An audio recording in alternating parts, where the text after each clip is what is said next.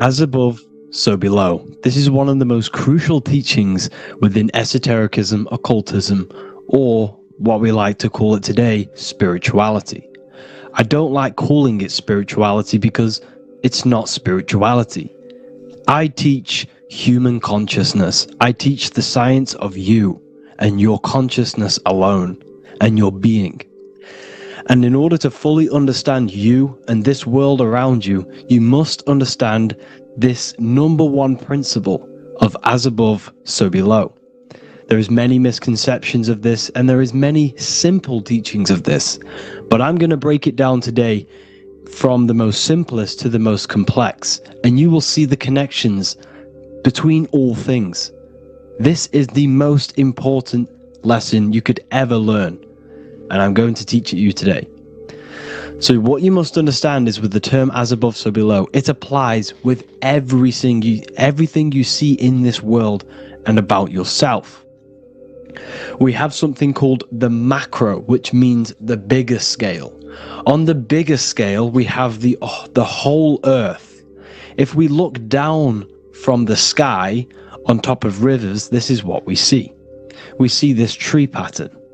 Then on a smaller scale, we see trees have the same pattern. Then we look even closer. We're going smaller and smaller into the leaves of the tree. We see the same pattern. Then we go even more micro into the human brain and look at the human brain cells, and we see the same pattern. This is proof this is a fractal universe, and everything is in the micro is reflected in the macro. As above, so below. As within, so without. On the macro is a reflection of the micro. So now that you understand this, we can go a bit further. A yearly cycle of spring, summer, fall, winter is a macro. A micro is a daily cycle. So a day is a mini year. The summer is the midday. Autumn is the evening. Night is the winter. And spring is the morning. This is a macro, a reflection. We have a miniature cycle of the zodiac every single day. And this cycle is also reflecting the cycle of life and death. We live, we are born, which is the spring. We live, which is the summer. We then age, which is the autumn. And then we die, which is the winter. And then we are reborn again. This is the cycle of life and death. And you do this every single day. You see, death is a macrocosm of sleep. This is why we say sleep is the cousin of death. Because you die every single night. You do this process of life and death every single day. As above, so below. What's in the micro is in the macro. So when you go to sleep, you are essentially dying. And then in the morning when you wake up, you are then born again. This is a fractal cycle that we live in. Everything in this whole world is fractal. Everything applies to as above, so below. We have the sun, we have the moon, we have the day, we have the night. We have the life, we have the death. We have the conscious, we have sleep. As above, so below. We have the conscious mind, because now we're diving into as within, so without. As above, so below more refers to the external world. As within, so without is referring to your inner world and the outer world. What you must understand is about yourself. You exist in two realms. You're an individual. The dual nature of you. You exist in two realms at once. You have an inner world of your thought, emotion. This is the inner world that no one else can see but yourself. And you have an outer world with a physical body which everyone can see. So you exist in two worlds. You have the inner voice, you have the outer physical voice, which I'm speaking to you with now. But I also have an inner voice, which no one can hear. only but me. So you exist in the light and you exist in the darkness.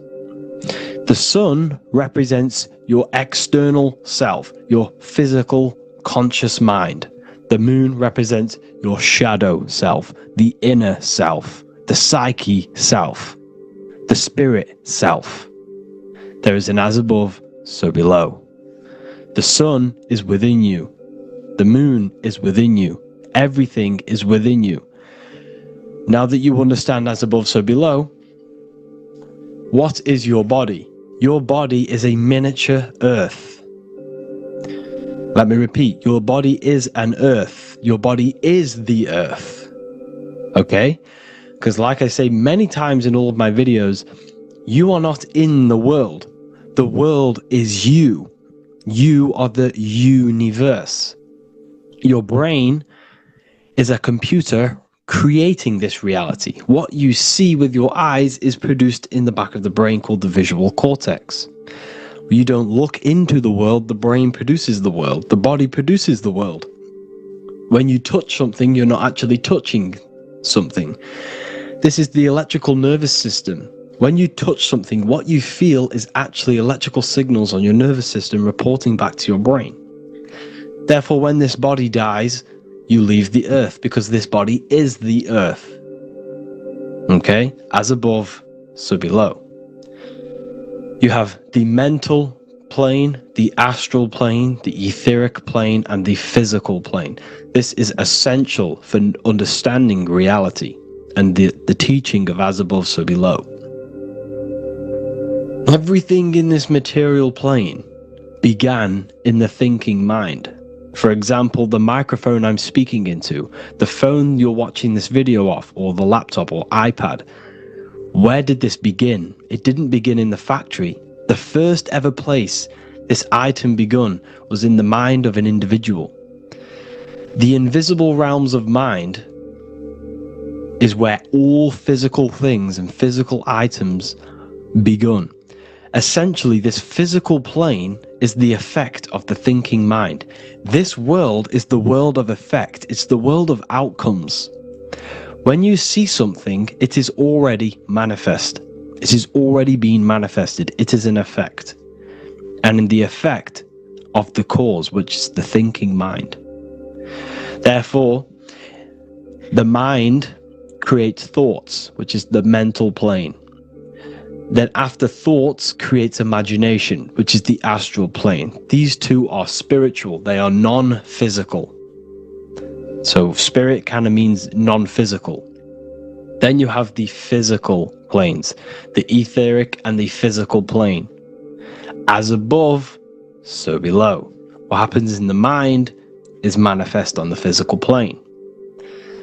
Like I said, the phone that you are holding, it was a thought, and then it brought down into a physical reality. As above, so below. You change the mind, you change your reality. Your environment, the word environment has ment in it because your environment is mental. So now that you understand this, so what is the world around you? The world around you was created by the mind of God. It was manifested through God's thought. So you are living in the mind of God. You are a thought in the mind of God. God thought you into existence. But like I said, we are all fractals. Everything is fractal. If God exists, this means that you are God. As above, so below.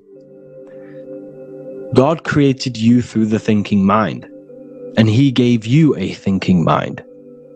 So God created the macrocosm. God created the macro, the whole world. He designed the whole world, the sun, the stars, the moving. He designed this. But then he gave you the thinking mind to design your own life and create your own life in his world. You are a microcosm of God's macrocosm. Just like God thought you into existence and the whole world into existence, you are a microcosm thinking your world, your reality into existence. You see this now? Everything is a reflection. Everything is a mirror. Everything is fractal.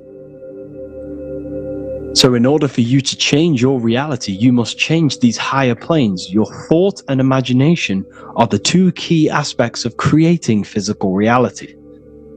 Every object you see around you was begun in these higher planes of the non-physical, and they were brought out of spirit into physical matter through the thinking mind and physical action. So now we're going to get a bit deeper. The brain is not the mind. Now that you understand, we have spirit and matter. As above, so below. You have a non-physical side of reality and a physical side of reality. The mind is the spiritual brain.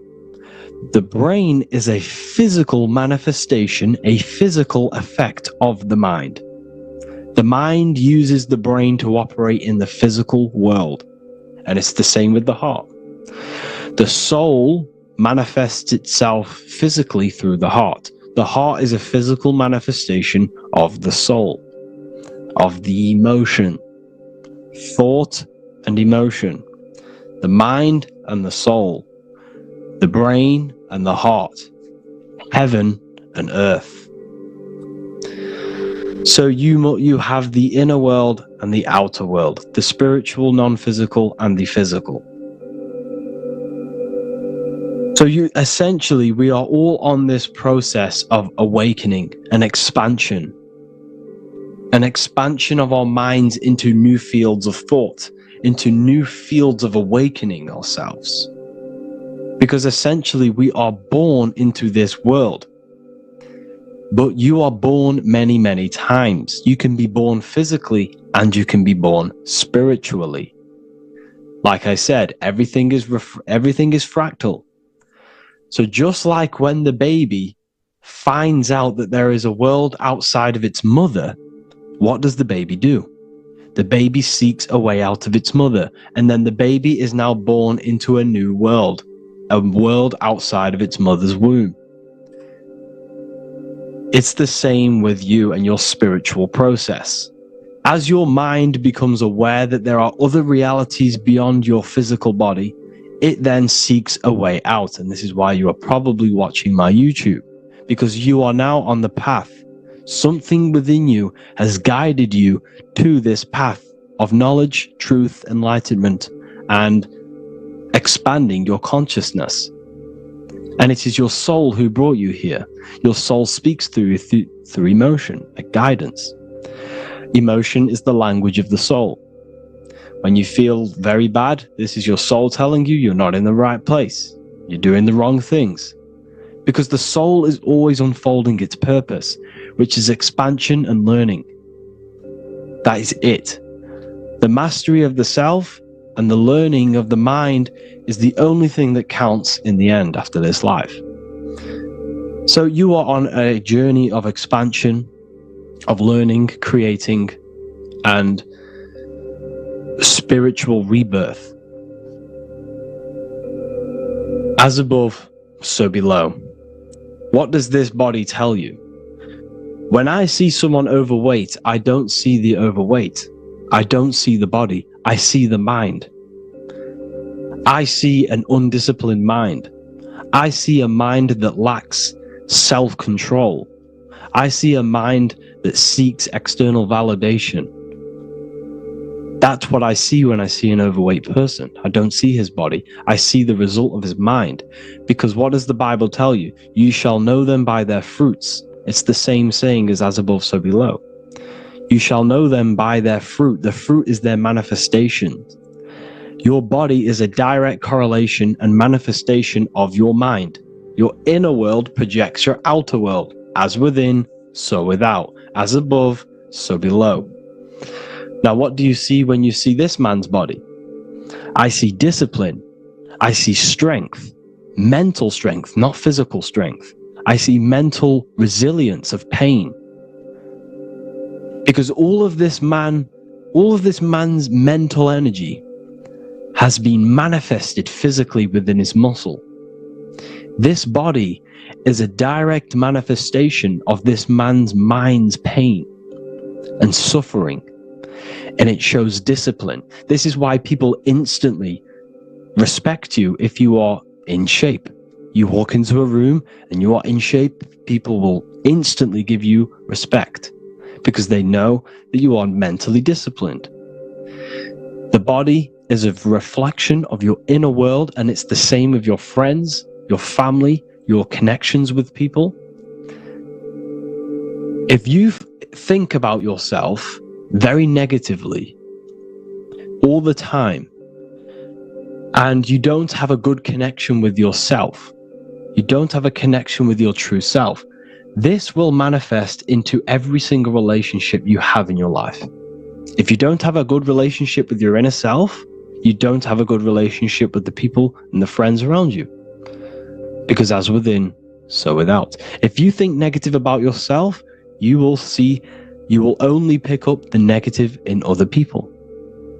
If I think very highly of myself and I think very happy and good things about myself, I will then see the good things in other people.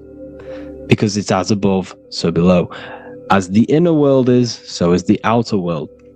It's the same with your life circumstances. Your life is a direct correlation of every thought you thought in the past. If you possess millions of pounds, millions of dollars, this is because you have thought this into physical reality. You live the life you are deserved. You live the life that you manifest through your thought. If you live a very poor life, this is a reflection of your mind. This is a reflection of what you have thought into physical existence. Because like I said, everything begins in the mind. As above, so below.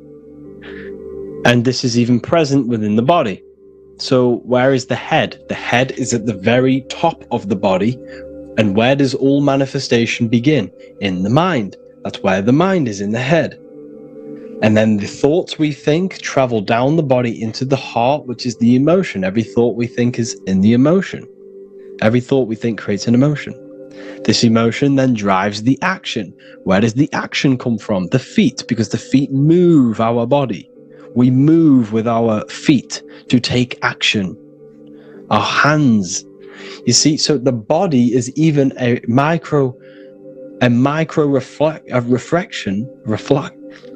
I can't even say it. Reflection of the order of manifestation. This blew my mind when I figured this out. You see, the head, the thoughts begin here. This is the beginning of all manifestation. Then it comes down to the heart. This is the emotion. Then you take the action. The thought and emotion then sparks the action, which is taken with the hands and the feet. And where's the lowest point on the body? The feet, and that's touching the physical earth. So the head is where the thought is, the non-physical, and the lowest point on the body, which is touching the physical earth. So the head represents spirit, the feet represent matter, spirit and matter. Your room, if I walk into your room and I see a messy room, I don't see the room, I see a messy mind. The room is a reflection of the mind.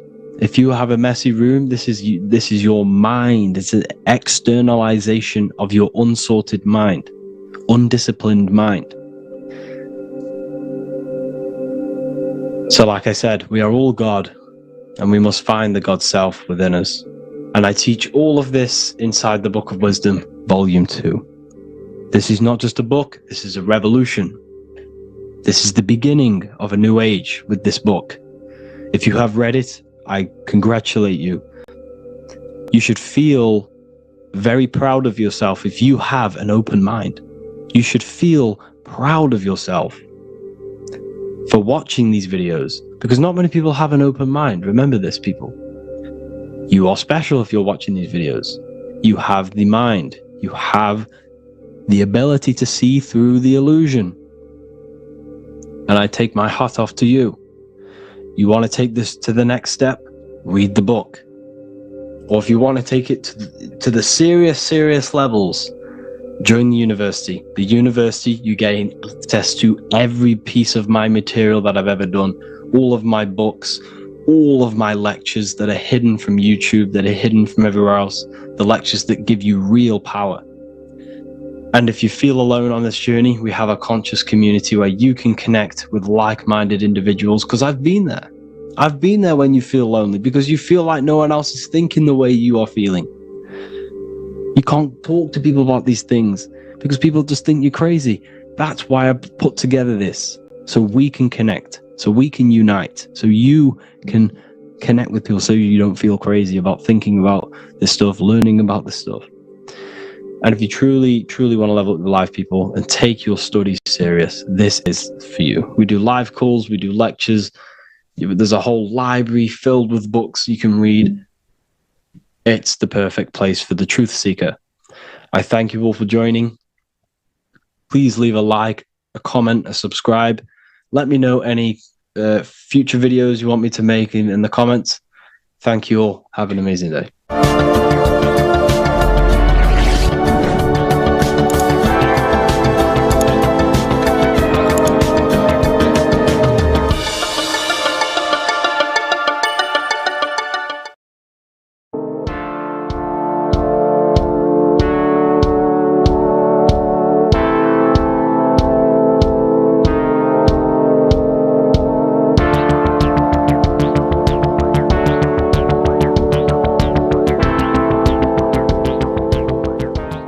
Welcome back everyone to another video. Today we're going to cover everything that you need to know about the mind, starting with the two aspects of the mind, the conscious and the subconscious. The male aspect of your mind is the conscious. This is the 10% of your mind. The conscious part of your mind is only aware of everything around you, your vision, your sight, your smell, your taste, your hearing, and your current state of emotion and thought. Every thought that you consciously think about has an emotion directly attached to it. That emotion is then impressed onto the subconscious part of the mind. The subconscious part of the mind is the female aspect of your mind. It is also a whopping 90% of your mind. Subconscious mind is controlling all of the subconscious processes which happen within your body. For example, your subconscious mind is controlling your heartbeat, your digestion of food, and all of the things that you do not have to tell the body to do. It is the hidden part of our mind which is controlling all of the hidden things. The subconscious mind is like a recording supercomputer. Everything that you have experienced in your life is all recorded and stored within the subconscious mind. One of the most important things about your subconscious mind is that it stores your mental programs. Everything in the subconscious mind manifests into behavior and actions within the body. Your daily basis routine and habits are all mental programs within your subconscious mind. These mental programs are created by mainly two ways. 1, repetition, and 2, emotional impact. The repetition is fairly simple to understand. The more you do something, the more it impresses onto your subconscious mind and becomes a program. That program will then manifest into your behavior. However, with the emotional programs, they work a bit different. The stronger that you feel an emotion, the stronger it is impressed onto the subconscious mind. And then that emotion becomes a program. For example, you had a very traumatic moment happen when you were a young child. The emotion that you felt was so strong in that moment that it impressed into your subconscious mind so hard that you can recall that moment like it was yesterday. That traumatic event that happened to you when you were young will still manifest into your daily basis behavior even to this day. However, it manifests subconsciously. For example, if you were in a car crash, you will be wary to enter cars with certain people. All because of that traumatic emotion that you felt and impressed onto your subconscious mind. Another example of the subconscious manifesting into our behavior is posting on Instagram. Most of the time, the reason why you post is because your subconscious mind is seeking gratification. So before you actually do something, question yourself and find out the root cause of why you are doing this. Another thing that you need to understand about the subconscious mind is that it takes everything you say and hear literally. So for example, if you go and say, "You are an idiot" to someone, your subconscious mind will only pick up the word idiot. It only knows yourself. It doesn't know anyone else. You are casting a spell on yourself just by saying that to someone else. This is why the golden rule is to treat others like you'd like to be treated. Now, you can rewrite these programs which are already in your subconscious mind. However, it does take consistency. You have to change these programs which have been running for years. And by changing these programs, you change your behavior, because these programs manifest into your behavior. The best way to do this, personally, is to listen to affirmations first thing when you wake up in the morning, and do this for 10 minutes every single morning. Then at night time, you want to think and feel that you are becoming the reality that you desire. The more that you feel this reality, the more it will become a program and impress your subconscious mind. For example, you're trying to gain financial freedom. If you trick your subconscious mind into creating a program saying that you are financially free, this will manifest into your behavior. You will start doing more work. You will start looking for ways to make money. Your mind will be set on the frequency of money and financial freedom. Therefore, you will receive thoughts based around this program.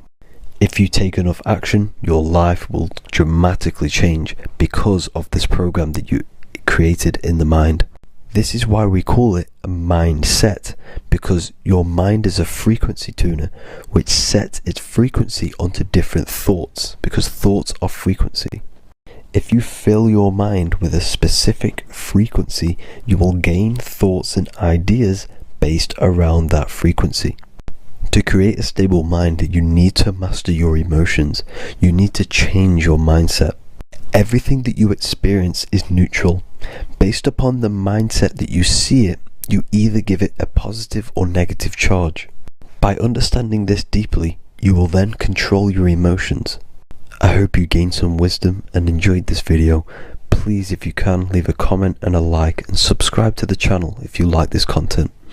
Love and light to you all.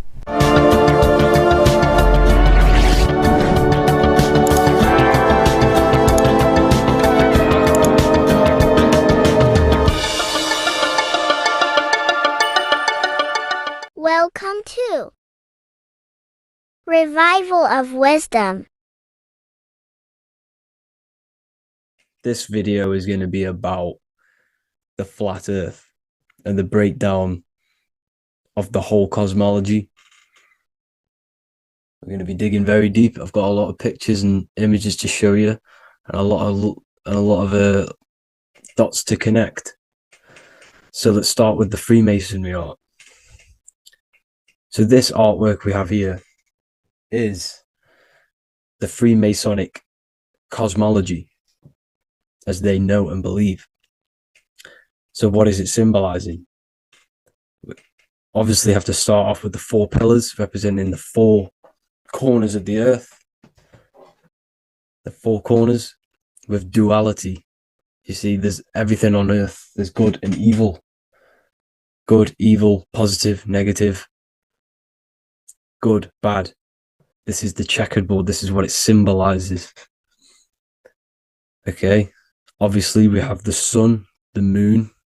The sun gives you energy. It's the anode.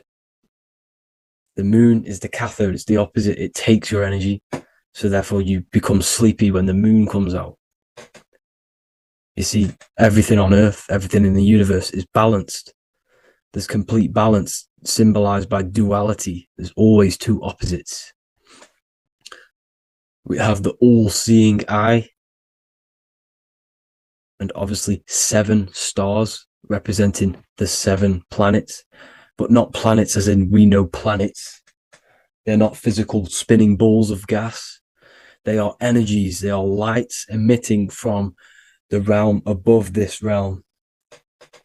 They are lights through the firmament, through the electromagnetic field. So let's go through that again. The 4 corners, duality, positive and negative, cold, dry. Everyone on earth has an opposite. Everyone, there's 2. Okay. And then we have the sun, the moon, the 7 planets, with a 5-pointed star. What's the 5-pointed star? Of course, it's the 5 elements: spirit, water, earth, fire, and air. Okay, that's what the 5-pointed star is symbolizing, the 5 elements of earth.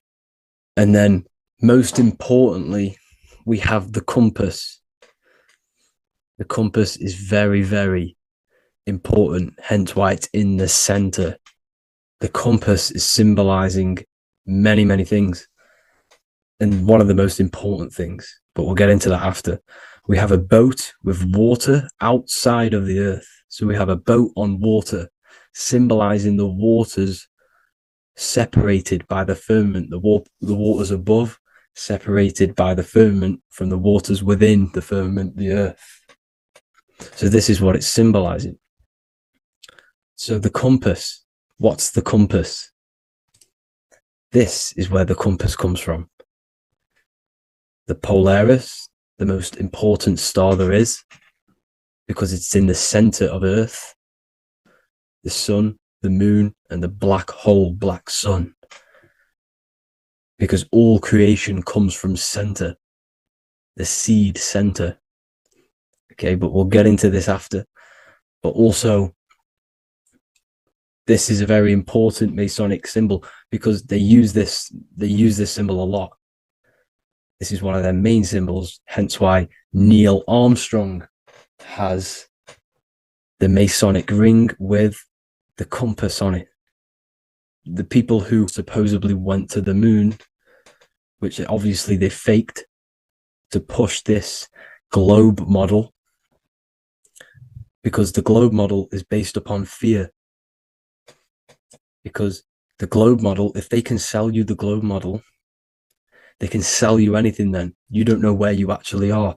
The globe model is to push fear upon the masses, because the globe model means there's not enough resources. There's also risks of asteroids hitting the planet. There's also risks of space, extraterrestrial invasions, global warming, asteroids. You see, this is all the fear that they can gain of selling you the globe model. Okay, because they don't want you to know that this is an intelligent design. And also, they're hiding God, the creator, the source. This is why they are satanic.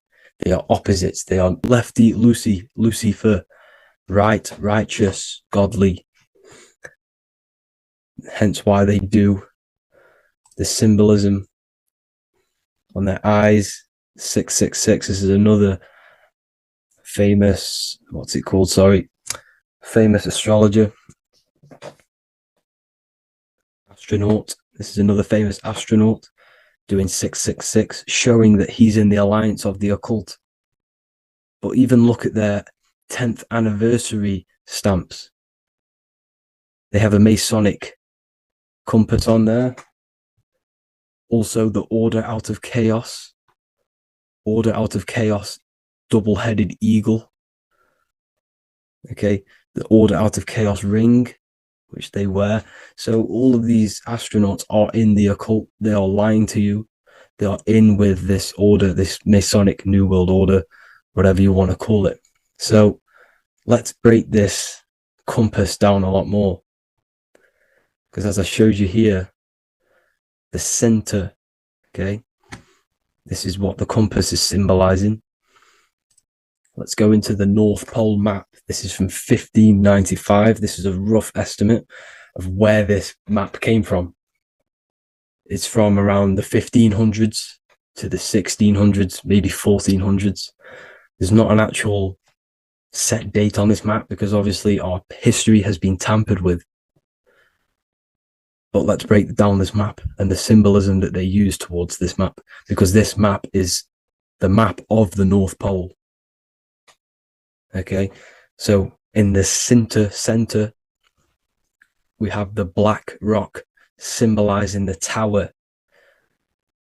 the pole, North Pole. And what's on top of the North Pole?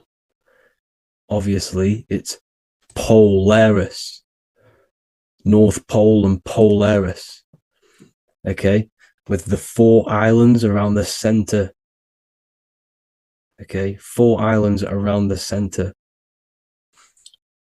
And this is what blew my mind, right? They say that Santa sounds similar. And if you look at this pole that's pointing to the North Pole, you see this line here. So this is obviously from the 1600s. What color is Santa? He's red and white. Just like this map pointing to the center is red and white, and Santa comes from the North Pole. So it's not a coincidence that they use red and white. They're mocking this map because obviously they took over after the 1500s, 1600s. They took over around the 1800s. So they're mocking this map with Santa coming from the North Pole with this red and white line to the North Pole. Notice the 4 islands, okay, like windows, their symbol. They obviously, in the occult, they're part of the New World Order, is symbolizing these 4 islands with the blue behind it for the water. Okay, so this is another occult logo. They're symbolizing this center because the center is so important. Okay, we'll get into that. Also, we have the Mayan cosmology. This is the Mayan cosmology. This is what they created. This is their artwork, with also 4 major lands around the center. You see this 4 with green in between them all. 4 major lands with the underworld. You see this underworld is also symbolized by the Masons with the coffin of the skull and bones, the deceased, the dead. Okay, so this is also mentioned in the book of Enoch. Okay, and it's called Sheol. Sheol, the underworld. Okay, and in the book of Enoch, it says all spirits of the dead go to these hollow places, that they will wait until their appointed time of judgment. And it also says in the book of Enoch, there are 4 hollow places underneath. 4 as above, so below, representing the 4 islands. As above, so below. That's where that could link in. Okay. The book of Enoch is very important because it was found in a cave thousands of years ago and has a lot of truths about this realm and about this world we live in. So let's go back to the Mayan cosmology. So the ancient cosmology, they all must have had some sort of communication. They must all be at peace with each other, because all of their cosmologies link together. See, the Greek, Babylonian, Indian, the Celtic. Okay, they're all linked in together. They all knew that they were in an enclosed system with an underworld and obviously a firmament. Okay, so this is what they all knew. They all must have had some sort of communication. They were a lot more advanced than us. They knew the center of the realm. Okay, and obviously the United Nations flag also symbolizes their center. You see how it has like a grid with a circle around the center. It's symbolizing that center of the realm, because that center of Earth is so important. The United Nations flag, all have it. See, some different ones all have that circle around the center. Because the center is the seed. All things come from a center. So the torus field is so important because it is the spark of life. It's the building blocks of the universe, this creation. Because all things have a torus field. just like an apple with what's in the center of an apple, a seed, because the center is where the energies hold, is where the energies meet, and it creates that spark of life, just like your heart is the center of your body, and it has an electromagnetic field. Because the center, all things come from the center. So this is why the North Pole is so important, because this is why it's so important, because this is where the creation sparked from, the center. This is where the most electromagnetic energy is stored. So this is why the northern lights come from the center. It's electromagnetic energy. This is what the northern lights are. It's being emitted from this black hole in the center. Okay? And obviously what else is on the center? Polaris. Polaris is the center star. Okay? So the center star is what sits on top of this North Pole, Polaris, because it's a pole of electromagnetic energy, symbolized as a black rock, a black hole, pole. You see, because all creation comes from void. Light is born from darkness. Without light, darkness can't be born from light. You see, but light can be born from darkness. This is why darkness is so important. And this is why there's a black hole in the center of our realm, like the black sun. The black sun. The Polaris star, the North Star. You see, so this is this North Pole, Polaris. This is what they're talking about. And this is why compasses are an 8-pointed star, because Polaris is symbolized as an 8-pointed star. This is where a compass will point you to. It will point you to that center. So notice how a compass has this black hole in the middle. You see? And it will point you to this meeting point, the north, because in the center is the center of the torus field of the earth. This is where the most electromagnetic energy is. You see, everything gets sucked into the black hole. Okay, this whole reality is being projected from that center point, just like your eyes suck in light. It's a black hole. Your eyes suck in the light of this light being emitted from this center place, this electromagnetic energy at the center, which is the seed of everything, of everyone. You see, just like an apple has the seed in the center in darkness, because in the center of the apple, it's dark. It's black. It's pitch black. But that's where the seeds are. That's where the life is. But Polaris is so important because it's that center star which lines up. It is the pole. It's the top of the pole of the torus field. So Polaris would be here at the very, very top. And this is where the compasses point you to. And this is why the star of Ishtar, the 8-pointed star of the Sumerians, also talked about this 8-pointed star. And it's called the star of Ishtar. Okay. And who is Ishtar? Ishtar is the goddess. Okay, so she's not a male, she's a female, because every creation is brought through a female, a womb. Every single human on earth is brought through the womb, the sacred feminine energy. And the womb is pure darkness.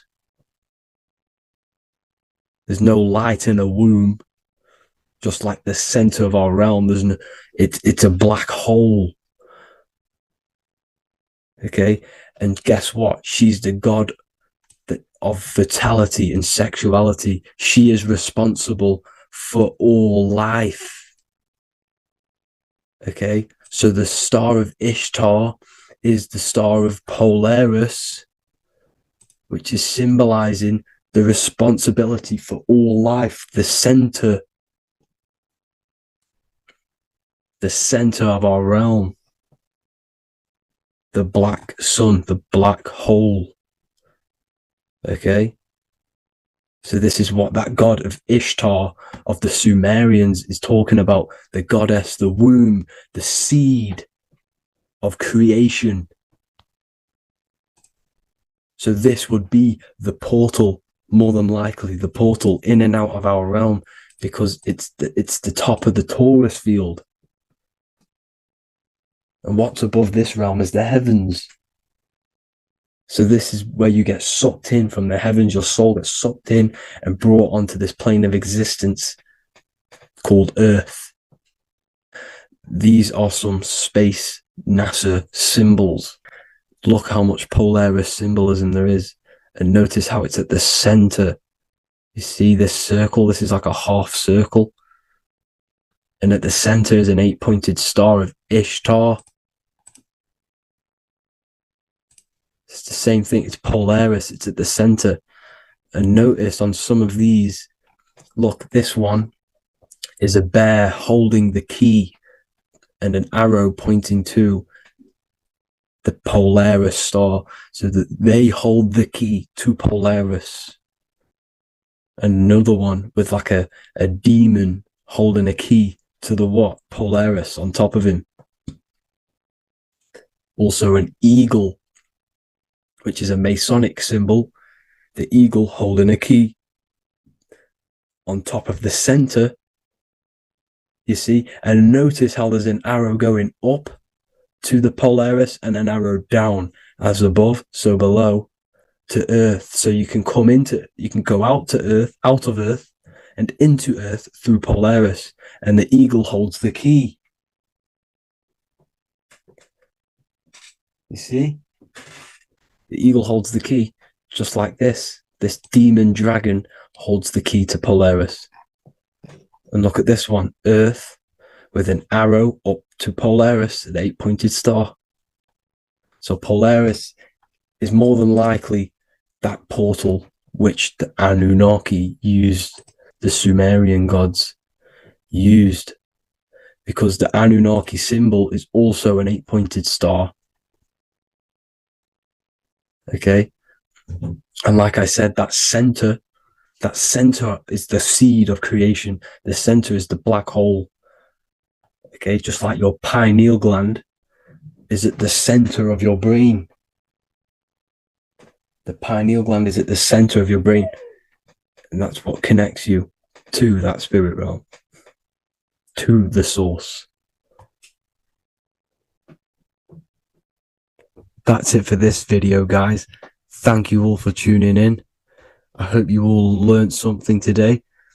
Please leave a like, a comment, and please subscribe to the channel for more content. God bless you all.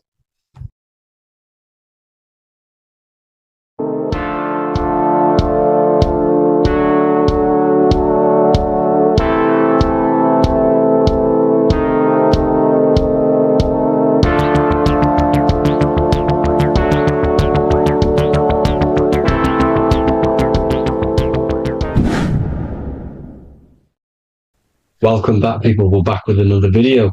Let's jump straight into this. Make sure to tune in till the end, because this has got so much information in this video. So sit back and enjoy.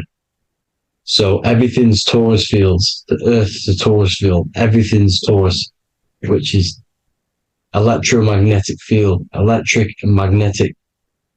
The center of the Taurus field is where the two opposing forces meet in the center. And this is what creates the plane of inertia, the dielectric plane of inertia. Okay?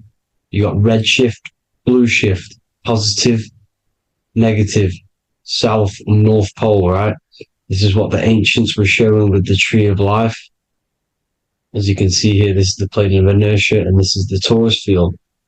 Everything consists of this. Everything is a torus field. A atom is a torus field. Okay. Now, the inertia is the 0 point. So this plane is a 0 point. It's the balance between two poles. Okay.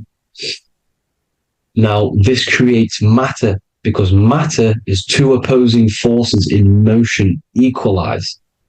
So these two forces coming together is what creates matter on this physical plane. And this is why we can't see the electromagnetic field, because it consists of one of the elements, which is either electric or magnetic. But when they combine together, it's what creates this physical plane, which is physical matter, which is light in motion.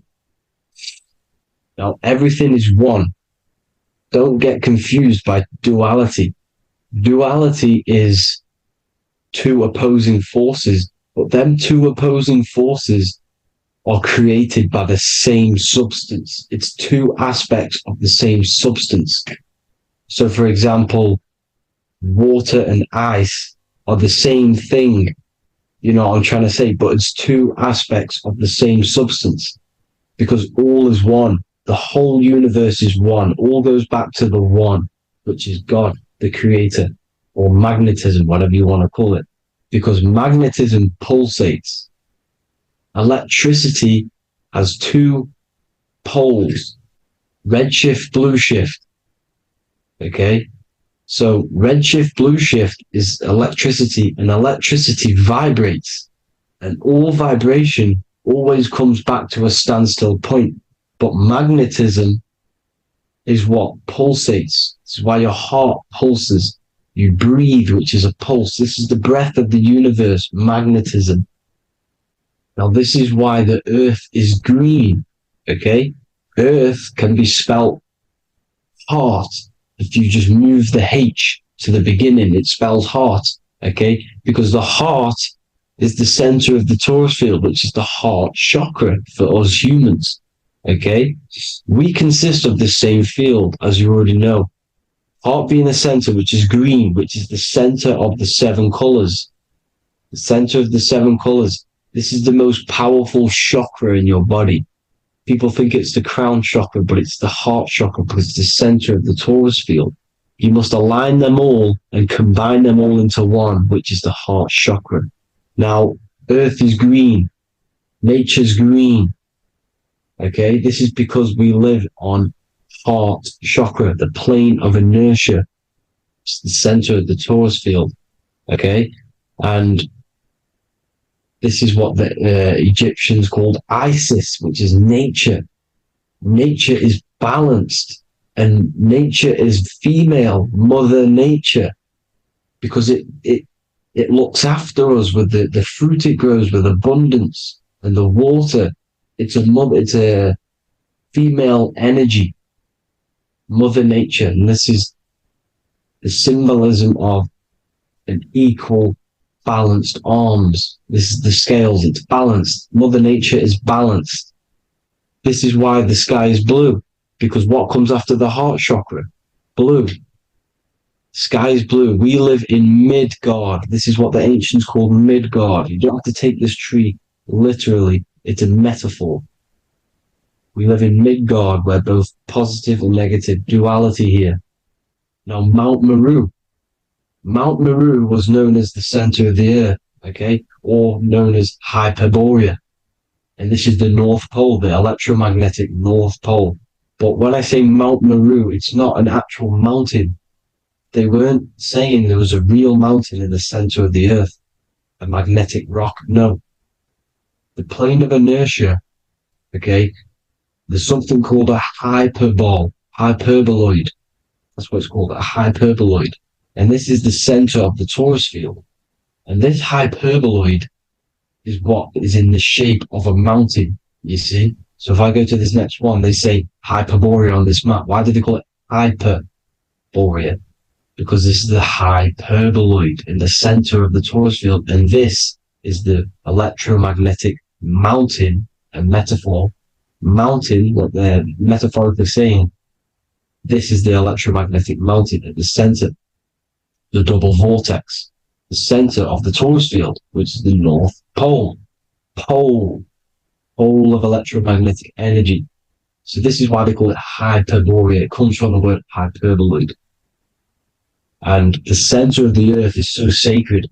And they symbolize this with, obviously, the North Star, which is Polaris. And this is where the swastika comes from, because it's the 4 seasons moving around the North Star. This is the Big Dipper constellation moving around the North Star, which is Polaris. There's that pole again. Pole. Magnetic pole of the torus field. And this is where the green, emerald green, aurora borealis comes from. It comes from this center hyperboloid at the center of the earth, where the most electromagnetic energy is stored. The center of the plane of inertia, the center of the plane of inertia. This is the all-seeing eye as well. As you can see, they've got the sun, the moon, this is the Masonic cosmos, the sun, the moon, and the all-seeing eye, because the eye is Polaris, the eye of the stars. It's all the big eye. Now, the eye means a lot more as well. It's not just that. There's different ways you can interpret symbols. Now, this is the emerald tablets. Deep in Earth's heart lies the flower, the source of the spirit that binds all in its form. Okay? The flower of life is thine own place of thine spirit, and stream through the earth as thine flows through thy form, giving off life to the earth and its children, renewing the spirit from form unto form. This is the North Pole. This is what he's talking about. He's talking about the aurora borealis. Aurora borealis. It's the earth's aura. Emerald green. Heart chakra. Plane of inertia. Green. Earth. Heart. You see? All related. Now, there's many symbolism of this. So much symbolism of the ancients. The 7 layers of heaven. 7 layers of heaven, which are the 7 planets. Okay? These planets are the solar system. It's the solar system because we are the soul. We are the sun, the soul. And we're inside of a solar system, which is the 7 planets. That's why there's 7 layers of heaven. Okay? The rings of Saturn, the rings of the planets are moving around us. Okay? So, this is what the ancients were depicting in their cosmology. Now, this is the Hebrew cosmology of the earth. This is the Mayan cosmology of the earth. You see, it's all an enclosed system. We live inside of a giant torus field. All is atum. It's what the ancients said, ancient Egyptians said. All is atum. Atoms are torus fields. Don't be tricked by the modern science today with the current model of an atom. It's completely wrong. They're hiding the torus field. They're hiding the electromagnetic field, which is in everything. Absolutely everything is in motion, and motion comes from this field. And you see, this is upside down, but this is the I think it's pretty sure it's candles, but the 7 candles, the 7 planets, the 7 Elohim. You see? It all goes back to the stars and the heavens. Now, this is how the earth really works, with the stars on the outside of the cosmic egg, and then the torus field spinning around the sun and the moon, the positive and the negative charge. The sun gives your energy, the moon takes your energy. The moon controls monthly cycles. Moon is mon. This is etymology. Mon, month, money, demon, monster. Stir is star, moon star. We are all stars. Youngster, minister, superstar, Hollywood star. We're all stars. We come from the stars, which is heaven. Our soul comes from the stars. You see? We are the universe. The image of man is made in the universe. We are a microcosm of the universe. The universe is a macro. We are micro. We consist of everything. The body, mind, and spirit. The sun, the soul. Moon, the mind. Earth, the body. Body, mind, and spirit. We have 12 systems in the body, which are governed by the 12 zodiac signs.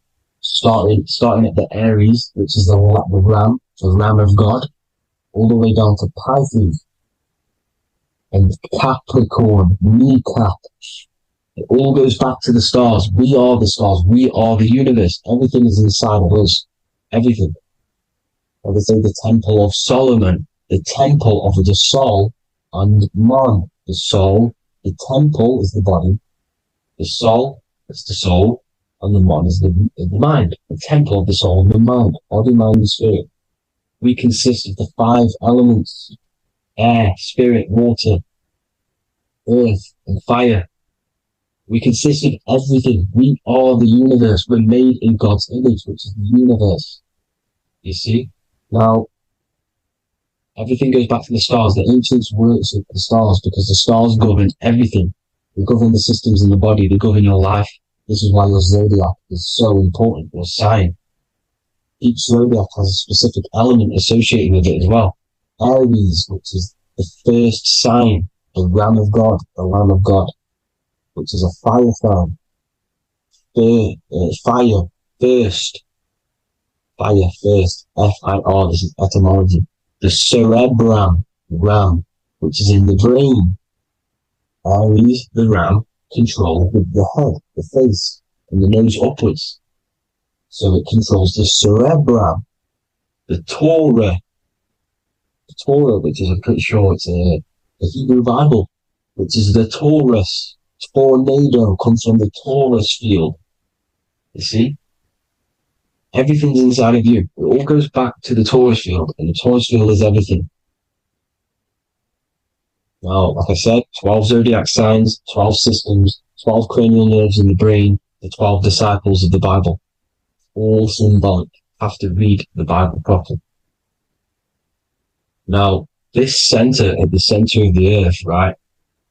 This is what's stirring the ether. And the ether consists of the 4 elements. Because there's 5 elements. Spirit can be called ether. People call it spirit or ether. Ether is pure potential, pure energy. It's what connects the astral to the physical.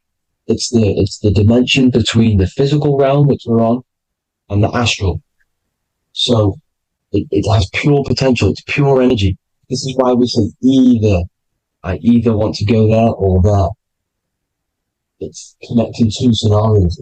That's what the ether is. It's connecting the 2 worlds, the astral and the physical. The center is like the cosmic womb. There's a black hole in the center. This is the center of the Taurus field. This is the womb of creation. This is the womb of creation. And inside of this black womb are the 5 elements, and everything's being stirred around. Everything's in motion. Light is motion. Everything's motion. Now, like I said earlier, light crystallizes into physical matter. They are the same substance. Spirit and matter are the same substance, but different variations, different aspects of the same substance. Low vibrational spirit turns into matter. High vibrational matter turns into spirit. Or light, whatever you want to call it. Matter is light crystallized. This is where we get the 7 metals from.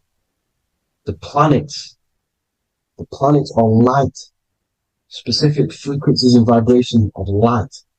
When these lights, or the planets, materialize, material metals materialize, they turn into the 7 metals. Saturn turns into lead.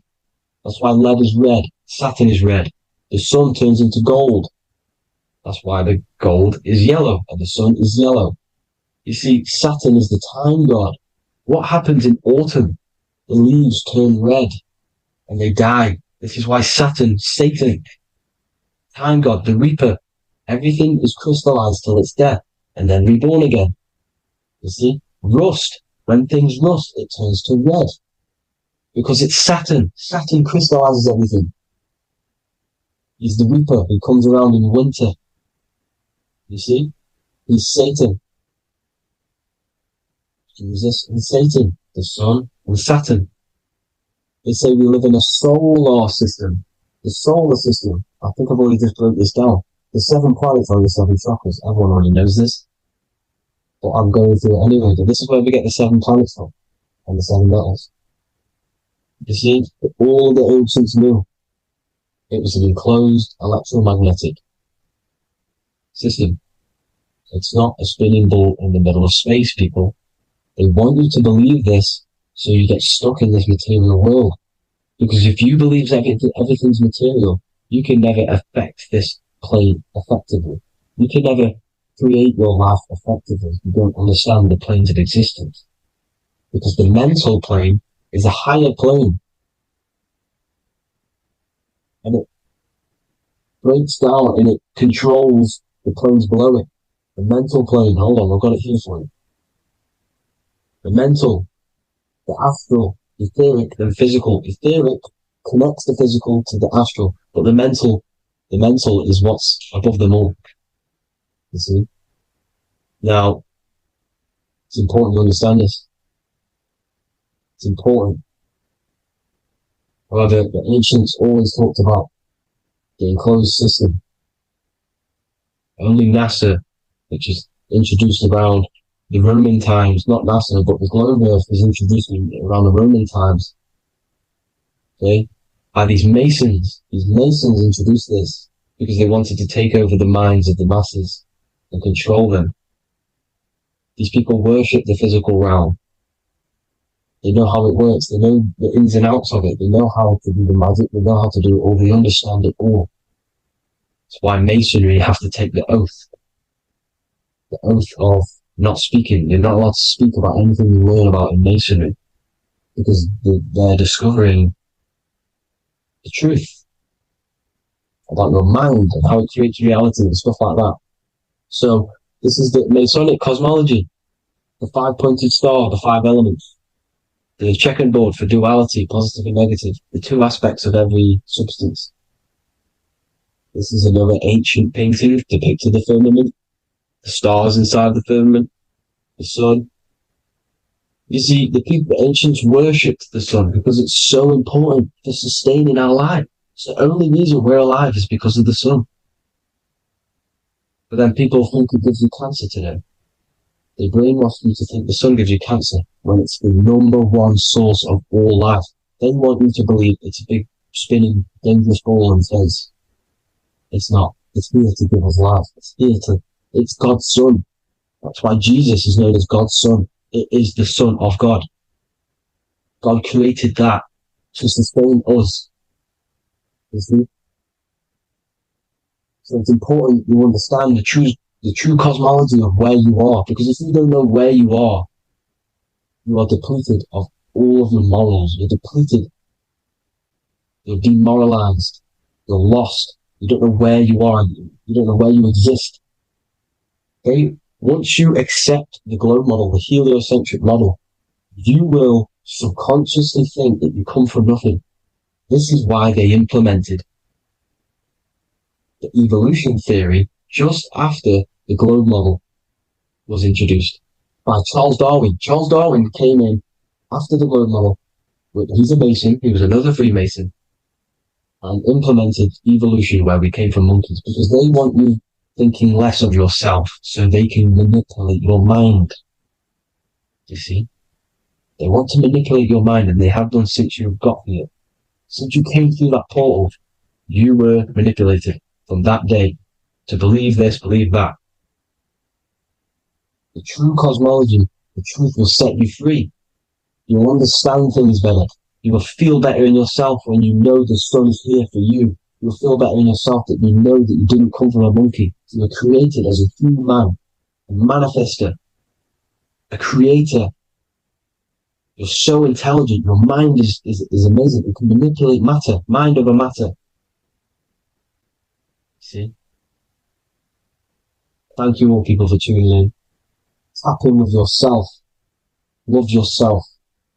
Find the truth. Spread the truth. Nothing dies.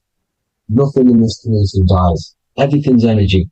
Everything's light. Light can never die. You're a light being. That's why it says Hugh. Hugh man. Hugh is light in Hebrew. Or Latin. Either one of the two. You are light. You're a light being. You never die. Ever, ever, ever die. Ever. Stop thinking you're going to die. This body will die because it contains electricity. And electricity always goes back to a standstill point because of vibration. Electricity vibrates. You are pure light. You will never ever die.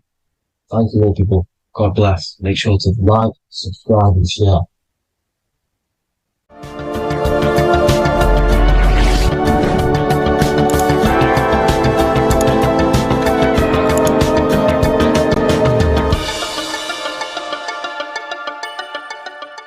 Welcome to Revival of Wisdom. Welcome people, we're back with another video. Please make sure to hit that like button, subscribe, and turn on notifications to never miss a video. The Earth is a giant torus field consisting of a positive and a negative pole. The Sun being the cathode with a positive charge and the Moon being the anode with a negative charge.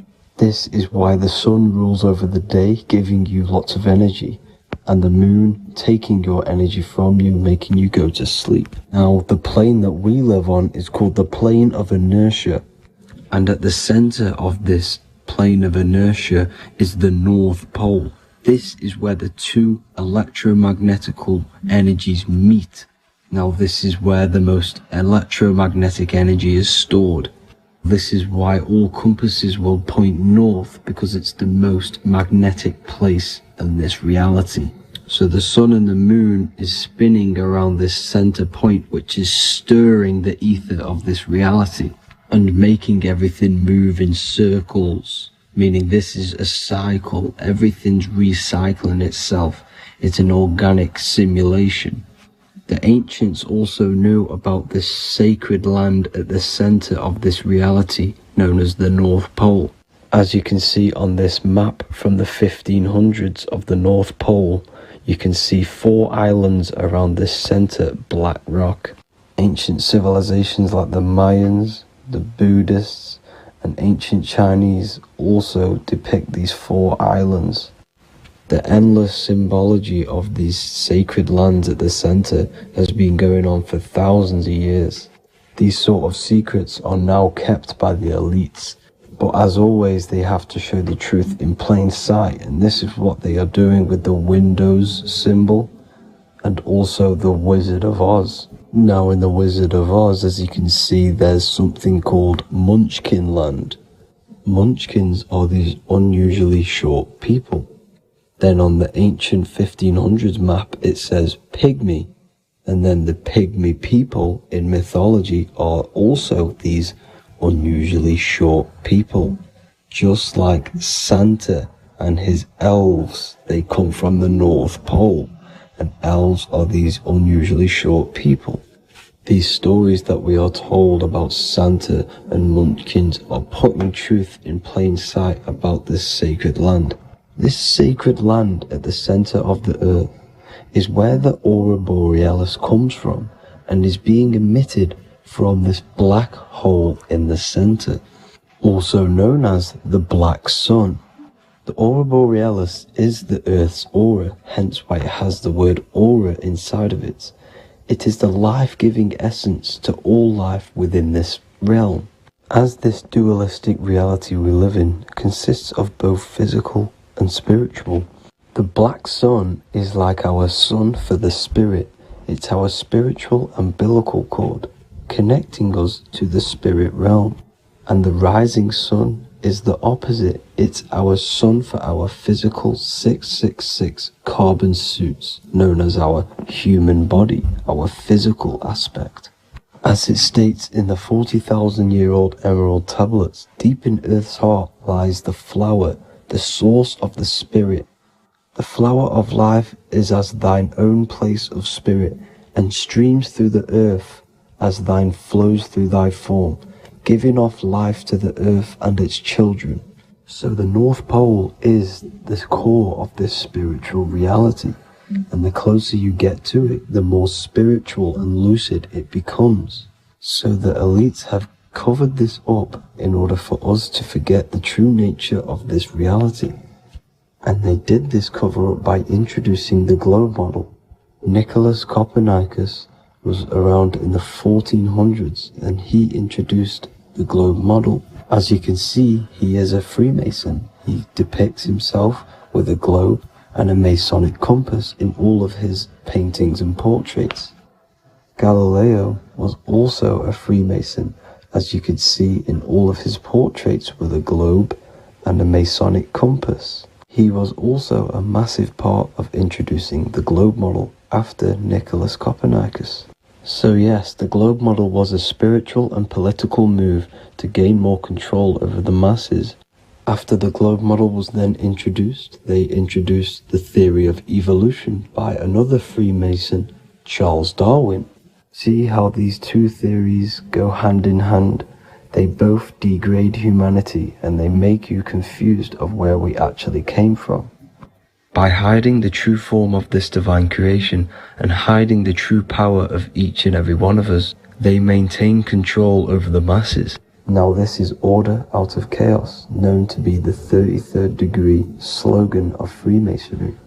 Now this is the Masonic cosmology, and as you can see, you have the checkered board for the duality, the 5-pointed star for the 5 elements, the 4 corners for the 4 pillars, the all-seeing eye, which is Polaris, the sun, the moon, and the 7 stars. So even Freemasons are taught the flat earth cosmology and the true form of this reality. Now the true nature of the sun, the moon, and the earth is shown and reflected through the Masonic compass. The Masonic compass is the sun, the moon, Polaris at the top, and the black sun at the bottom. It makes sense why all the scientists who introduced the globe model all used the compass and the globe together, because it's truth in plain sight. As I explained in my other video, all Freemasons have to take the oath, so it goes to show, why are we all learning these theories from Freemasons who can't talk about certain topics that they learn about? Why should we believe their theories when they're holding back the real truth about this reality? Now going on to NASA. NASA means to deceive in Hebrew, and they are also funded by the government. They are not a private company. Werner von Braun, on his grave, has the Bible verse Psalms 91. The heavens declare the glory of God, and the firmament showeth his handiwork. Now why would the owner of NASA put this on his grave? Seems a bit suspicious to me, alongside with the NASA astronauts are all Freemasons. And not to mention the countless mistakes they've made on their live videos in space stations, the moon landing, and the CGI footage of the Earth, which is obviously photoshopped. Just by tricking the masses that they live on a spinning ball, the elites gain the perception of the masses. Not only does it hide the divine creation we're inside of, it hides the divine spark within you. It hides the creator, the source. And by believing in space and we live on a spinning ball, it makes people come to the interpretation of that we are a coincidence and we do not have any purpose. And of course this is false. When you come to realization that we are all a divine creation and we can create our own divine life in this reality, life becomes more sacred and you start to enjoy little things. The elites want you to believe everything exists only in the 5 senses. They want you constantly looking outside of yourself because they know that will keep you on lower states of consciousness. Now this brings me to our next point. By tricking the masses into the heliocentric model, the elites started to advertise aliens in the movies, in cartoons and magazines in the late 1940s. Now this is subconsciously programming us about aliens and extraterrestrial threats, which then they can use to their advantage. And this is something called Project Bluebeam. They are more than likely going to fake an alien invasion to push this 2040 agenda, which is for one government and one ruling currency. That's it for this video, guys and girls. Hope you all enjoyed. Please make sure to leave a like and a comment. God bless you all.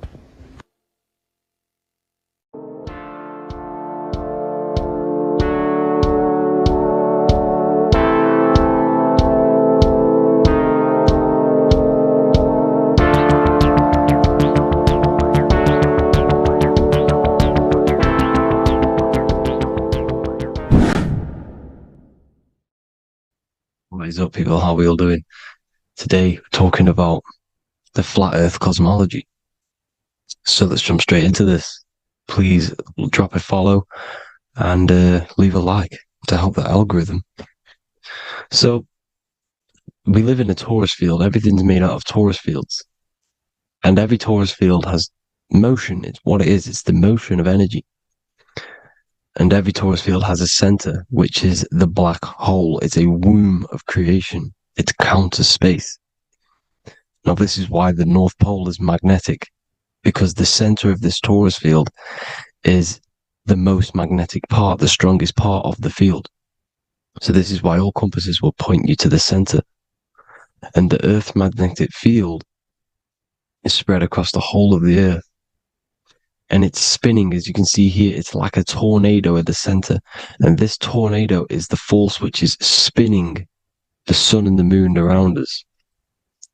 You got the sun, the moon, Polaris, just like in the Masonic cosmos here. The sun, the moon, Polaris, the all-seeing eye. Now we'll get into Polaris a bit later, but the sun is the magnetic force. Sorry, is the electric force, because every field is electromagnetic. Now, the sun is electric. It's positively charged. It's going to give you energy. It's feeding energy. The moon is more magnetic energy, which is taking your energy away from you. And this is why you become sleepy when the moon comes out, because it's taking away your energy. So these two forces is the balance. It's the yin and yang. It's the balance. Everything in this creation is balanced. Because the torus field is the Earth is the plane of inertia, the 0 point within the field. Because physical matter is a result of two opposing forces equalized on the plane of inertia. And that is where matter crystallizes into physical results. And this physical plane is the plane of inertia, planet Earth. And at the center of this plane is the black hole, the womb of creation. And outside of this black hole gives birth to light. So the torus field is constantly rotating, going into counter space, the black hole, and then out of counter space gives birth to the white hole, white light. You see? So it's going around, black hole, birth again, black hole, birth again. And it just keeps going around. It's an infinite cycle of energy. And this is where the infinity sign comes from. This is the motion, this is the force which is creating everything to spin inside of this circle. Okay, and it's making the stars spin. It's making the sun and moon spin around us, around this center point. Now here you see Horus and Set putting their feet inside of this dome. This is the royal arch, the arch of the dome above us, which is like you see in the Masonic cosmos, the royal arch of Freemasonry. This is the dome above us, the firmament that the Bible talks about. You see, they're putting their feet in because Set symbolizes the moon and Horus is the sun. Horizon, Horus. Horus is rising, the sun. So they're both putting their feet around this center magnetic pole, which is the pole, North Pole. And above the North Pole, you have Polaris, the pole of electromagnetic energy. You see? And this is how we get the sun and the seasons. Because the sun, for us, when it becomes summer, it's on the Tropic of Cancer. Then it spirals outwards, going out and out and out, then goes to the Tropic of Capricorn. That's winter for us. Then it comes back in and creates summer again. So it's constantly spiraling around this center magnetic North Pole. You see? So this roof above our heads is the firmament. And this is what they've taken off of us. They haven't physically taken it, but mentally they have taken this away from you. It's a female energy. And this is what the Egyptians called Nut, the sky god Nut. And this is the womb. We are inside God's creation, God's womb. And the woman's womb, when she has a baby, is a microcosm of this, because everything inside of this creation is macro. It's a reflection of the bigger things, as above, so below. So the dome above our heads is the dome we are in when we are a baby. And you can see the sacred geometry of it is the exact same. It's the dome.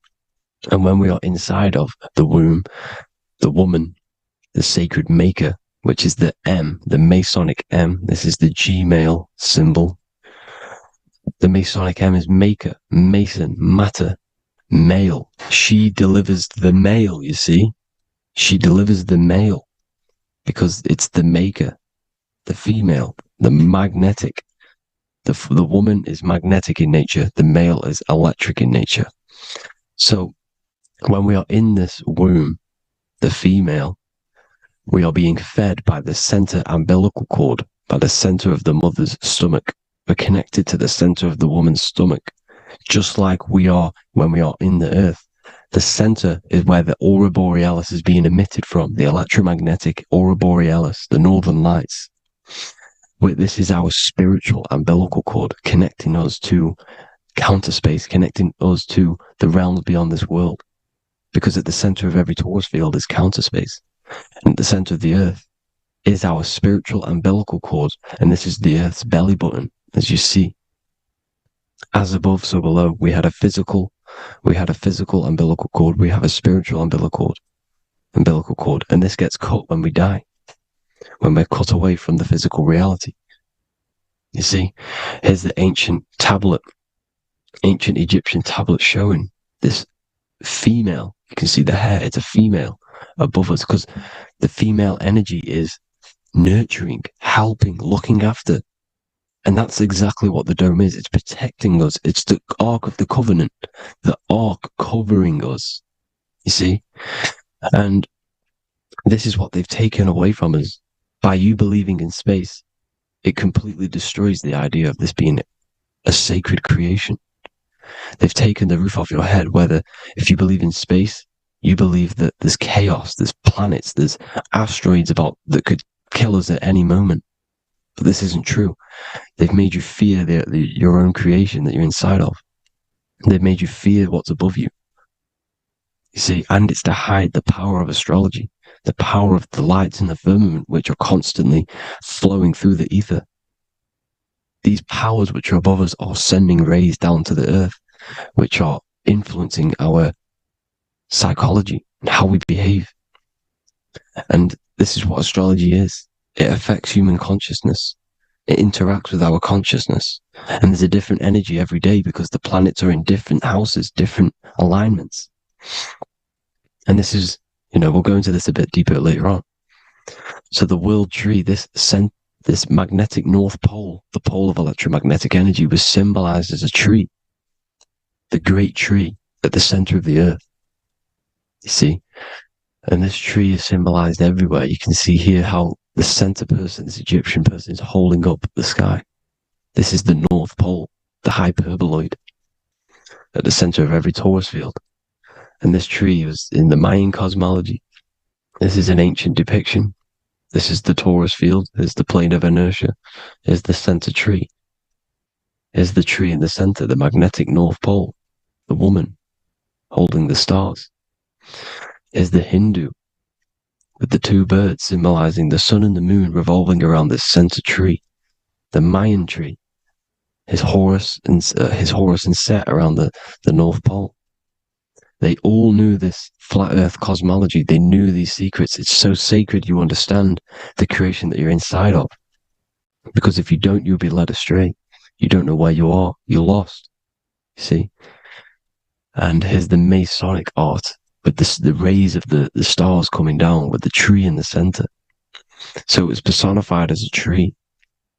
And we are in Asgard, Midgard, the middle garden, where there's good and evil. So the 7 layers of heaven, which is talked about in the Quran. Each planet has a different layer of the firmament, and this is the 7 layers of heaven, and these are our 7 layers of the energy centers in our body. So we start in the stars, so we are stars in a physical body. And this is why we say Mr., Sister, Fraudster, Sinister. Stir is star, and we are in the stars, and our star descends into the soul system, not solar system. And as we descend into the soul system, We enter Satan's kingdom, Satan's world. As it says in the Bible, Satan is the god of this world. Well, if you've been into my research for a while, you know Satan is Saturn. Saturn's world, because Saturn's the outermost ring. He's the Lord of the Rings. And you enter his kingdom, the kingdom of time, and this is why Saturn's the time god. As soon as you go past the rings of Saturn, you're now in the solar system, you're now in time, you're now bound by space and time. And you're bound to the earth plane, the heart. Earth is heart. It's a rearrangement, it's an anagram for heart. And the heart of the electromagnetic color spectrum is green, and that's why the earth is green. And above green is blue, and this is why the sky is blue. In order to go to heaven on the macro scale, you have to go through the blue sky, through the 7 layers of heaven. In order to reach heaven in your body, whilst you're here, you have to go through the blue chakra to your head, which is heaven. It's micro, macro. Everything is micro, macro inside of this creation. It's an ancient, I think this is a French image, piece of art from the ancient French, with obviously the 7 layers of heaven, which they all depict. And notice how it's like a dome. We'll go into this dome symbolization, the Royal Arch of Masonry, which is next. But these 7 layers of heaven give us the 7 metals, the 7 days of the week, the 7 diatonic tones, the 7 chakras, the 7 everything. It's God's favorite number. And this is why the Masons use the G inside of the compass, because the G is the 7th letter, and God starts with G. You see? So it's 7. God is 7. Here's another depiction of the heart, the soul system, the 7 layers of heaven. La Fermenta. You see, La Firmament, with the stars on the outermost layer. Here are the 7 planets: Jupiter, Mars, La Soleil, the sun, La Luna, the moon. So Saturn. So we are in the heart of this soul system. In order to ascend, we need to ascend up our chakra system, reach 144,000 hertz, God consciousness, the God man. You have to unfold God man, master of the mind, mastery of the mind. So what are the stars? The stars make everything unique. The stars are constantly rotating around the center, magnetic North Pole, the tornado at the center, which is stirring everything. It's stirring the ether. The center is the ether, and the 4 elements are born out of this ether. There's 5 elements: ether, spirit, water, air, and earth. The ether gives birth to the 4 other physical elements, which the whole of creation are made out of. About them 4 elements. 4 is the number of stability. You know, a chair, a table has 4 legs. It's stable things. It's a foundation, and these 4 elements are the foundation of this creation. You see, and this magnetic North Pole is stirring this, and the 4 vibrational states of the ether are the 4 elements. Now let me get back to the stars. I just wanted to give you that. The stars are being stirred around this center point. Center. It's stirring everything. And they're always in different alignments. Every millisecond they're moving in different placements of the stars. And the planets are called the 7 wanderers because they're not fixed. The stars are fixed.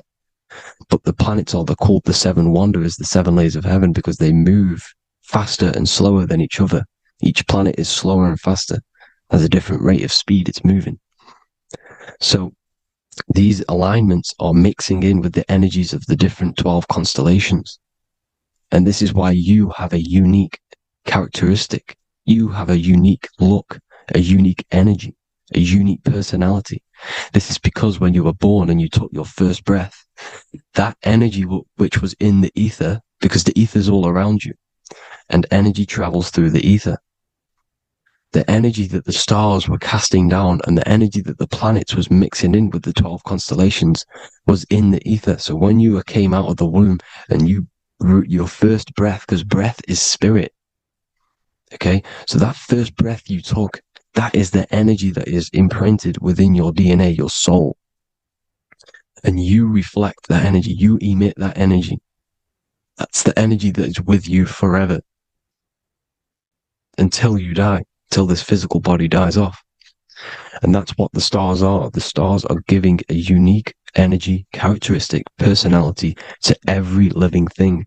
Every dog, every cat, every animal has a unique personality because it was born at a different time and place in the sky. Okay, the stars are your destiny.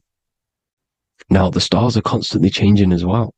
If you look at stars through a telescope, they're constantly changing and forming different forms. You can see here, it looks like water. It looks like light through water because it's the ether above us, a sea of ether.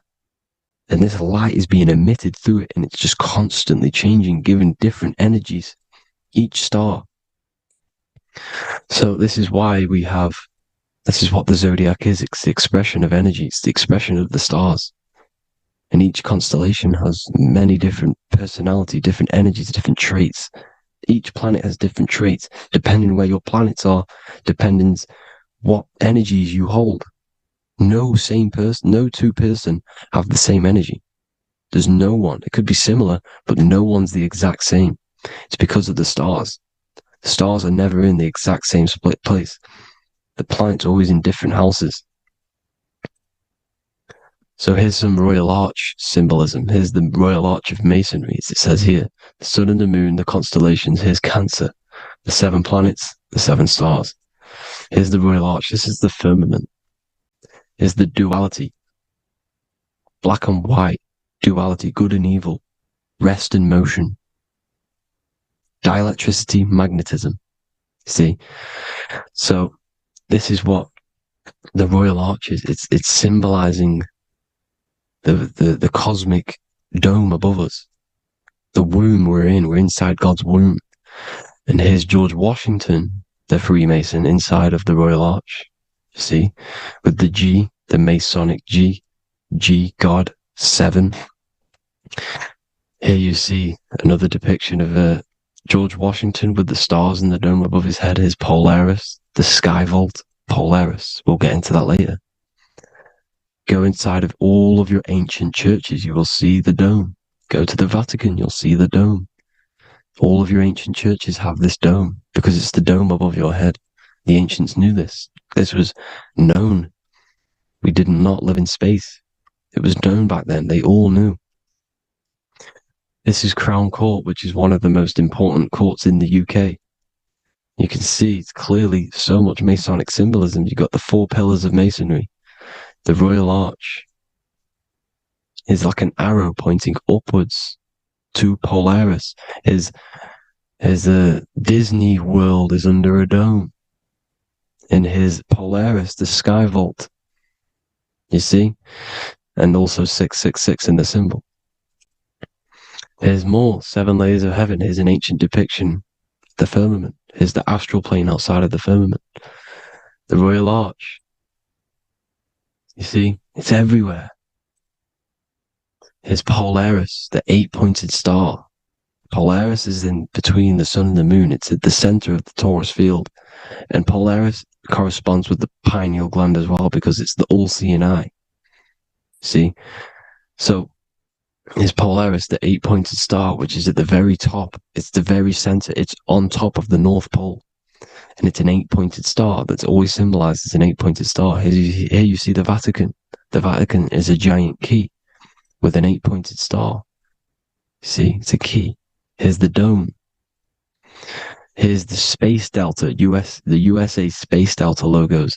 Here you see the Egyptian god looking from the center, the North Pole, looking upward to an 8-pointed star, Polaris. An arrow pointing up to Polaris. Here's another, the bear holding a key with an arrow up to Polaris, 7. Holds the key to Polaris. Here's an eagle holding a key above the North Pole to Polaris. Polaris, and here's another one. There's another bird, like a dragon, holding a key to Polaris. Because Polaris is definitely something to do with leaving this creation. Okay, maybe, I can't say for sure, but maybe it's to do with ascension, and this is why the Vatican hold the key to the 8-pointed star. And this is why the space, well, we all know space is a lie, but they're showing Polaris and its sacred symbology. Maybe it's to do with something leaving this creation, going to another. Here's some North Pole symbolism. As above, so below. You see the four seasons of the Big Dipper constellation going around Polaris. This is Polaris, this is the Big Dipper constellation, and this is the swastika. This image gives us the swastika, because all the symbols we use are created in nature. They're created somehow in nature. This is how we get them. As above, so below. This is the map of the North Pole with the 4 rivers, looking like the Big Dipper constellation. It's the Masonic, there's the ancient cosmology with the 4, you see the 4 islands, Mayan cosmology, 4 islands. This is the alchemical symbol for Earth, 4 sections. The windows, because the center of the North Pole is a window to another dimension. The 4 lucky 4-leaf clover, which is supposed to be lucky. It's truth in plain sight. And here's Hitler looking at 2 flat Earth maps. So this swastika has been used for thousands of years, thousands and thousands of years. And it's symbolic for the most sacred land on this plane, the North Pole. Shambhala. Do some research on Shambhala, people. It's a it's a Hindu mythology about the sacred lands at the center of the earth. And it's known to be full of enlightened beings. And it's all symbolized at the center. You can see their paintings of Shambhala. It's all at the center, the North Pole. And it's known to be the most godly place ever, because it takes you to a portal to the higher places. And maybe this is something to do with Polaris, connecting you to this sacred lands at the very center. But anyways, people, thank you all for tapping in. Hope you all learned something. Have an amazing day. Please follow, subscribe, like, all the links in the description for the courses, the PDF. Please have an amazing day. God bless.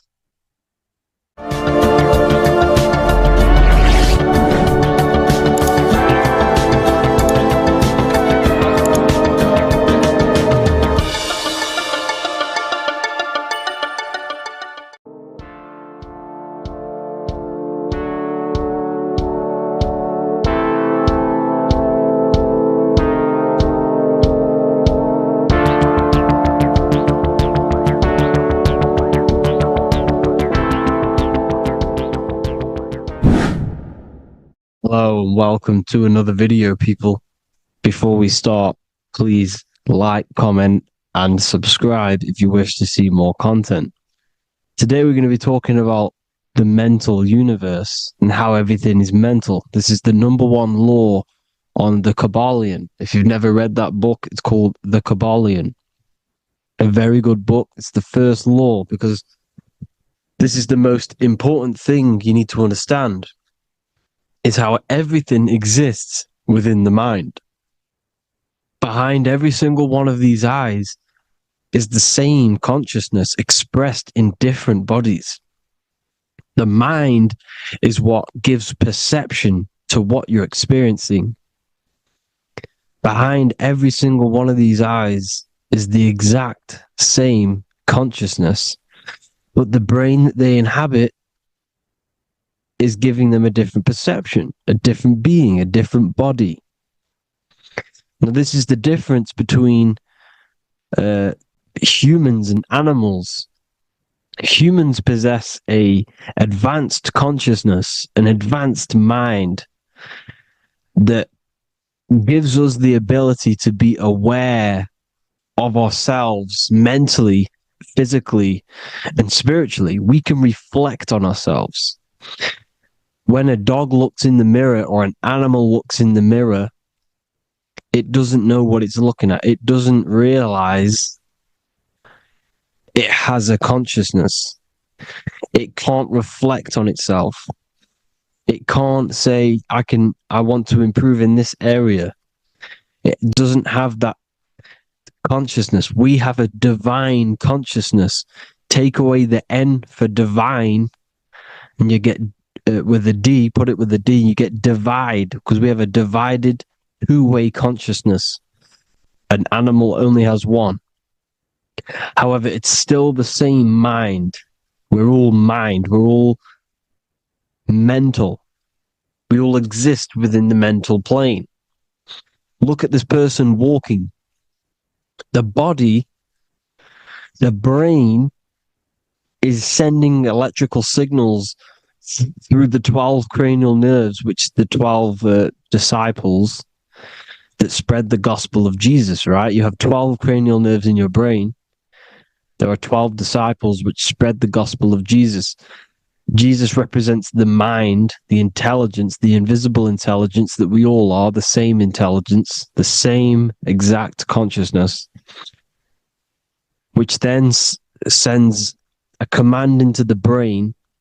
Then the brain sends these 12 electrical signals through the 12 cranial nerves to control the rest of the body through the nervous system. This person walking is not, the body is not walking. The mind is telling it to walk. And the brain is it's a supercomputer which is decoding these demands given to it by the mind. Because the pineal gland will have something to do with the ether, because the ether is physical and non-physical. The mind is sending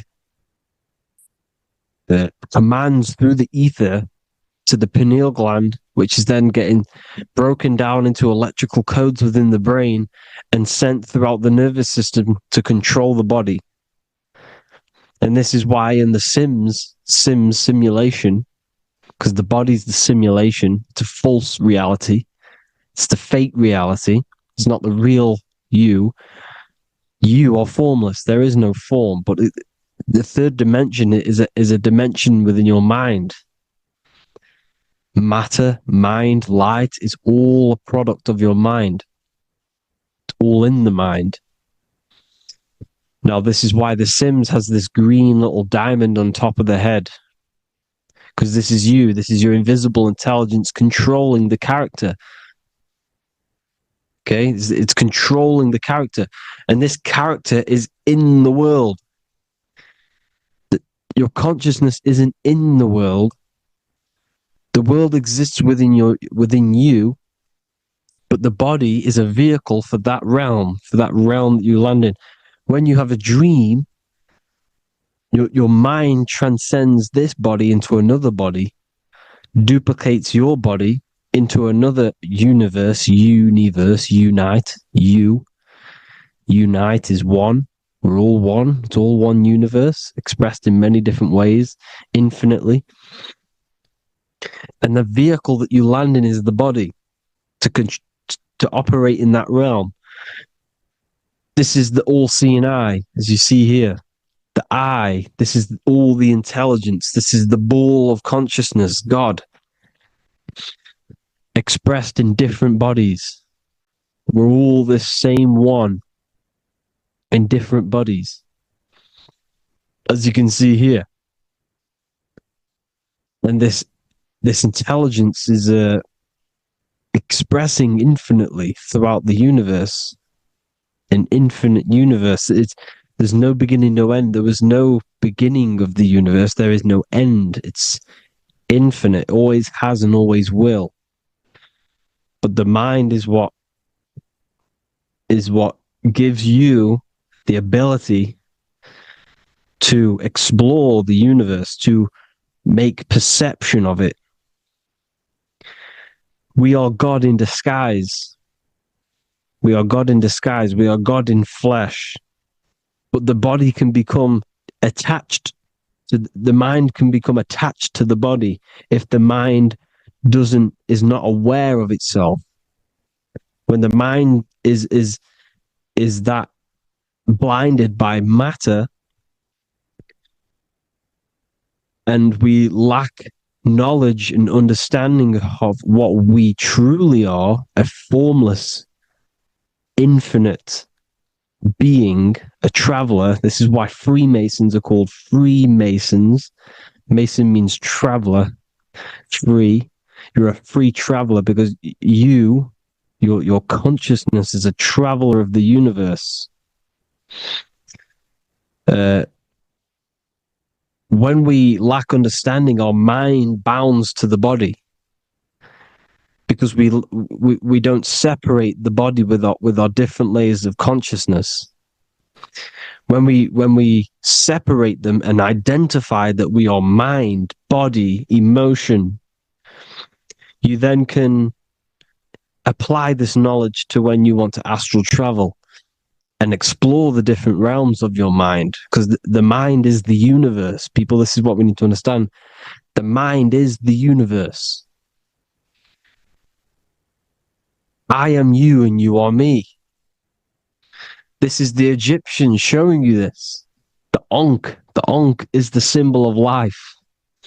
This is the one ball of consciousness, mind, giving it the Ankh life to all the different life forms. The cows, the birds, the snakes, and the big Ankh given to the humans, because the humans are the most intelligent. We have the most advanced consciousness. We have the most advanced consciousness. This is why the one is giving a big Ankh to the humans here. Here you see again, this is not the sun.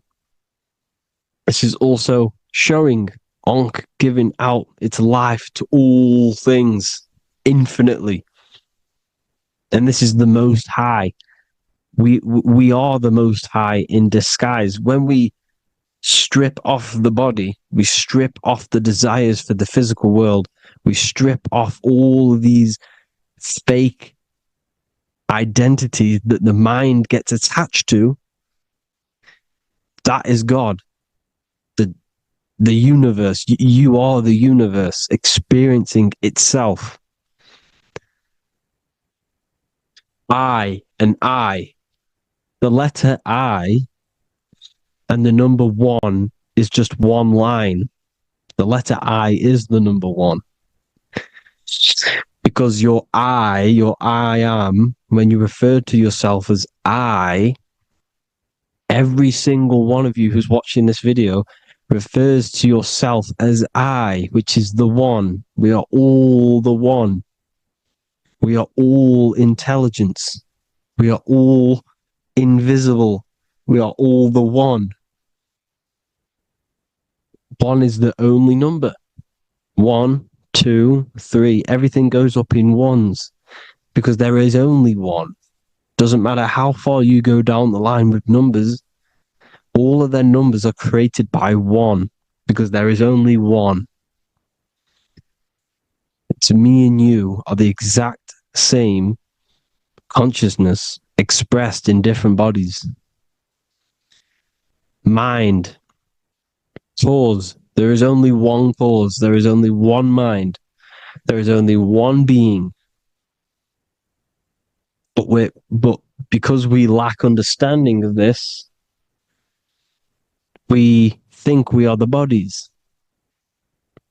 And this causes division, because the physical world is the most illusionary world. It's an illusion. It's all an illusion. Now, you see with the two, you look with the two eyes, but you see with the inner eye, the mind. Okay? The mind is the mental plane is a shared plane. And it gives perception to what you're looking at, the mind. I'm affecting you when I speak, because the mental plane is shared. We all share mind. We all express mind. When I'm speaking to you, I'm affecting you because we are mind. So the words that I'm saying, which are being manifested from my mind, are being manifested through my body into vibration, is affecting you. I'm affecting you with what I'm saying. And these words are having an effect on your mind, because we're all mind. This is why you need to be careful what you're listening to, music and all sorts. Because music can also create thought loops within your mind. Because the chorus, we shouldn't be listening to choruses. Choruses are loops. And what they're saying in the chorus is being looped. And this can create thought loops within your mind.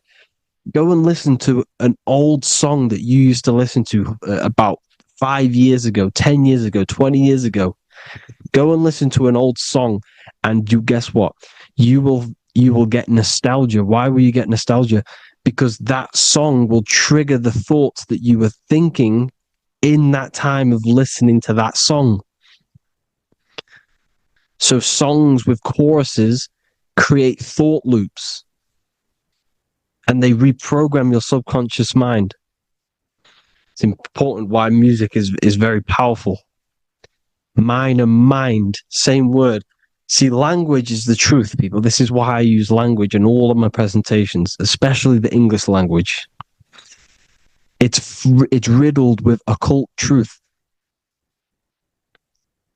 I is my me. I, you, and me, or I, one.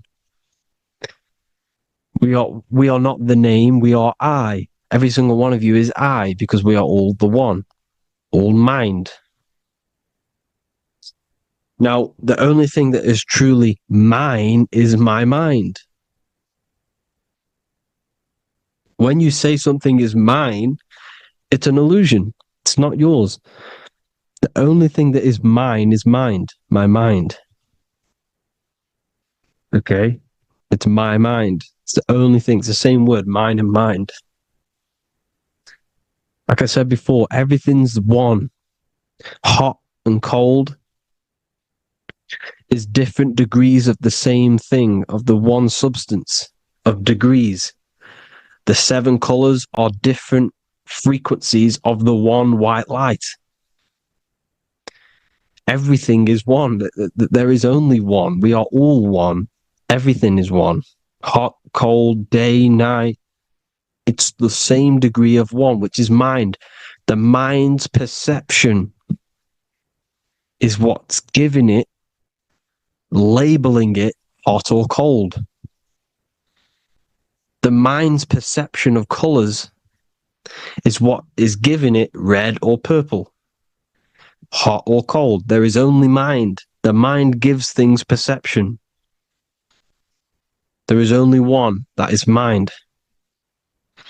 The conscious and the subconscious mind. The male and the female, these are married. The subconscious mind is your hidden part of the mind. Okay, it's hidden. You can access it through different meditations and Reiki teachings, and dreams or manifestations of your subconscious. This is how you know mind and matter are one, because your mind creates matter in dreams. Your subconscious manifests everything in a dream, in the astral realms. The conscious is what you're conscious of, what you're consciously thinking of. So me, I am conscious that I am speaking into this mic and creating this video. My subconscious mind is the hidden part of the mind, which is speaking to my heart, telling it to beat. It's telling my food to digest. It's regulating all my blood. It's doing everything in my body without me being conscious of it. Without me being conscious. The subconscious is the feminine. The conscious is the male. The Bible, of course. Proverbs 12:4. Helpful, not helpful, an excellent wife is the crown of her husband, but she who brings shame is like rottenness in his bones. In the same way, husbands should love their wives as their own bodies. He who loves his wife loves himself. You can take that physically, you can take that literally, or you can take it metaphysically. See, the Bible's written in such a way where you can take it as your level of realization. He who loves his wife loves himself. If you love your subconscious, if you love yourself, you speak good about yourself, because your subconscious takes everything literally. If you say, I hate you to someone, your subconscious does not know the difference between me and someone else. It only thinks me, me, me. Why? Because mind is the only thing that exists. You are mind, I am mind. If I say, I hate you, you're saying that to yourself. Your subconscious picks that up and says, I hate myself. And that's telling your subconscious that's what you want. Because your subconscious manifests 90% of your behavior. The programs within your subconscious, tying your shoelace is a program. You don't need to be conscious of it. You can just do it because it's a program. It's deeply interwoven in the subconscious. Driving your car, texting on your phone. You don't have to think about what letter. You just do it because you know where the letters are. It's a program. Therefore, if you look after your subconscious, they are a married couple. It's your wife. Your subconscious is your wife. And it manifests 90% of your daily basis thought patterns, actions, behaviors, emotions, all the things that you all the trauma that you've experienced is stored within your subconscious, which is affecting you. So let's say you were in a car crash 10 years ago and you had a really traumatic event, you really hurt yourself, and you had a very, very, very strong emotion that you felt of pain. That will still affect you today. And why? Because it will manifest into your behavior. How? Well, you'll be cautious of what cars to go in and who. You'll be cautious because of that event that stored within your subconscious, because of that feeling you felt was so painful and so strong. It's still manifesting into your behavior today. For example, you won't go in certain cars, you won't go with certain drivers. The subconscious stores everything, all your memories, the programs and everything. So if you trick your subconscious, that's how you manifest your life. If you trick the subconscious, you already have something. And therefore it will manifest into your life, into your behavior, thoughts and actions. This is why the golden rule is to treat others like you want to be treated. Because I am you and you are me. We are all subconscious. We all have subconscious. Whatever I do to you, I do to me.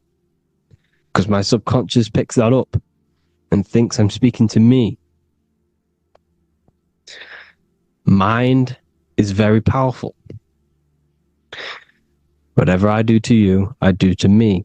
Treat others like you want to be treated. The golden rule. That is the only rule we need in this realm, in the universe. If everyone understood this rule and how the subconscious works and how karma works, we'd live in heaven on earth, the Garden of Eden, the golden age. As a man thinketh in his heart, so is he. Proverbs 23:7. Where your heart is, there will be your treasure. Your heart's the emotions. The storehouse of emotions is where you feel emotions. You have to let your emotions move through you, not become you. You can't let your emotions become you. But except be like the sky and let them pass through you. Be like the clouds and the stars passing over. Let them pass through you. Do not let them become you. And this is how emotions can take over your mind. We are driven by, when a man is driven by emotions, he has no self to control. You must control the mind, because the mind can be corrupted. Because your thoughts are electrical in the brain. Your thoughts come from the mental plane. So how the mind works is that you place your attentions on something in the mind, and infinite information just flows in. Think about it. When you think of a certain topic, as soon as you think of that topic, information comes flying into your mind. Different ideas, ping, ping, ping. It's all connected. It's why we call it a mindset, because your mind sets sets itself to frequencies. And when we think of something, we tap into that frequency, and just the universe, the mind, the mental plane just flows in information based on that frequency and that thought. The universe is just information. All of the information out there, nothing is new. It's all there. You just have to tap into it. You can tap into these different thoughts, and it's all there. Everything already exists within the mental plane. You don't think anything. You receive thoughts. We all share the mental plane. We affect each other. I'm affecting you. Speaking, listening to me is affecting your mental plane, your mind. The physical plane is the lowest plane. It's the world of effect. Everything you see in the physical plane is the effect of mind. Like I said, the person walking is the effect of their mind telling the body to walk. The physical plane is the lowest dimension of your mind. Mother Earth, we are in a mother. We're in the womb still. The Earth is feminine. It looks after you. It provides you with food for free. It grows on trees with water. It's Mother Earth. It's the womb. The dome above your head is your mother's belly. Okay? Is your mother's belly. You're in the womb still. You're forever in the womb because your mind's constantly expanding. Because when the baby's mind figures out that there is a reality outside of its mother, it starts to hear the people on outside of its mother, what does it do? It figures a way out of the mother, and it becomes born again in the water, in a hospital, into the other world. It's the same with our minds. When our minds figure out there is other worlds beyond this physical, we explore them. The astral plane, for example. You figure a way out of the body. Because when you're the firmament, look at the word firmament, meant at the end. Firm is firm, something strong, something like a rock is firm. If your mind is firm like a rock, you will be stuck under the firmament. So, for example, people who are very programmed and can't think outside the box, they have a firm mind and they'll be stuck under the firmament because your mind is the only thing that's keeping you under the firmament. It's the only thing. When you're doomed, doom is dome. This is the dome, which is your head. Your head is the dome. Above your head, above the earth is the dome, the ethereal barrier. But that's just an external manifestation of your head. You don't leave the earth, you leave your body to leave the earth, because your body is the earth. It's a dimension within your mind. So when you're doomed, you're domed. Your reality is your level of realization. You realize something, or when you have an idea, the mind, and the EYE or I, same thing, mind, it's all mind. Reality is your level of realization. You realize there's other worlds, that's your reality. Your perception's your reality. Mind in Latin is mens. Jesus was known as the fisher of men, which is the fisher of minds. He was fishing minds worthy of knowing the higher truth, the deeper occult knowledge. Jesus figured out that we are all God. And he got killed for it, because in that age they were trying to suppress this information.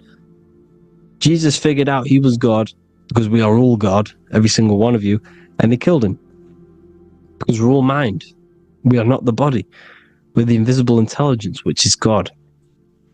But you are not God if your mind is attached to this physical world, to the worldly pleasures.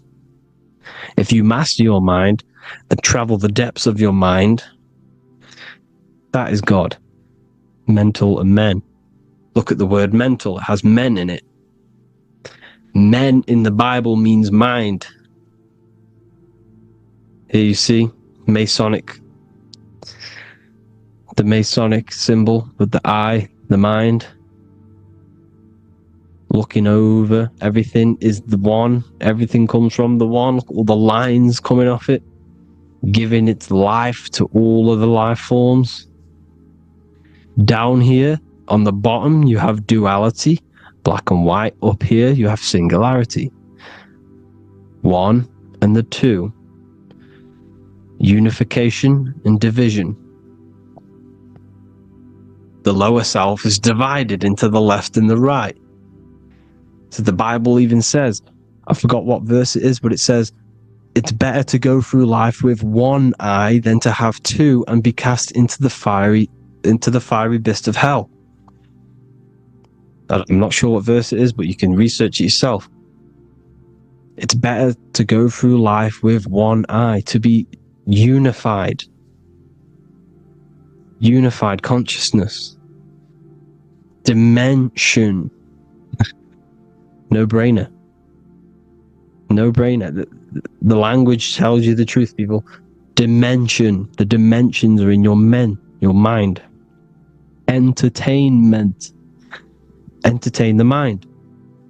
Disappointment. It's all in the mind. Environment. The environment that you are in is a product of your mind.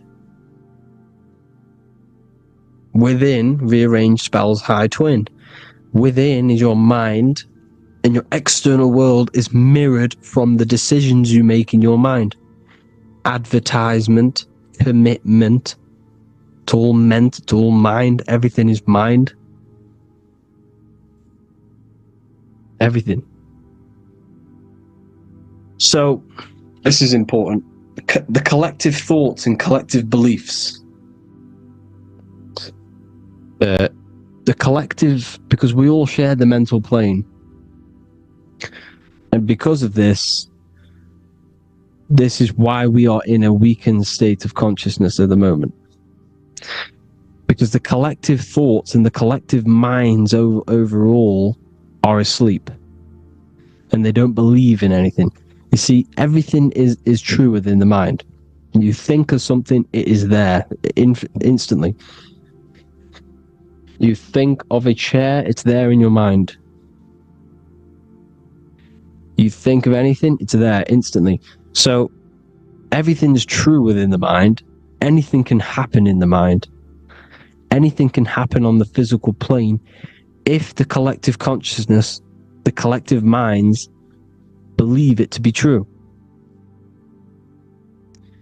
This is why back in the days, in the ancient days, you look at all the old world stuff, you see all this crazy technology, and it's because as a collective, as humanity back then, they believed that they had much more open minds. Therefore, the things manifested in the physical world were a lot more out of the box, so to say, compared to today. For example, magic is not as powerful today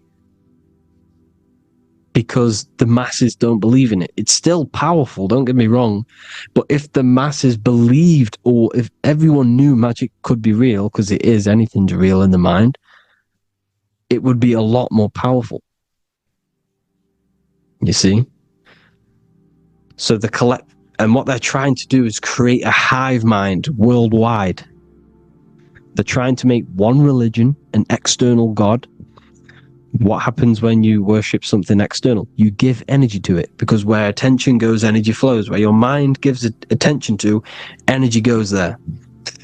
And when we all believe in external gods and give our worship and our power to these external things, we all give energy to it, which will manifest as a demon in the astral planes.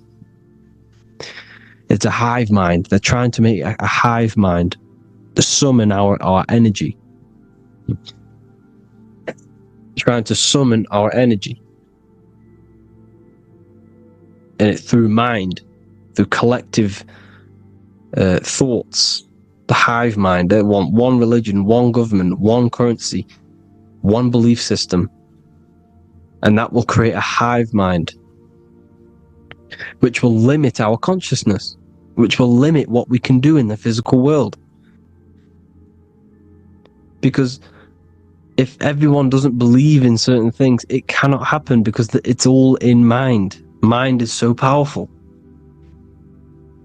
I am you and you are me. I hope you all enjoyed this video, people. If you haven't already, join the Wisdom Academy. The Wisdom Academy, we have many occult lectures just like this one. Also, we have just launched Mindwave Hub. If you want genuine frequencies, genuine binaural beats, because the ones on YouTube, the ones on Spotify, Apple Music, they're all tuned to A440 hertz, which shuts down the right hemisphere of the brain. If you want to gain access to your true consciousness, your mind, you need to balance the two hemispheres and balance the chakras. You can do that externally by listening to binaural beats. If you want true frequencies, true binaural beats to hemisync the chakras, hemisync the brain, to gain access to the different dimensions of your mind, well, you can gain access anyway, but it's going to help you if you're trying to learn this. Join Mindwave Hub. The link will be in the description. Listen to the binaural beats, meditate to them, listen to when you go to sleep. They'll massively benefit you. Thank you all, people. Hope you had an amazing, lesson. Hope you learned a lot. And please subscribe. God bless you all.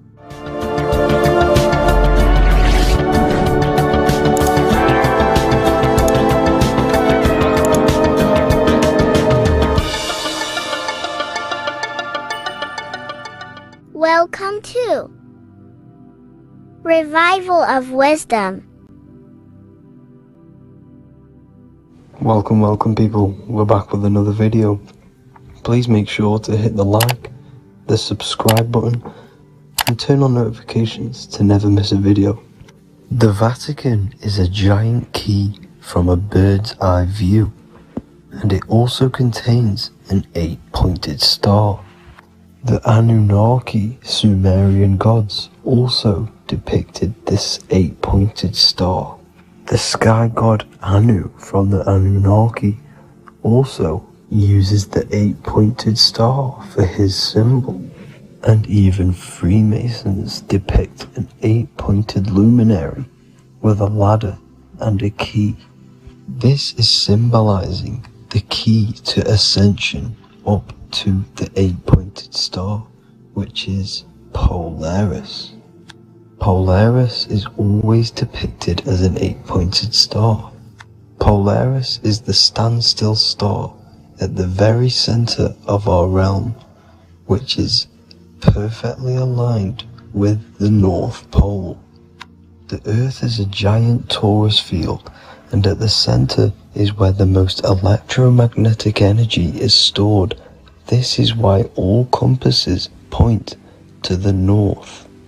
Hence why a compass is an 8-pointed star, because it points you to Polaris, which is the North Pole, the center of this realm.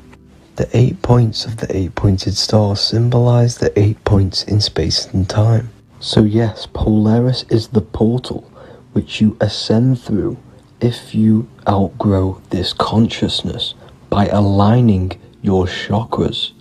Our earthly realm is a macrocosmic reflection of us, and we as humans are the micro reflection, with the earth containing its 7 chakras as well as us. The North Pole is the 7th chakra, which is the crown chakra.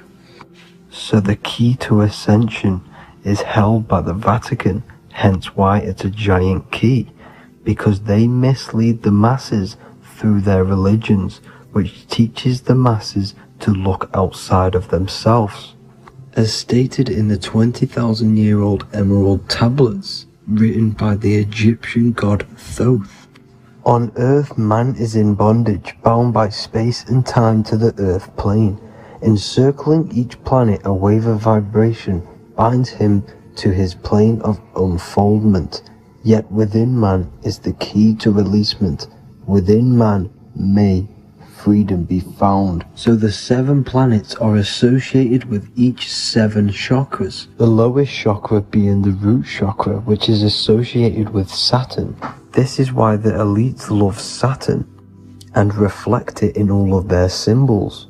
Because the chakras are an ascension of spiritual principles, starting from the material and ascending up to the spiritual, the crown chakra.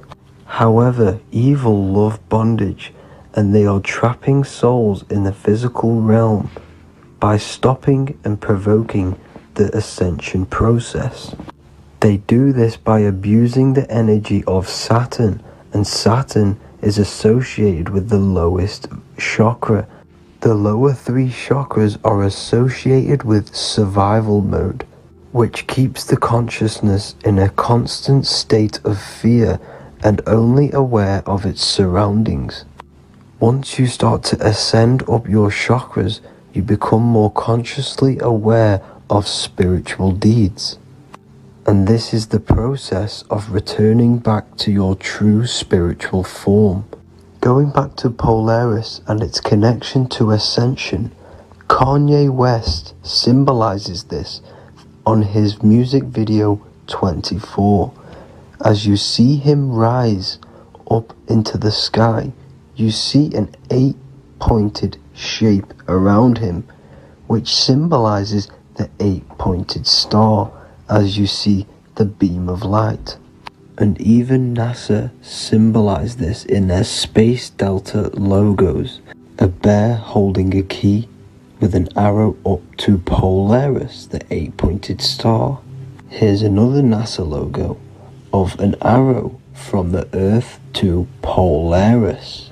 The series Lock and Key on Netflix is all about portals and doorways, and they have the Kundalini energy as one of their keys. Kundalini energy is the energy which rises up the spine, the 33 vertebrae, and activates the third eye. The third eye is the spiritual gland, which connects humans to other spiritual realms. We are not the body. Our spirit, our soul inhabits the body. We exist physically, spiritually, and mentally. Therefore, we are multidimensional. The intellectual and spiritual inhabit the body. Therefore, this is just an avatar within this timeline. However, within each and every one of us, we all have the key to releasement, as says in the Emerald Tablets. This releasement is ascension up until higher states of consciousness. As stated in the Emerald Tablets, man is in process of changing to forms that are not of this world. Grows he in time to the formers, a plane on a cycle above, and another one saying, man is a flame bound to a mountain, but we in our cycle shall ever be free. Know ye, O man, that when ye have progressed into the cycle that lengthen above, life itself will pass to the darkness, and only the essence of the soul shall remain. That's it for this video. I hope you all enjoyed. Please feel free to leave a like, subscribe, and comment any subjects you want me to talk about. God bless you all.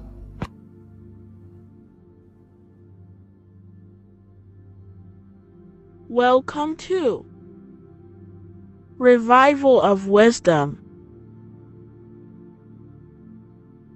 Today, we're going to be talking about portals, portal symbolism, what portals are, okay, and how they show them to us, because they have to tell you the truth, guys. This is the thing with the universal law. They have to tell you the truth.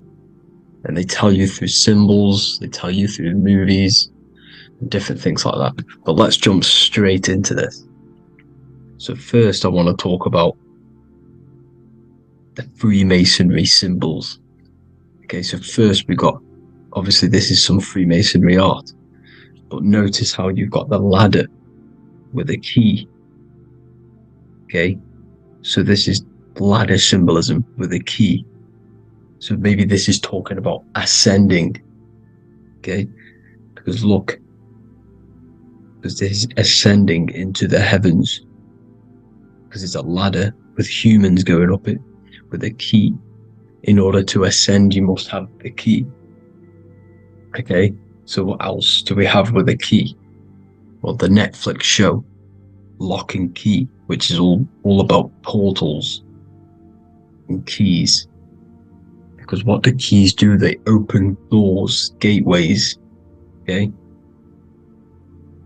so what's interesting about this is that they've got this key here, which represents the Kundalini energy rising up the spine. Okay, but we'll come back to this. But it's that same portal key symbolism. We've also got the Vatican. The Vatican is in the shape of a key. Okay, so you can see the start of it here and the end. So this is key symbolisms. Keys open doors. And notice how it's got the 8-pointed star. Okay, what is the 8-pointed star? Okay, we'll come back to this. This all ties in, guys. I'll break it all down for you. But then you've also got the god Janus.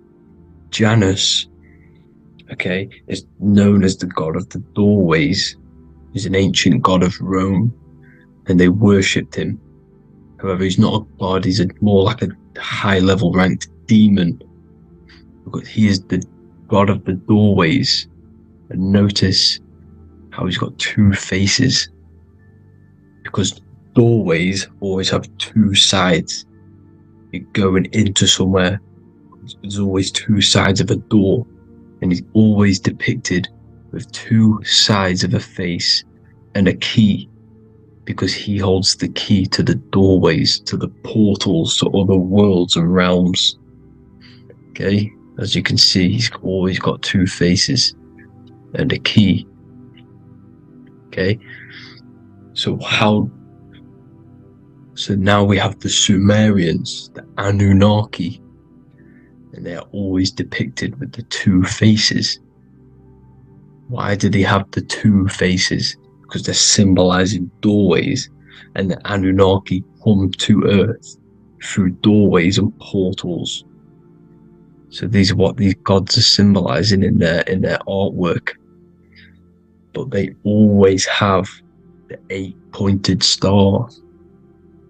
Okay, what is the 8-pointed star?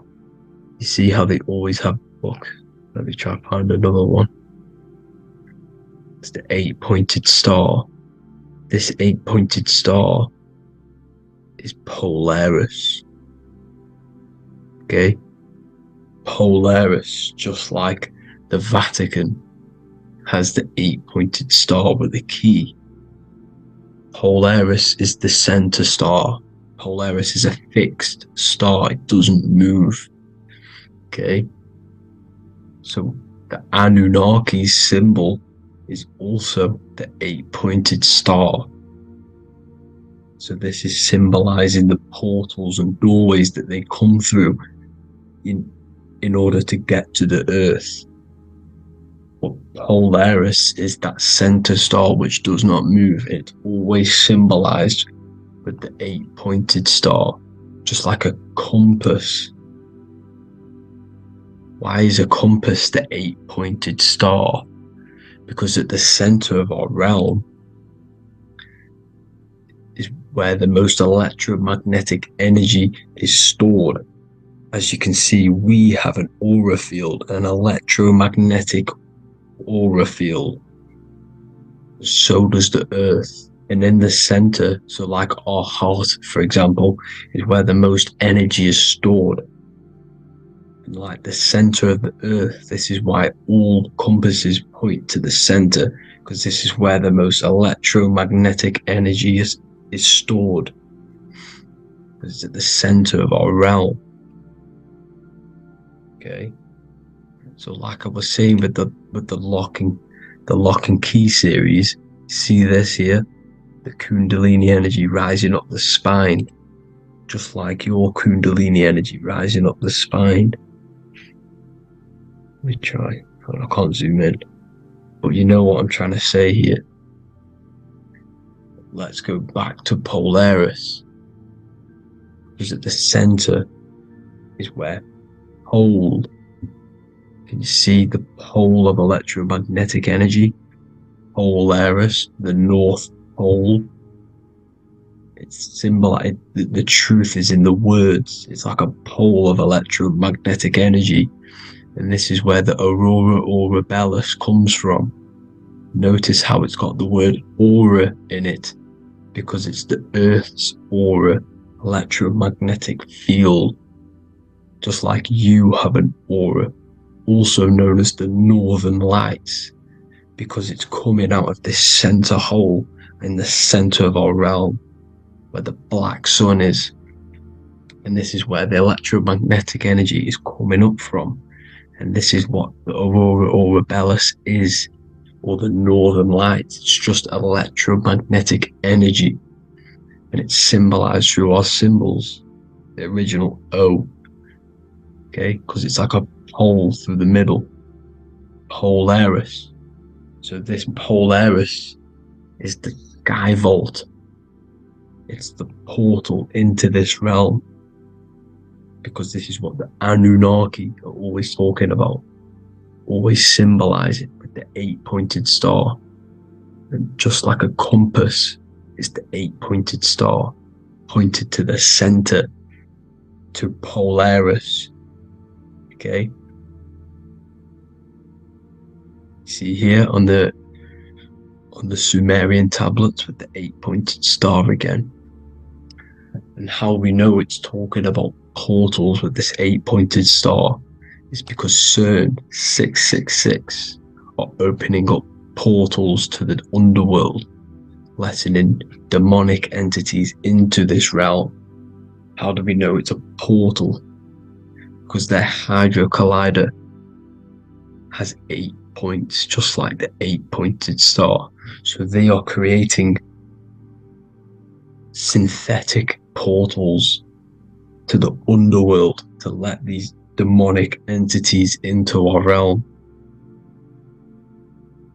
But what is the key? Because if we're talking about ascending through Polaris, notice how here on the masonry art, this luminary here, so this is the sun, that's the moon, this is Polaris, because it's a luminary with what?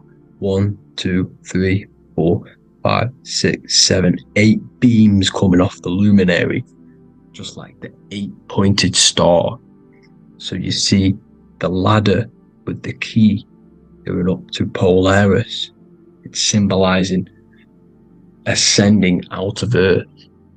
So what is this key that they're keeping from us? Because it's a human holding a key going up the ladder to Polaris.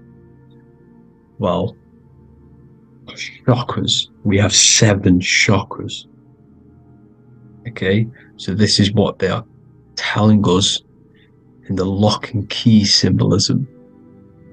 The Kundalini energy rising up the spine.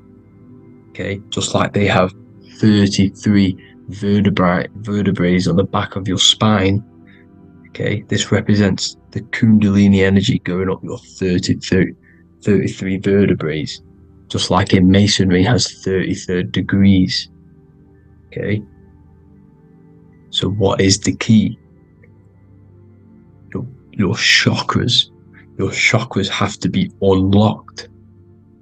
Okay, you have to unlock your chakras, and you can't unlock this one without going through this one. You have to go through them all. It's like a ladder, just like Jacob's ladder. You can't go from the bottom to the top. You have to unlock each one. Okay, just like you have 7 chakras, you have 7 layers of your aura. Okay, you have to unlock your chakras to the highest point in order to reach Christ consciousness. And this is the key that they're talking about. They're symbolizing the organic portal within each and every one of us to ascend out of this realm.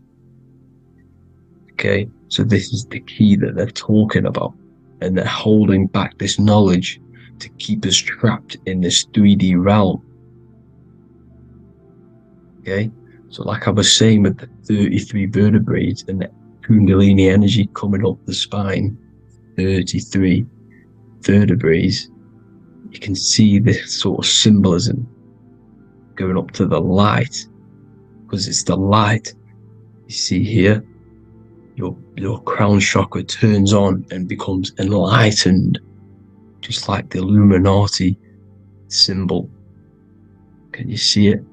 But also Jesus also died at 33. So this is symbolizing, okay, they're symbolizing the death of the ego, the body. So once you open up your chakras and reach Christ consciousness, which is your 33rd vertebrae, once your Kundalini energy goes up your 33rd vertebrae, your body technically, not physically, but spiritually dies, because you then become formless. You reach Christ consciousness. So then you can travel other worlds. Okay. This is what they're talking about with Vatican, 8-pointed star, and the key. Janus with the key. The Sumerians with the 8-pointed star. Anunnaki, the 8-pointed star. Polaris, 8-pointed star. So Polaris is the way out of this realm, which is at the center. Pole, North Pole. Okay, so the key is that they're hiding from us is the knowledge to unlock our chakras. Okay, and without this knowledge that they keep from us is trapping our souls in this reality to keep reincarnating. Okay, well, thank you all for tuning in. I'm going to leave you all there. Make sure to leave a like and a comment in the comment section. Let me know some topics to talk about so I can break it down for you. God bless you all.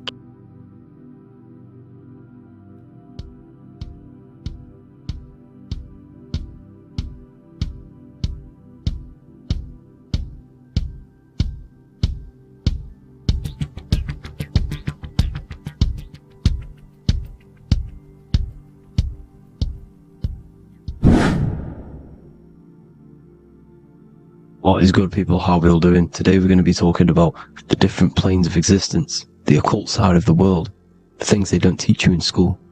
And of course, you can only find that on this channel, so welcome. So you need to understand is that your consciousness moves through these different planes of existence, these different states of consciousness, which make up all of you. Okay? They are all interlocked planes. They are all interpenetrated into each other. They are all one. They melt into the plane above and below. You see, each plane is a product of each plane. As above, so below. Now, the higher you go, the more fluid, the more dreamy, the less dense it becomes. The lower you go, the more denser it becomes, the more solid it becomes. The lowest plane is the physical plane, which you are obviously aware of. You are inside of the physical plane now. But while you are in this inside of this physical plane, you are indeed inside of all these other bodies which you have not awakened yet. You have to awaken these different bodies. You have these bodies. Okay? It's like a ripple effect. and the center is the most dense, the most solid. This is earth, heart, the heart of the ripple. And the lower you, the further you go out from the center, the more dreamy, the less fluid, the more fluid, the more less dense it gets until you're one with the all. You see? And this is what it's like. This is what this system is. It's like a ripple effect. Now, let's jump straight into the planes. First, you have the physical plane, made out of 4 elements. Five elements. The ether is the mother of the elements. It's the womb of the elements. It's the 5th element. And it gives birth to the 4 other elements. 4 is stability. Tables have 4 legs, and this is why the ether gives birth to 4, because it's the foundation of the physical world. Fire, earth, water, air. They are not pure. Each one of the elements melts into the other one. For example, earth and water both share cold. Water and air both share wet. You see, they compose of each other. They melt, they mold into each other based off the vibrational state of the ether. That's what it is. The 4 elements are the vibrational states of the ether. Okay? So you have the 4 physical elements making this, physical world. It's the lowest world. It's the world of effect. This world, whatever you see, whatever you experience, it's the effect. You can't change anything by manipulating this world. You got to manipulate the higher worlds to affect this world, you see? As above, so below. This is the lowest plane. It has 3-dimensional. It's the 3rd dimension. Space, height, and thickness. That's all it is. Front, backwards, upwards. You see, it's 3-dimensional. We cannot perceive the hidden side, which is the interior of this existence. We cannot perceive the interior from our exterior view. We are looking into this world. Okay, this is the exterior view. We can't see what's inside of that. That's the 4th dimension, which is the next one. It's the most gross and dense plane. 4 states of matter, the most slowest vibrational molecules exist in this plane. Above this plane, you have the ether. Okay, the word ether and either are the same thing, because either connects 2 scenarios in languages. I either support Manchester United or Liverpool. Either is connecting them 2 scenarios. The ether is doing the exact same, as you can see here on the planes of existence. It connects the astral world, which is very important, to the physical world. It's connecting these 2 worlds. So it's the ether. It's the ether. The ether is pure potential. Energy flows through the ether. It is pure energy, pure potential. Okay? The physical body is an exact copy of the etheric counterpart body. So every physical object has an etheric energy double. It's like a blueprint of that object. Every single object has an energy double, and that's the etheric double. Okay? The etheric body determines the shape of our physical body through its lines of force. All through life, it rebuilds and restores the physical body. Physical problems show up first in the etheric body, because as above, so below. You manipulate the higher planes, it will manipulate this plane. And this is why sorcery works. Contact with astral plane entities. We'll get into that a bit later. So, the reason why we can't see this plane, this energy world, which is all around us, which we are inside of right now as we speak, is that the molecules that compose it are further apart than those of the physical plane, making it invisible to the 2 eyes. That we can't perceive it. Our eyes cannot physically suck in that sort of information, and our brain cannot decode it. This is why, they brainwash us with all these programs to keep us asleep, to keep these other bodies we have asleep, so we don't find out about these other bodies, and is to make you believe that everything's just a material. Only the material world exists. They don't want you to know is that everything that you see is a result of something you cannot see. As above, so below. There are realities within this reality. This is what I'm breaking down now, these different planes, on how this reality works. So your etheric double is your energy body. You can see here the physical, etheric, astral. Astral is your spirit. The ether is a part of the physical plane. It's like just above the physical plane, but it's still part. But then the astral plane is completely separate. It's another plane, but they're all interlocked. Don't think they're apart. They're all interlocked. They're all one. They all melt into each other. The chakras that we have are inside of our etheric body. They are our sense of organs which tune us to the fourth dimension. These 7 chakras connect us to the astral world, the fourth dimension. Okay? They are points for the flow of energy from the universe / 7 planets, because the 7 chakras are your 7 planets, and the 7 planets are connected to the astral world. They are feeding these 7 centers in our body. They connect us to the universe, to our etheric counterpart, and then to us, supplying the physical body. Because the energy comes from above. As above, so below. These 7 centers, these 7 etheric chakras, are being supplied with energy from the universe, the 7 planets, the solar system. Then it supplies the physical body. You see? So, the ether is very important. And this is, that the ancients understood the science of the ether, and they could, harness free electricity from it, because it's all around us. The ether is all around us. And this is what they were doing. They were harnessing free energy using the ether. The astral plane, the fourth dimension, very important plane. Very, very important. We've all been there. Every single one of you has been there. Okay? The fourth dimension is unseen of what we see. It's the interior of the exterior that we see. We see the third dimension, but we cannot see beyond what's making this third dimension. This is the fourth dimension. Okay? It's the dream world. This is where you go when you dream. Okay? This is where you go when you dream. It's the place of disembodied spirits or ghosts, entities, whatever you want to call them. When you hear ringing in your ears, that is not tinnitus. That is an entity around you. Okay? That is an entity around you. The fourth dimension is where thought forms exist. Mental images. Thought forms as in what you see in your mind when you think of an image, because the mind is the highest plane of existence. Mind is the highest plane of existence, and it manipulates all of the planes below. So it goes the mental plane, then the astral plane. So the thought is in the mind, the mental plane. That just the thought alone, no image, but then the form depiction, the thought form exists. It manifests in the astral plane as a sort of image, an entity, a living conscious being. So this is why thoughts are things. You see, thought forms exist within the fourth dimension. So when you imagine something, when you are, for example, right now, look into your hand and imagine there's an apple in your hand. If you can see that, you are seeing into this fourth dimension.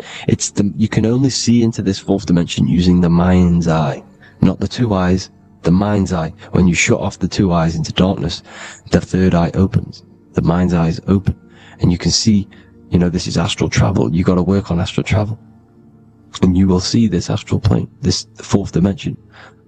And there are 3 different sections to this astral plane: higher, middle, or lower. So yes, there is a kind of a heaven and hell, and a Midgard. Heaven being the higher vibrational entities manifesting higher vibrational thought forms existing there, the lower vibrational thought forms existing in the astral plane. But these thought forms are beings. You can create these beings. They're called elementals. Okay? If you entertain specific thoughts for long enough, this will plant a seed and it will grow. If so for example, you have a bad feeling or whatever, what's a good example? Unforgiving someone. You keep that energy inside of you for long enough, it will manifest in the fourth dimension. You entertain that thought long enough, it will manifest. And it will create an etheric body, and it will be an entity which will harm you. It will feed off you, this low vibrational energy. Your mind is so powerful. It creates thought forms, and these thought forms can take consciousness, can take bodies, etheric bodies. Now, that's why it's very important that you master your mind, master your thought patterns.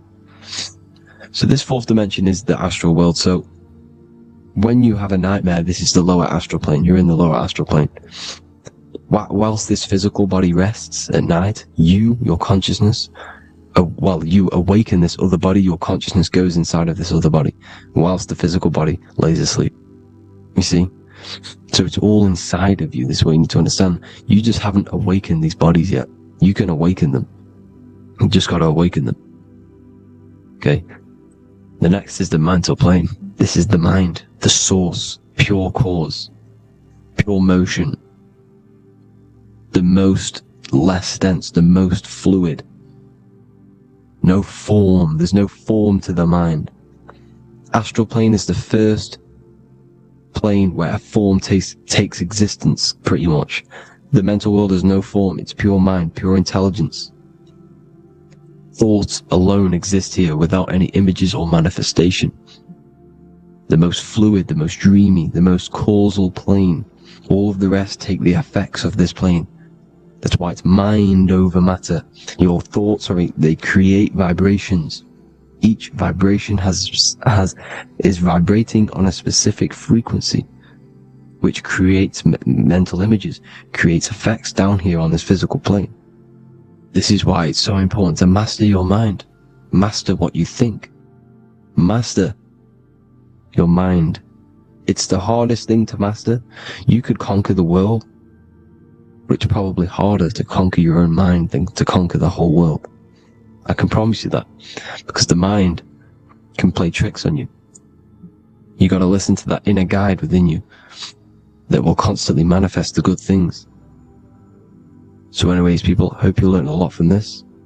Please work on trying to activate these other bodies. I will maybe do another video on trying to activate these bodies if you wish. Please comment down below if you would like to see that. And have an amazing day. Please like, subscribe, comment down below any video ideas you want me to do, any information you want me to spit. Thank you all. Have an amazing day.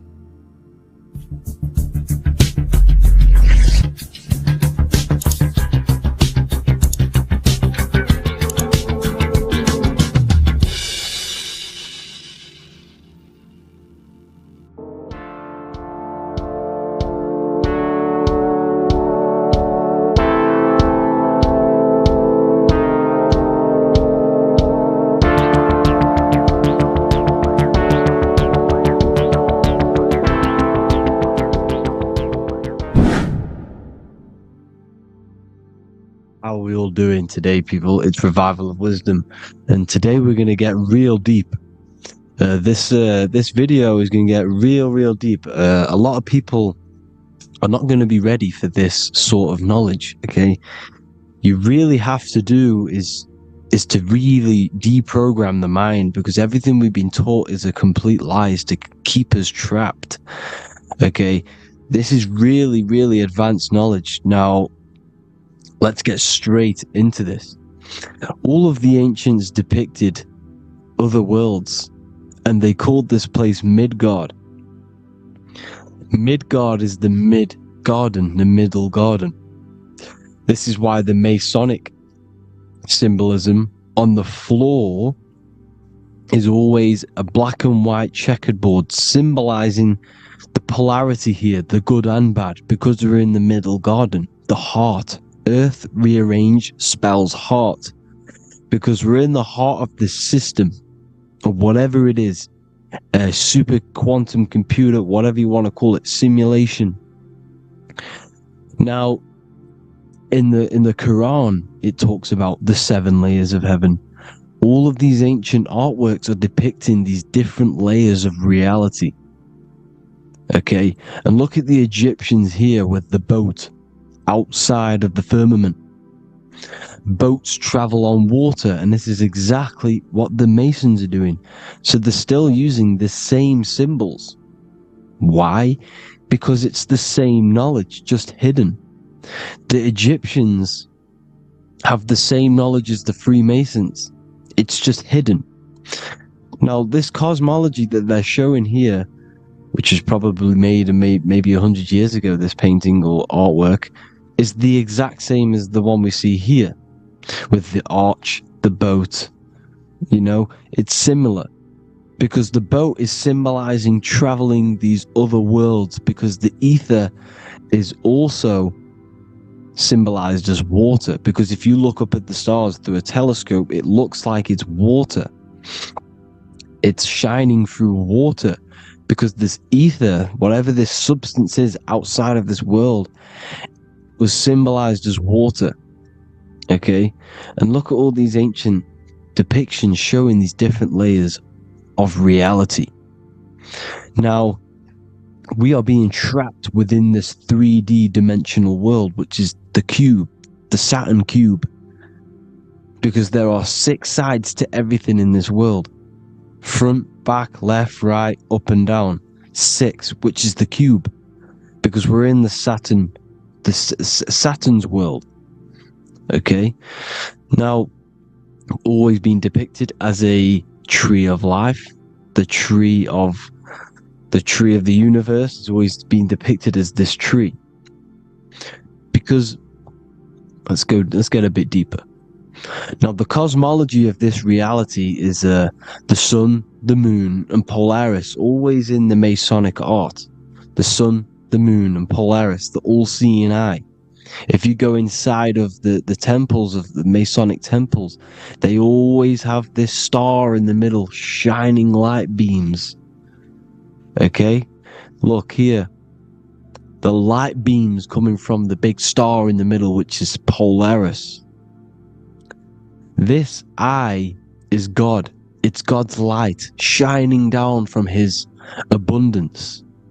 Now, when you astral travel, you will see this big ball of light above you, and this big ball of light is God. But you cannot travel towards it until you are pure.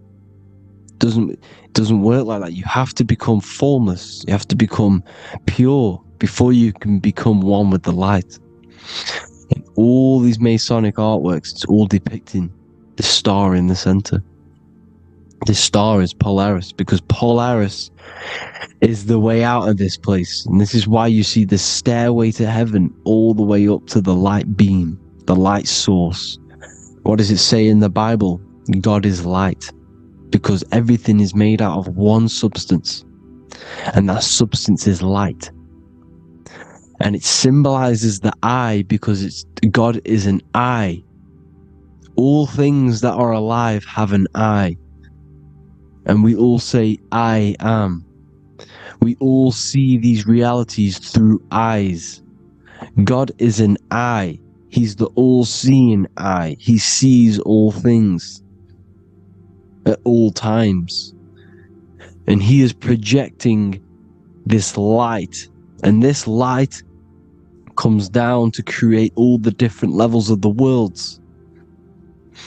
And this is what the 2 pillars symbolize the number 11. 11, the number 1, is just a vertical line. It's the 1. It's a 1 point. 11 symbolizes the mirror nature of reality. Everything's mirrored. As above, so below. Now, the 11 also symbolizes openings, doorways.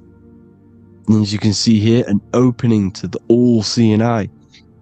And you see here again, an opening to the stairway all the way up to the light. This light is the light of God in the astral worlds, beyond this world. Now, Polaris has also been symbolized as the UFO. They put the truth in plain sight. So, you know in the films how the UFOs suck people up? That's what Polaris is doing if you ascend beyond this world. If you do not ascend beyond this world, you will be reincarnated in this world. The whole thing is to outgrow this consciousness to the plane above. And I'm not just making this up, I'm going to be bringing in scriptures after this. But you can see with the Christmas tree, we always put a high, big star at the center, at the top, which is the star of Polaris, which is exactly what the Masons are doing here. The star at the top. And it's on top of our Christmas trees. And all of these symbolize the other stars, because Polaris is the most high star. And all the other stars are wrapped around the firmament lower than Polaris. And that's exactly what the Christmas tree is. And it's a triangle. It's a triangle, just like light beams travel from one point in the triangle, just like the all-seeing eye. It's a triangle. The light is coming from one point and sending its rays downward. You see, it's kind of like you see here with the water. And the lower you go, the darker it gets, the more evil it becomes. And this is what the ancients would call hell. Now, this all-seeing eye is Polaris. And below Polaris is Mount Meru, the North Pole, the magnetic North Pole. The Tower of Babel, which is in the Bible. The etymology of the word Babel, Ba meaning spirit, which gives the ability to move the soul through the worlds, which is that's the ancient Egyptian description of the word Ba, meaning of the word Ba. You have the Ka, the Ba, the Ak, but the Ba is the one that gives the ability for the soul to move through the worlds. Your soul can't speak into a world without incarnating into it. Now, the Tower of Babel symbolizes Mount Meru because it's the word Ba is the spirit which gives the ability for the soul to move through the worlds. The Tower of Babel is the magnetic North Pole, Mount Meru, which gives the ability to move through these different worlds. And you can see the ancient Tibetans always showing this depiction of these different worlds coming from the center. Because we have to ascend our consciousness. It's not about how good you are to reach heaven. It's about how you expand your consciousness, you expand your mind. So they teach now that you have to be good in order to reach to heaven. It's about expanding the mind, expanding your consciousness to these different planes, these different realms. So that's what it's about. And Jesus was known as the fisher of man. Now, Jesus is a massive part of this. He was known as the fisher of man because he was fishing. He could have been fishing. He could have been one of these deities that had come down from these different higher realities and pull people up. So they would. So they called Jesus the fisher of man. And he says unto them, "Follow me, and I will make you fishers of men."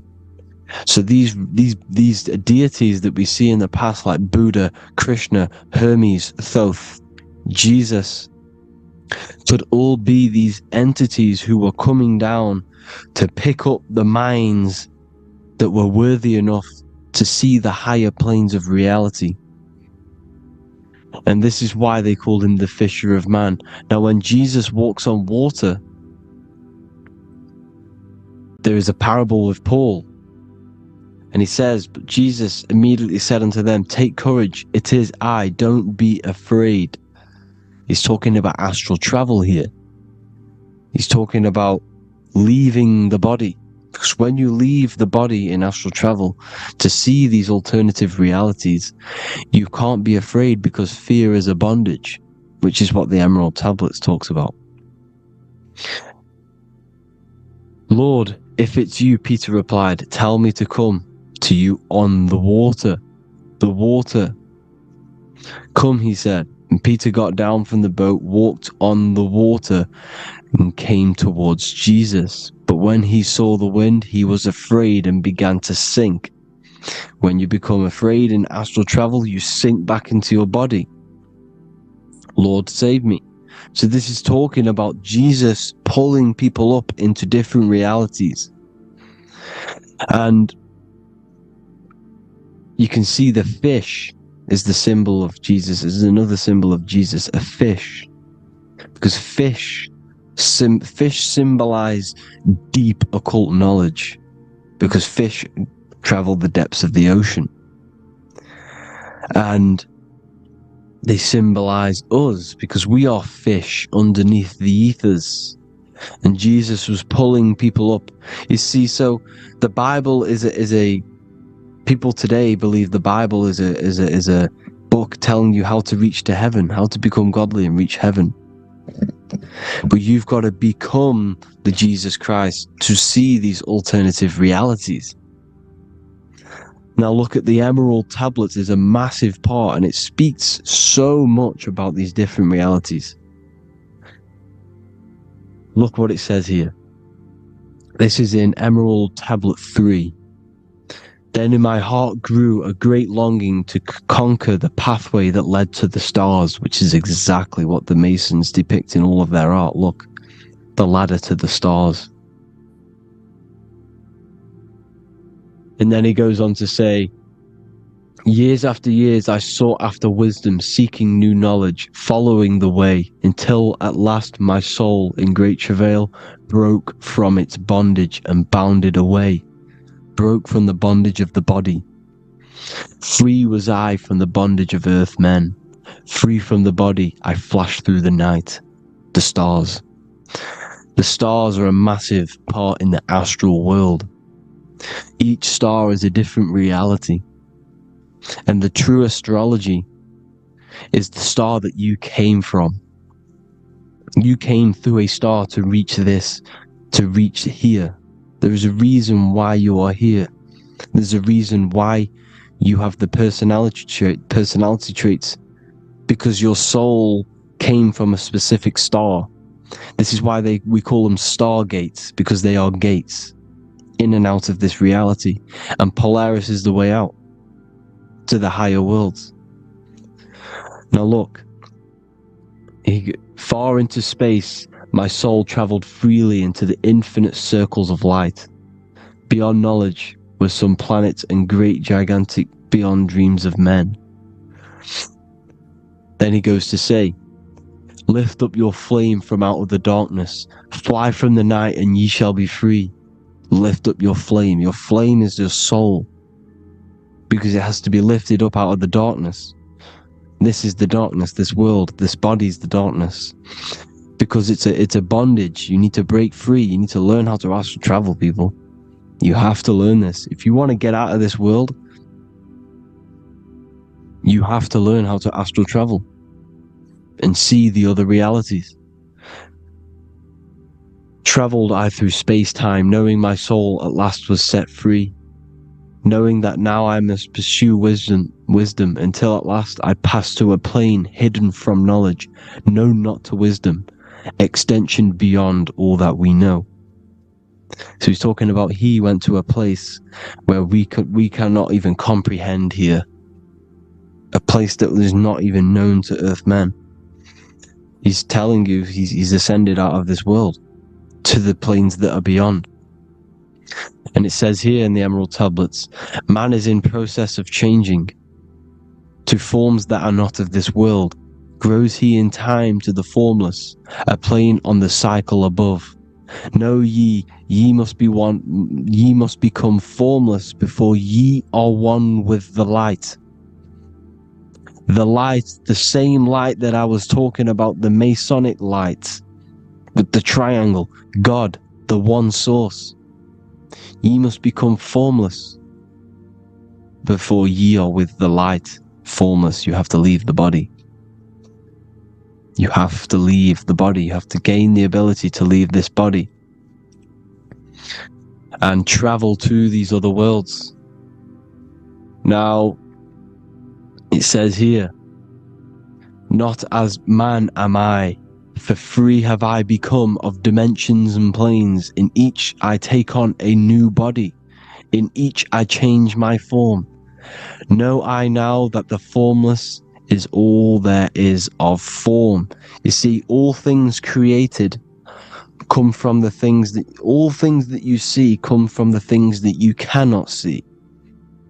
All of us have the same spark of consciousness, the same I am. Every dog, every animal, every human has this same I, this same thing which sees through the eye.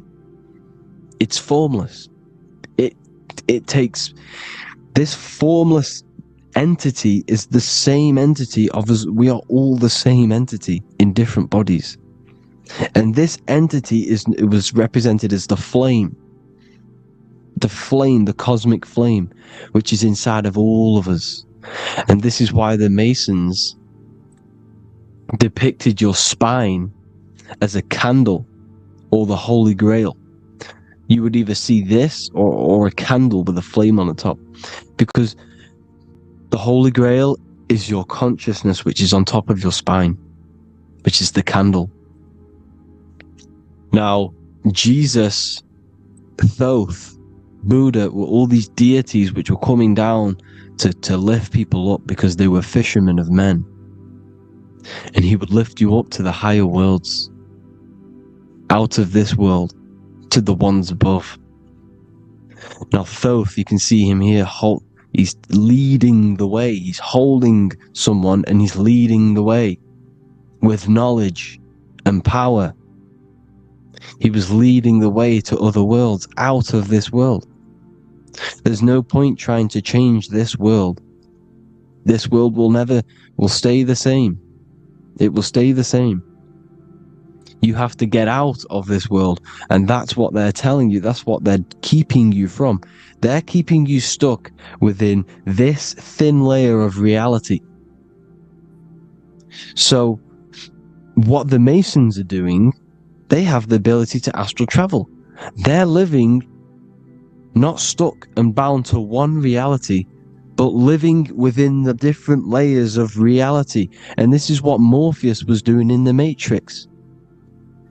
Morpheus was going into the Matrix to go and get Neo, which is exactly what Jesus was doing, pulling up people out of this world to the ones higher. And that's exactly what Morpheus is doing in the Matrix. If you haven't watched the Matrix, go and watch it.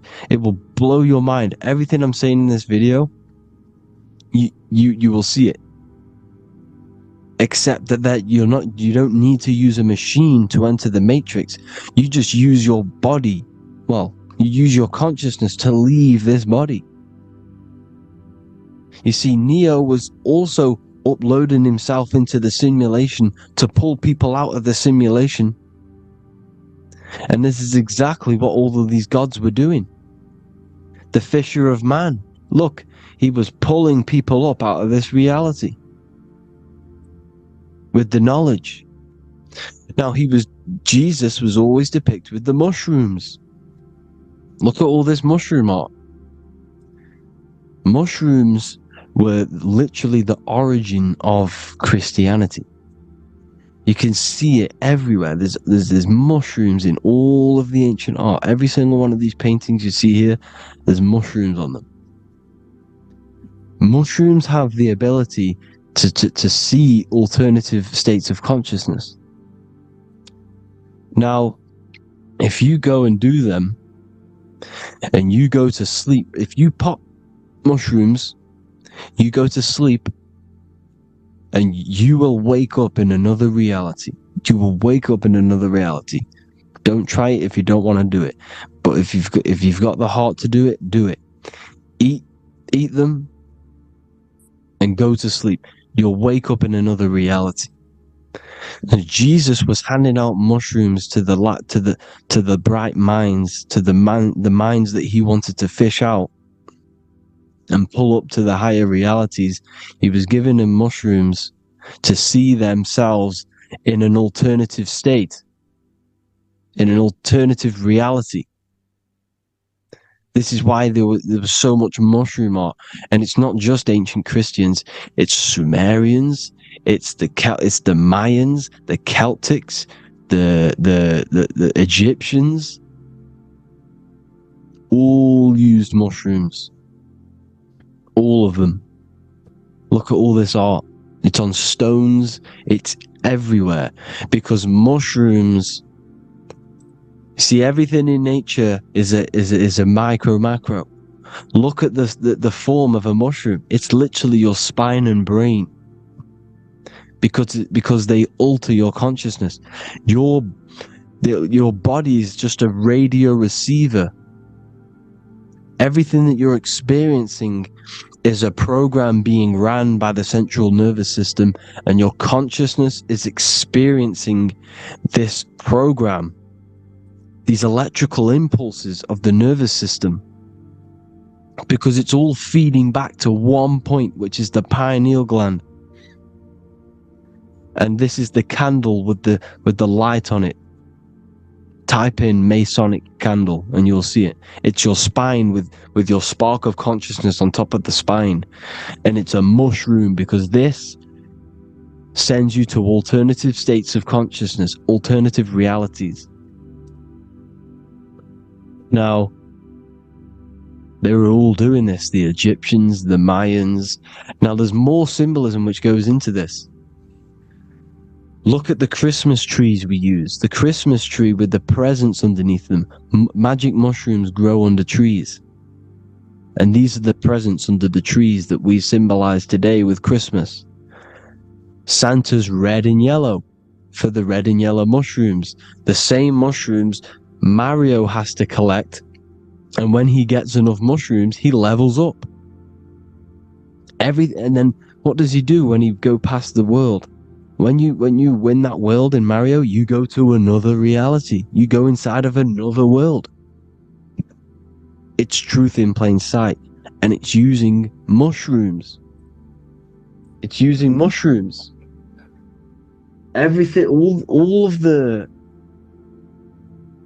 of the characters in Mario, well, a lot of them are mushrooms. Look at this one.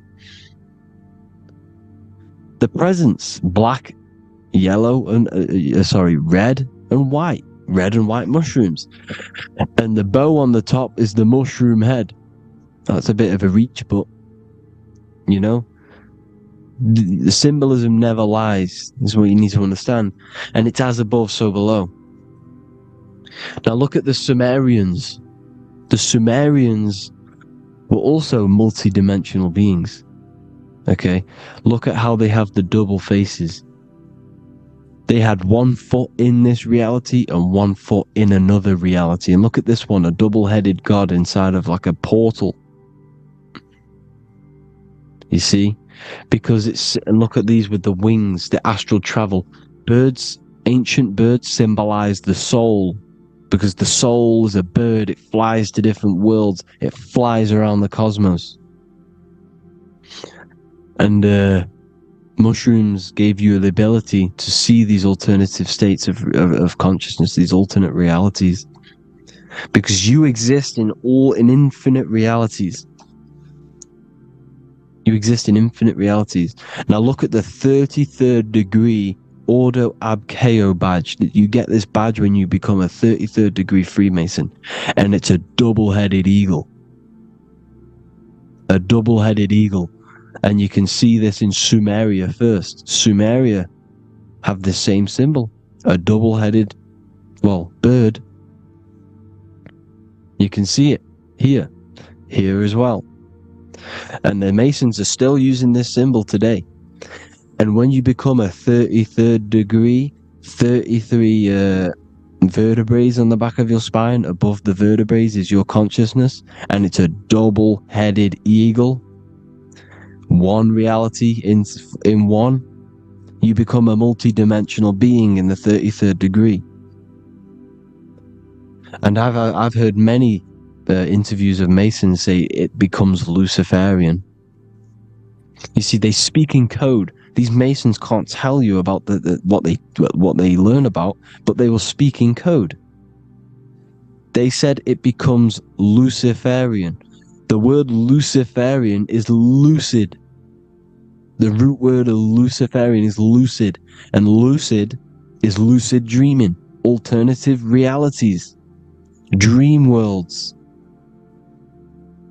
You become a god. Luciferian means you're becoming your own god, pretty much, because you are becoming a multi-dimensional being living in between the different layers of reality at the 33rd degree of Freemasonry. And look at the double-headed eagle, because the birds symbolize the soul. And they reach high, they fly high, just like the soul wants to fly high to the light, to become one with the light, like the Emerald Tablet says. Now look at Janus. Janus was another god, and he's known as the god of doorways. Janus always depicted with a double head. Janus is why we say janitor or January. And January is entering a new year. Janus is known as the god of doorways with keys, always got a key, because keys open doors. That's why the janitor holds all the keys. And Janus always has double heads, because he had one foot in this reality, one foot in another. He was a multi-dimensional being, a Luciferian, living between the different layers of reality, instead of being stuck in one like we are. Well, a lot of people. And that's the whole point. You see, all of this stuff is about like changing the world and stuff like that. This world will probably never ever change. It's probably been like this forever. Well, forever, for a long time. But it's about moving out of this reality to the higher states. And the Masons always depict the ladder to the luminaries, the stars, with a key, the same key of Janus.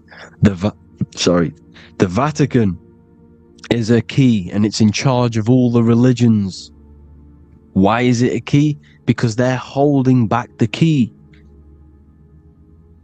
They're keeping you stuck within this reality, keeping you stuck as identifying yourself with the body, identifying yourself with this world. You are not in the world is within you. This is a program being ran by your central nervous system, and your consciousness is experiencing this reality. Now, this is going to be a mind-blowing video for some people. You have to have an open mind. You have to let go of all the programs. I'm repeating what the ancients are talking about and the ancient symbolism. Look at Janus with the double-headed god. He was just another god coming down, giving keys to people who had the worthy mind to be pulled up out of this reality, to be pulled up to heaven, just like Jesus was teaching how to reach heaven. But really, it's an encoded scripture. But anyways, hope you all gained some insight on this video. Have an amazing day. Please like, share, comment. All the links are in the bio for the PDF, for the Manifestation Mastery course, and all the other amazing stuff. And if you want to support the channel, I'd greatly appreciate if you became a Patreon member. Hope you'll have an amazing day, people. God bless.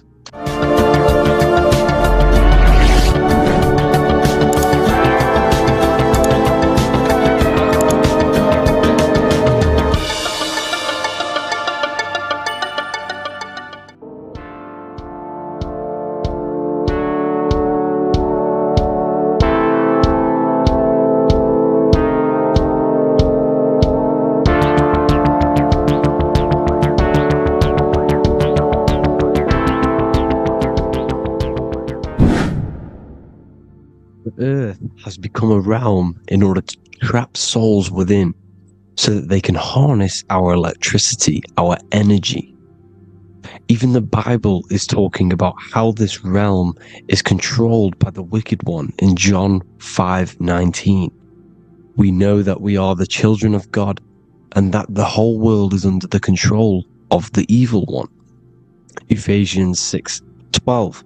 For our struggle is not against flesh and blood, but against the rulers, against the authorities, against the powers of this dark world, and against the spiritual forces of evil in the heavenly realms. So the Bible is telling us that this is not the only world. There are other worlds, there are other realms that we can go to, considered as heaven. Heaven being a higher realm where there is no evil, no darkness. This is a midpoint realm where there is good and evil.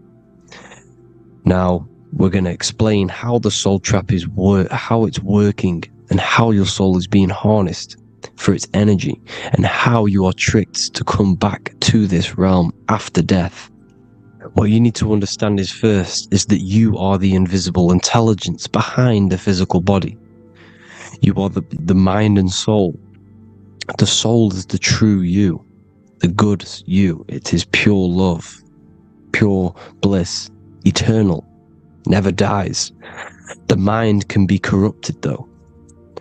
The mind is the intelligence of the soul. It is invisible. It has no true form. The intelligence inhabits the brain. The brain is the computer to control the electrical machine called the nervous system, which is choice, program, and action. You are the invisible intelligence behind the body, and this will prove it even more. You do not even see into the external world. You are seeing an image produced by the brain, because the light is being sucked through the retinas of the eyes. The image is produced in the visual cortex at the back of the brain. What does this mean? This means that we are the consciousness in the center of the brain, in the pineal gland, that is experiencing the program being ran by the central nervous system in the brain. This is the sigil of Lucifer. Lucifer in Latin is Lucy. Lucy is light in Latin. Lucifer is known as the light bearer. This is how the eyes work, people. It's not a demon or a devil. The sigil for Lucifer is how the eyes work, and how the left eye is controlled by the right brain. The right eye is controlled by the left brain. There is a crossover. It's the same with the body. The left side of the body is controlled by the right brain. The right side of the body is controlled by the left brain. There's a crossover with our hemispheres in the brain. Now, this empty chamber in the center of the brain is where this universal cosmic intelligence is held, known as the most holy place in the Bible, the throne of God. Okay, this is above the 33 vertebrae on the spine. As you can see here, you are the being in the center of this point. All of the nerves are being sent back to this one particular point, which is the seat of our invisible intelligence. You can see it's an empty chamber. Our consciousness, our intelligence is not a physical thing. This intelligence is the true voice inside of your head. This is why your head is heaven, your heart is earth, your heel is hell. Your head is heaven because this is the seat, the throne of God. God is in heaven because the consciousness, this divine intelligence that's controlling the body, is sat in the center of the brain. The brain is taking commands of this invisible intelligence. When you close your eyes, you can feel your awareness, your consciousness, your intelligence is all in the brain. Your awareness is not in the feet, the heart, the legs, the arms. It's all in the center of the brain. Now, if you meditate deeply, you will find that You are beyond the mind. You are the being observing the thoughts. You are the soul observing the thoughts. Now, with this being said, you are the consciousness experiencing the program being ran by the central nervous system in the brain, because you're not seeing into the external world. It's an image, it's a simulated image produced by the brain and the central nervous system. You do not experience the external world. You do not feel the external world. You feel electrical impulses on your nervous system. Your nervous system is decoding what you are feeling. So the only thing that you truly feel is the electrical impulses on your nervous system. This is why the nervous system is the tree of knowledge of good and evil, because it gives your invisible intelligence, your mind, the knowledge of good and evil.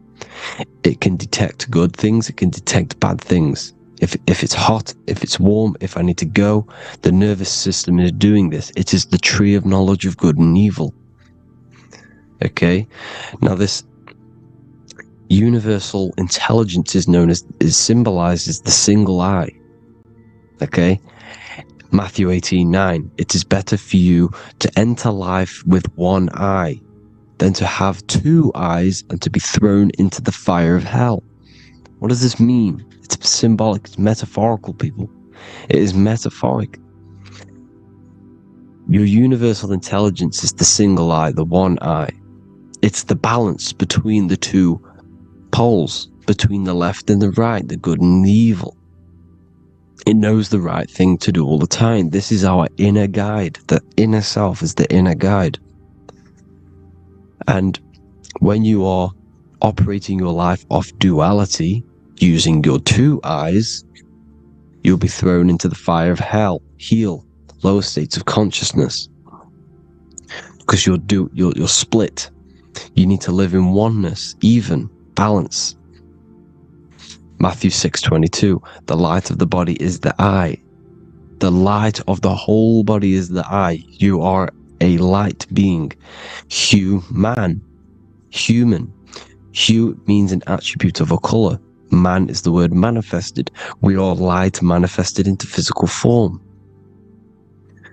Depending on your vibration is depending on what color that you are vibrating on, which is a hue, a human. If therefore thine eye be single, thy whole body should be full of light. Again, it's talking about the single eye, oneness, completeness. When you balance the hemispheres of the brain, we'll go over that later. But anyways, the body is the earth. This is what we need to understand, people. The body is running the simulation, the program that our consciousness is experiencing. So when we leave the body during death and astral projection, we leave the earth. This is how it works. The body is the vehicle for the earth, for this realm. Everything exists within our mind. You have the soul, mind, and body. The soul is the observer, the watcher, the true being.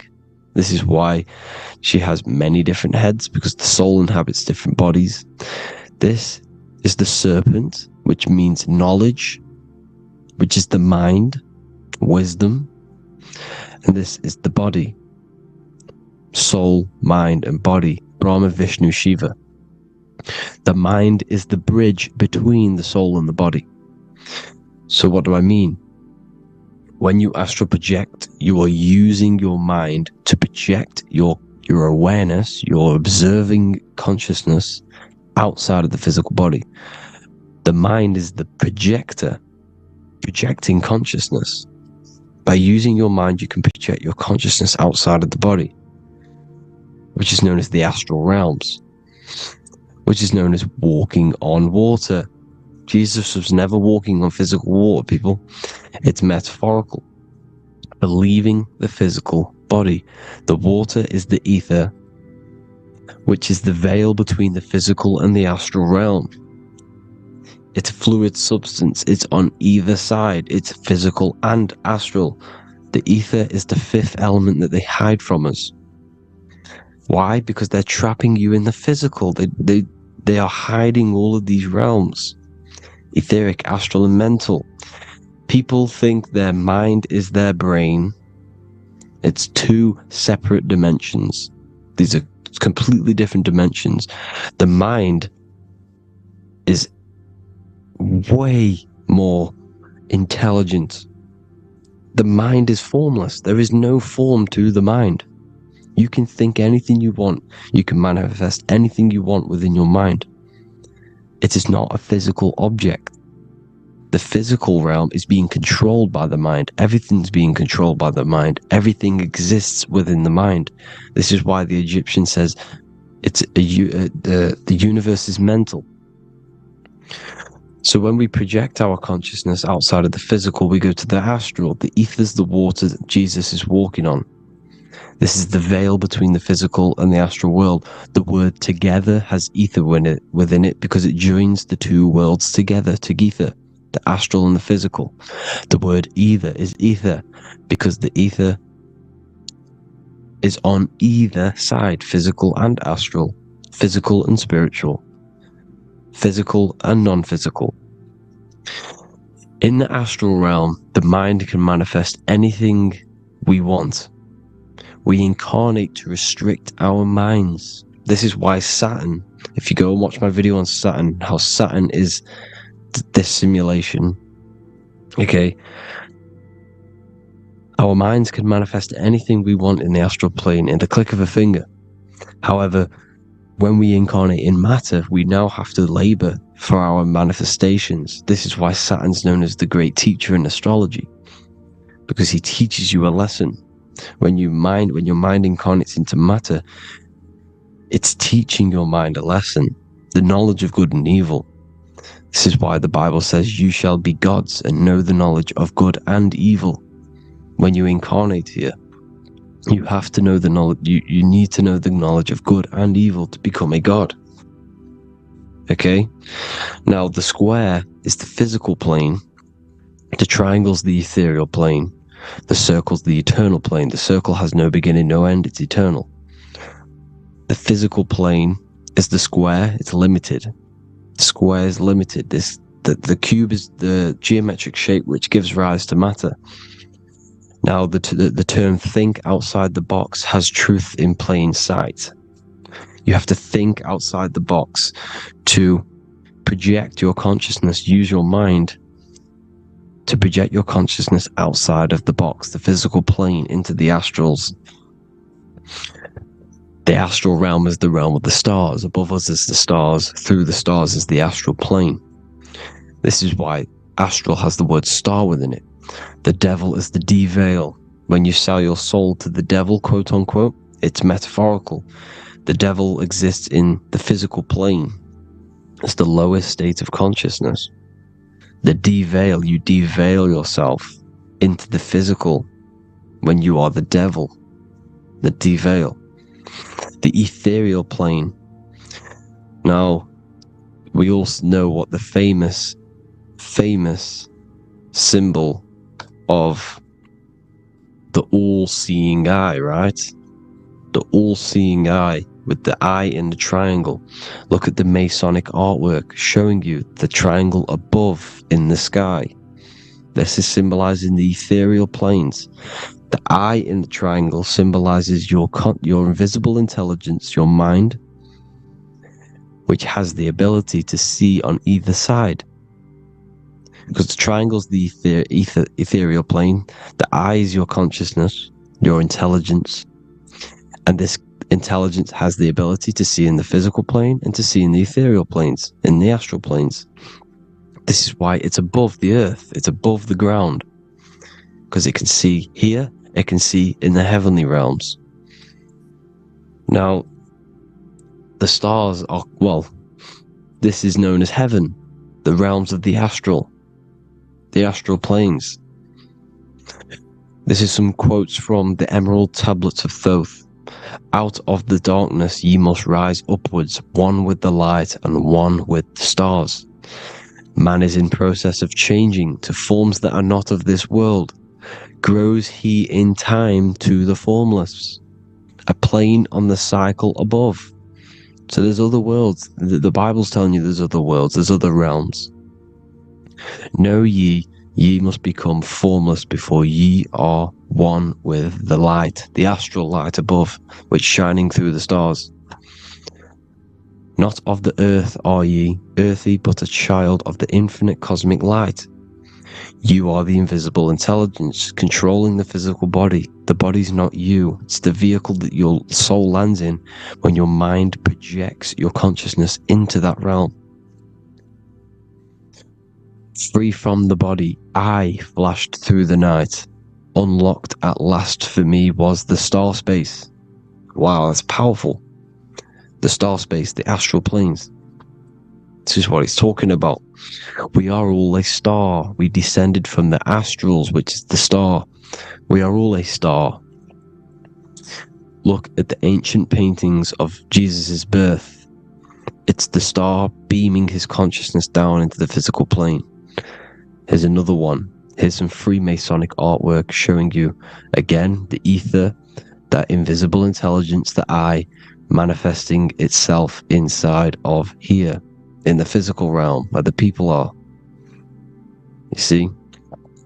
It's the same here. This is Jesus. Here's the bird symbolizes the Holy Spirit, your invisible intelligence, descending into the waters, the ether, the ethereal, everything. The ether's the base of all physical matter.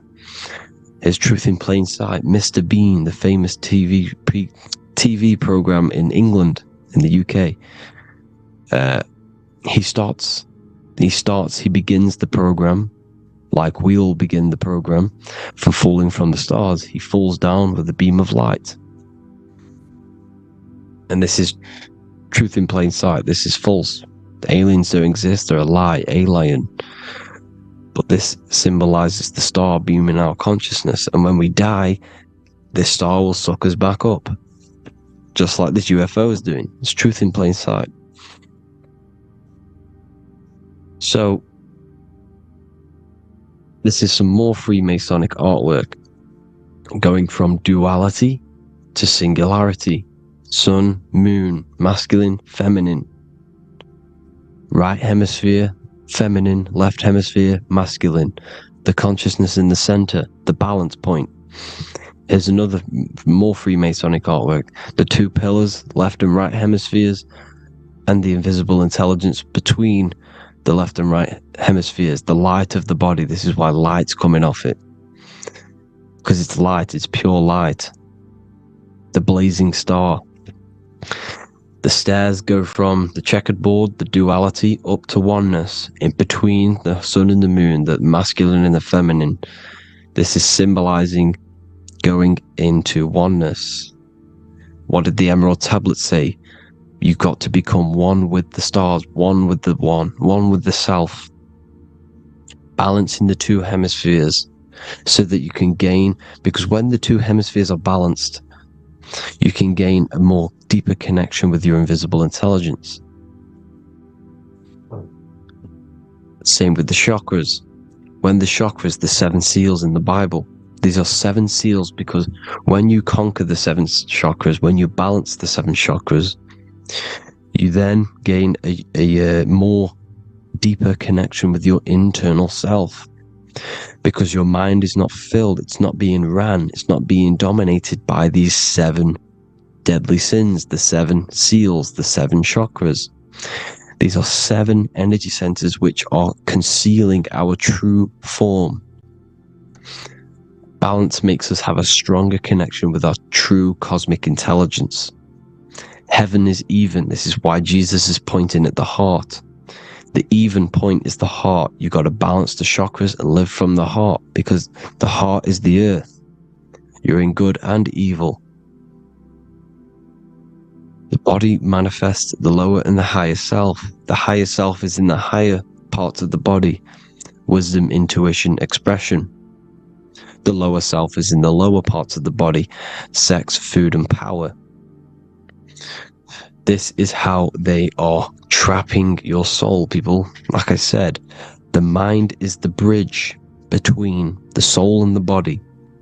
So by tricking the mind, not giving it the right knowledge, and keeping the mind stuck in the lower three centers, thinking about power, food, and sex. This is low vibrating energy. It's going to keep your mind addicted to the physical realms.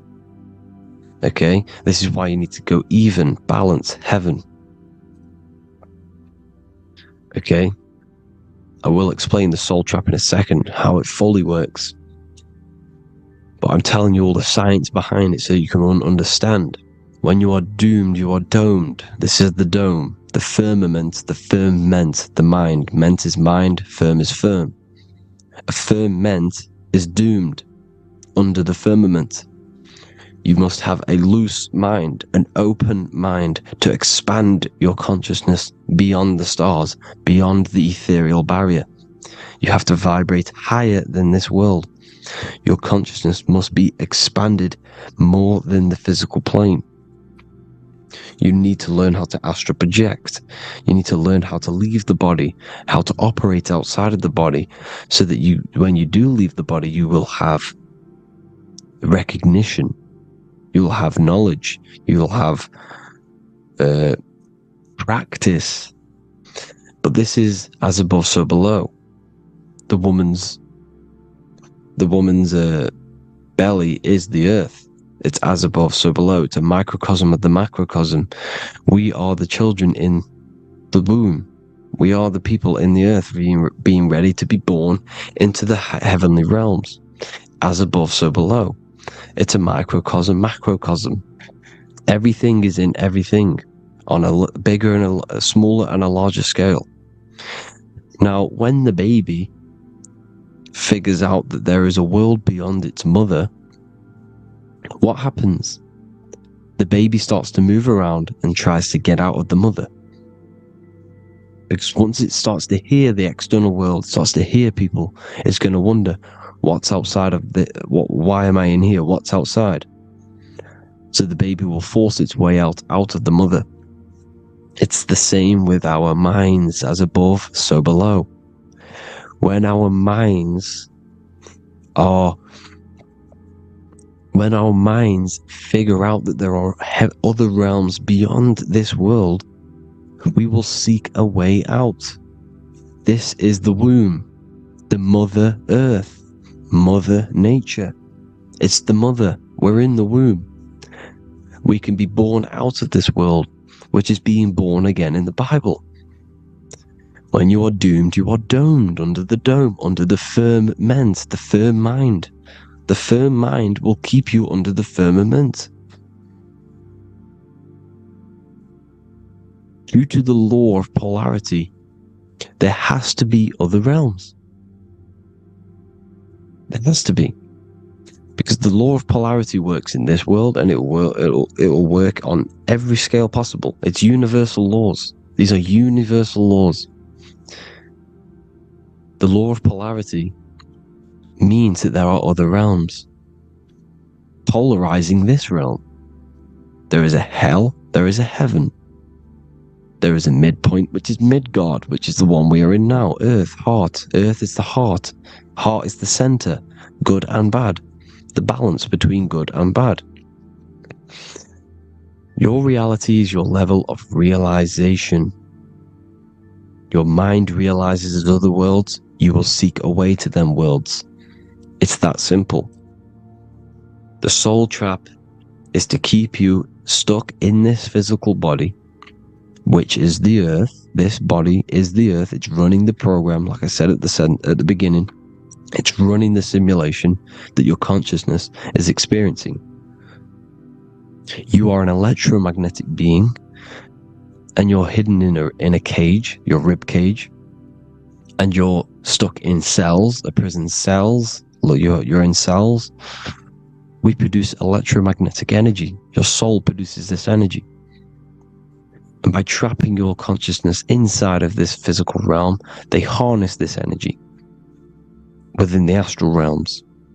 They're using you to manifest demons, because your mind creates demons through emotions and mental thought energy, which is a whole nother video. I can make a video on that.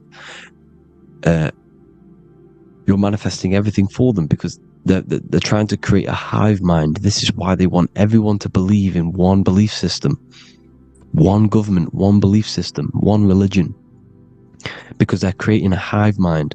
This hive mind will manifest and be summoned within the astral planes, because the mind manifests the astral plane. The astral plane is the realm of imagination.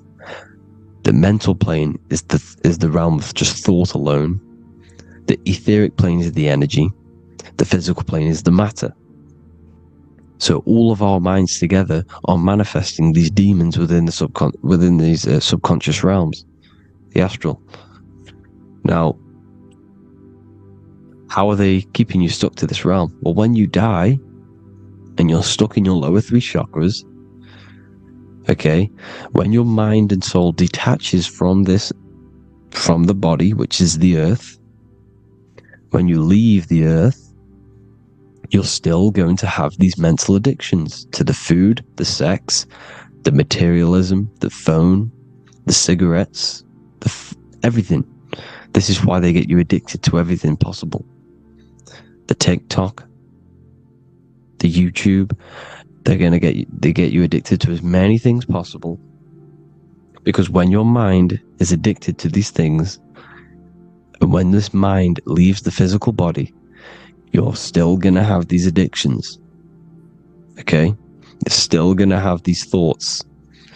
And you will be manifested into the lower astral realms, because you're thinking materialistic, you're thinking negative, because your level of realization was your reality. You were manifesting hell on the earth. When you leave the body, you're going to manifest hell in the astral planes, which means you'll be vibrating on the very low, which will put you in the lower astral realms. So guess what? You're going to come back. You're going to come back into materialism. You're going to reincarnate. Because you haven't prepared for life after death. You must detach from the external world. Okay? Moon is mind. The sun is the soul. The earth is the body. The moon is the mind. This is why we say lunatic. In your mind, you have a specific mood. Moon. Money, M-O-N, is the moon. Money exists in the mind. They get you addicted to the money. The Bible's telling you this.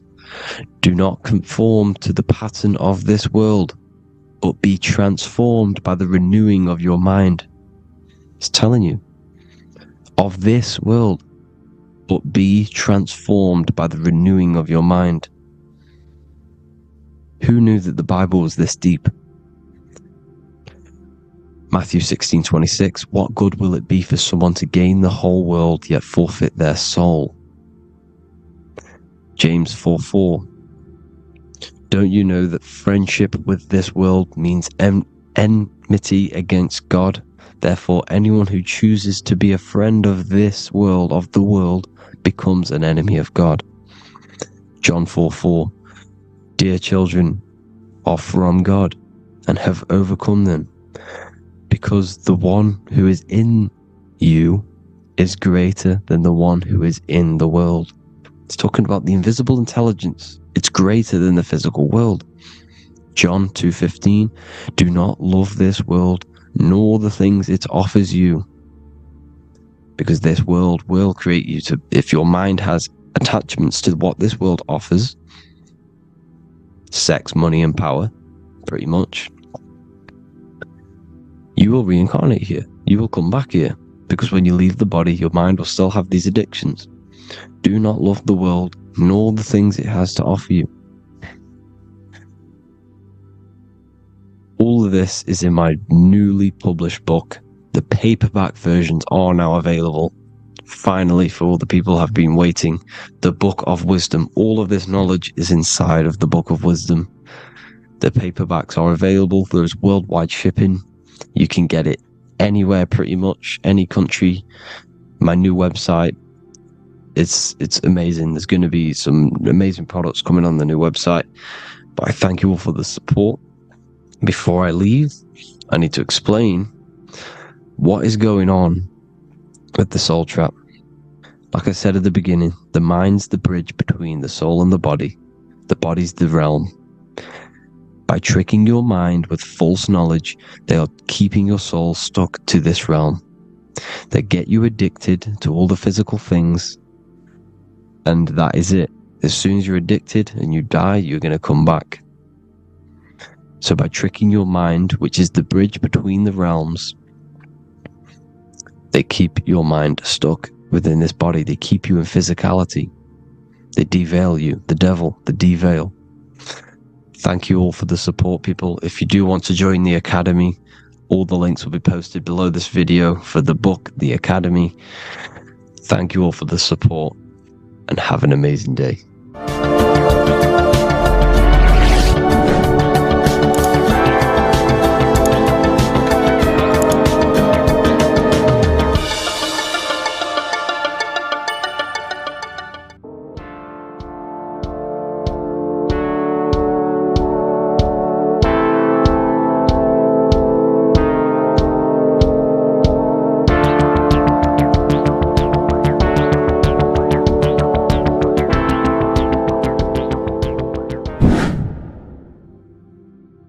People, how are you all doing? It's Revival of Wisdom, and today we're going to be talking about your birth certificates and how we are slaves to a system and how they have trapped us into this system. Okay, so the first thing you need to understand about this system is there are two types of laws. You have the law of water, which is Admiralty law, and the law of the land. So the Admiralty law is the law of water, and this is what money is. Money is water. This is why we say liquidity, currency, the current. A current is water, something moving through something. Cash flow. And this is why banks are called banks, because a river bank is on either side of the water, and it directs the currency. You see? So money is water. And as you can see here, Ripple, the cryptocurrency, Ripple, water Ripple, and they're building a bridge over water, overseas, international banking with cryptocurrency. So money is water, and this has specific laws about water, but water is the same everywhere, you see. What the difference is with the law of the land is that you can have different laws in different lands. I can't do certain things in the UK that people can do in America, for example. You see, that's the law of the land. But the law of water is the same, because water is everywhere. Now, this is very important to understand when it comes to, you know, these birth certificates. So, Pope Gregory, this is where we're going to start off. Pope Gregory in 1582 took the Orthodox Eastern sunrise calendar and changed it to his own Gregorian timeline, not a calendar, a timeline. This timeline was copyrighted by Pope Gregory under the name of the Vatican. So the Vatican owns the timeline that we are using today, 2023. They own it. They own the title of this Gregorian calendar. Okay? Therefore, anyone who is born under this copyrighted timeline, not calendar, they are subjected to Rome, because Rome owns the timeline. They have a patent, a copyright for that timeline. What is on our birth certificates? That timeline. We are born underneath. We are subjected to the Vatican. This is why all birth certificates go to the Vatican. They own every single birth certificate. Okay? So when we use this timeline, we are subjecting ourselves to this timeline. Okay? Which the Vatican has a claim over. This calendar or timeline is set to sunset, not the sunrise, which is associated with death, darkness, and the moon, lunatics. You see, so this is a sunset calendar timeline. Okay, this is now, they've changed a couple things, right? They say that the new year is January the 1st. Okay, when we know this is in winter. January is winter, which is associated with darkness, death, the death of nature. So this is a death cult, people. These people are evil. They're so evil. The Vatican. And this is why we use April Fool's Day, because April is in Aries, and Aries is always the start of the zodiac. This is why Aries rules the head region. 12 zodiacs, 12 systems of the body. Each zodiac is associated with each part of the body, and this is why Aries is the head, cerebrum. But we're not going to talk about it in this video. But yes, that is what April Fool's Day is. They're putting it in your face. April Fool's Day is the real start of the year, when the sun starts to rise again, when the risen Savior is resurrected, when it's born again. This is when the Jews celebrate the Passover. This is when the Christians celebrate the resurrection of Jesus, and they eat lamb. The Jews eat lamb because we're in Aries, the new year. The sun is now born again, our risen Savior, the light of the world. So yes, this is what April Fool's Day is. It's the first day of the year, which they changed. Pope Gregory changed. So you need to understand is that you are in the womb. You are inside of a ship, because every ship, literally a ship, every ship is female. This is why they say she delivers the product, because she does deliver the product, you, the baby. Same thing with a ship, they deliver products. They are a she. And when they pull up to the bay, like you can see on this picture, they're pulling up to the bay. This is now called the birth canal. The ship is now in birth. On paper. Okay, this is law. And when they pull up, they tie up to the bay, and now they get a certificate of manifest certifying all of the products which are on the ship and what they are bringing into that nation. Okay, so you're bringing in this many of that, everything's on the certificate of manifest. And this certificate of manifest is also your birth certificate, because you are traveling through water when you are in the birth canal of your mother, because you are in water when you are in the womb, and you travel through the birth canal, and when you arrive, you get a certificate of manifest with the name, how many, the quantity, that's your birth certificate. Okay. And this is what it is. We are a we're not a corporation, but we represent a corporation, which is your name in full capital letters. That is your corporation. You cannot physically tax a body, but you can tax a corporation. This is why we get charged. This is why we get taxed, because it all goes down to the corporation which our name represents, which we are subjecting ourselves to. We are my name. I am subjecting myself to this name, and that name has a corporation which I represent, which I subject myself to. You see, this is how we are attached to this straw man, this character that they have built on paper. So it's a character which is on paper. This is what we represent. So when the woman gives birth, she delivers the baby, and then she has another substance. Now I'm going to break down how they attach this name to us, how they do it.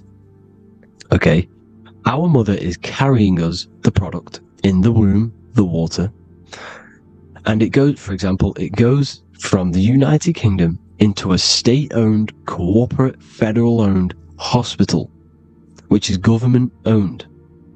She does not declare the package when she enters the building.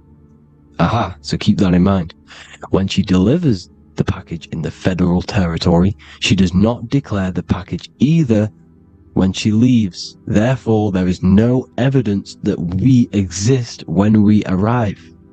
On paper. On paper, there is no evidence that we came into the building or left the building. We have not been declared. So we do not exist on paper at this point. When the woman gives birth, she delivers the baby, and then she has another substance, which is called the afterbirth material. Okay? This afterbirth material has the same DNA as our physical body, with the body, mind, and spirit. Okay? This is how they get this cooperation. Hold on. The afterbirth material does not get claimed by the mother nor anyone. Therefore, they salvage that substance because we are under the Vatican. Every state is all Catholic. Your birth certificate is Catholic. No matter what religion you think you are, every single birth certificate is Catholic because we are subjected to Rome. All roads lead to Rome. Rome runs all of this. Okay? We're still under the Roman Empire. Okay? So, Rome are Catholic and they believe in salvation. This is how religion comes into this. This is how they use religion to get this. So they salvage the afterbirth material and they claim it and they salvage it and give it and charge it to Rome. And they give it a name.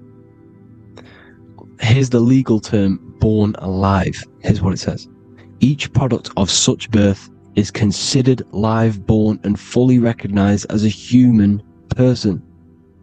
So each product of such birth, so that could be anything, the afterbirth, the person who actually comes out, the baby.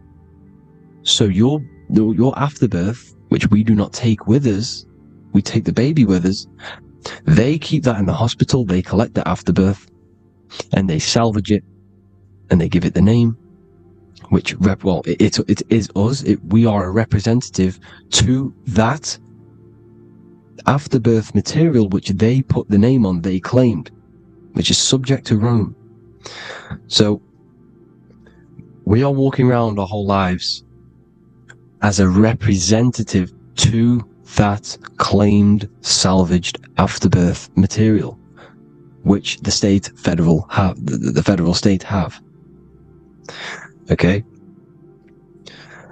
We are under the Catholic Church, Vatican, therefore the afterbirth material is a child of God. See? On paper, therefore they believe in salvation and salvage the afterbirth material. This material has no mother or father. The state pick it up, it becomes a war to the courts and gets charged to the state. So we are a representative to that character they salvaged because it is the exact same DNA as you. Subject is the name or the title, and the matter is the physical aspect left behind in the hospital, which represents us. You see?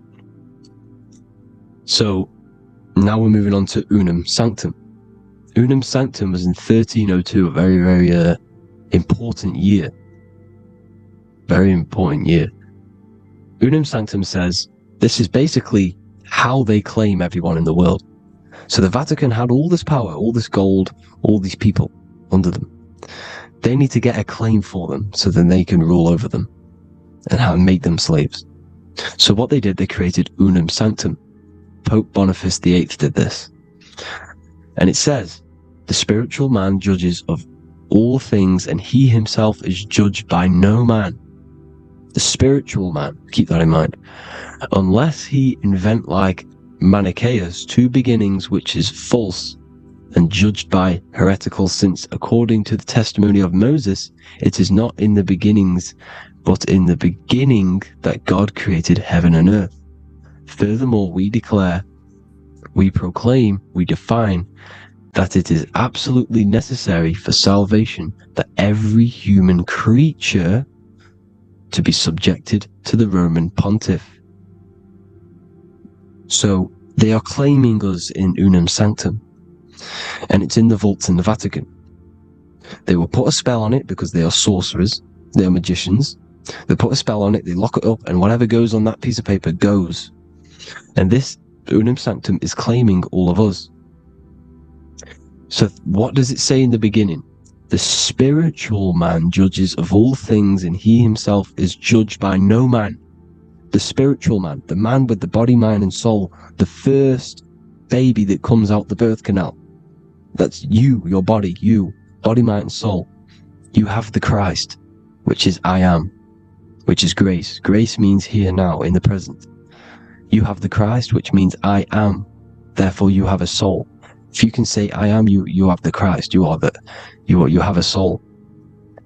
But a creature can be anything with no soul.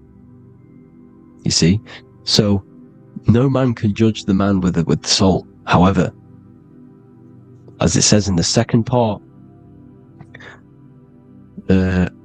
we proclaim, we define that it's absolutely necessary for salvation that every human creature to be subject to the Roman pontiff.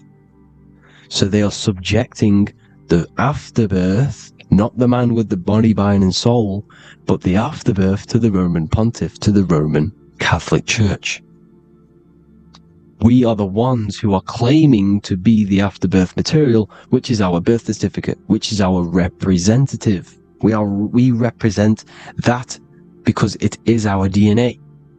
This is how we are stuck. We are stuck because we represent this DNA, which is on paper, recorded. You see? So we, being untaught, uneducated in these subjects, we are subjecting ourselves to this system, to this slavery.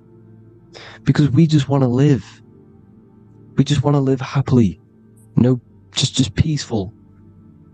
Think about it. Where's all this coming from? Where's all this war, all this killing, deaths coming from? We just want to live. It's coming from the Catholic Church, these evil death cult, which has subjected us, which has used us as slaves, and we are still slaves, and it's just going to get worse and worse and worse. So this is how we have subjected ourselves to be the slaves to this system. It's a lot to take in, and there's a lot more deeper stuff which goes into this. I'm just going over the surface. I'm going quite deep, but there is little details that I still need to learn myself. But this is the general how that we've been stuck to this slave system. So we are batteries, okay? This is why we get charged. When you go in a court, you get charged, okay? Because you're a biological battery. This is why cities look like motherboards, because we are feeding energy to this matrix. Okay? When we look outside of ourselves, when we give power to so-called Jesus Christ, worshipping idols outside of ourselves, where attention goes, energy flows. We are feeding the matrix with energy. By looking within, placing your attention within yourself, you are taking back your power. Because the I am is Christ. The you, the soul, is Christ. It's God. The awareness is God. Okay? However, we are subjecting ourselves to this system. We're subjecting ourselves to this system and the feeding of our energy. So what we need to look for the future is that, think about it, with the end goal is to change our DNA, is to literally make us robots, transhumanism, slaves. This is why we have smart cars, smartphones, smart watches, smart meters, smart cities. And all of this is going to be connected by the smart grid, which is 5G. This is why 5G is rolling out. 5G is going to connect all of these technologies to one. It's like a big net system. And you know why they're doing this? It's because all of this is going to be connected through this 5G, and that 5G is going to be controlled by the elites. So you say anything wrong, you do something wrong, you say the wrong thing online, they'll turn off your car, they'll turn off your phone, they'll turn off your smartwatch, they'll turn off your TV, because it's all going to be connected and controlled by the smart grid. And this is what the Great Reset is, people. But they're going to trap us inside of these 15-minute smart cities, so we can't leave the area, because they're going to use climate change as a tool to enslave us to not travel because of so-called climate change and the fumes that we are putting into the air, which is all BS. They're doing this to push these new cities, to push all of it. But listen, they're trying to get inside of your body.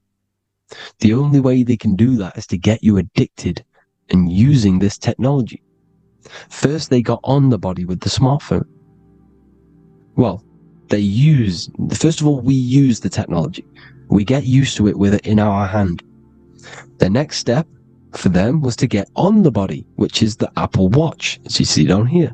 They have now successfully got onto the body. The next thing is to get inside of the body. This is the brain chip. You see how they've slowly lured their way in, slowly got you addicted to this technology, got you dependent on this technology. And what they're going to do is that they're going to mold society to be dependent on the brain chip. So in order, for example, if you want to go and pay for food, you're going to have to get a chip to pay for the food, because it's all going to be digital money. And that digital money will be connected to the chip, and you'll need the chip to pay for things. You see? So this is how they're slowly transhumanizing us. These phones, these apps, these things which are all which are all using, was created by Freemasons. Mason means traveler, because they travel the depths of the mind. They understand human consciousness. They understand the brain. They understand the mind. By the deepest root cause, they understand it. This is what Masonry is. It's the occult.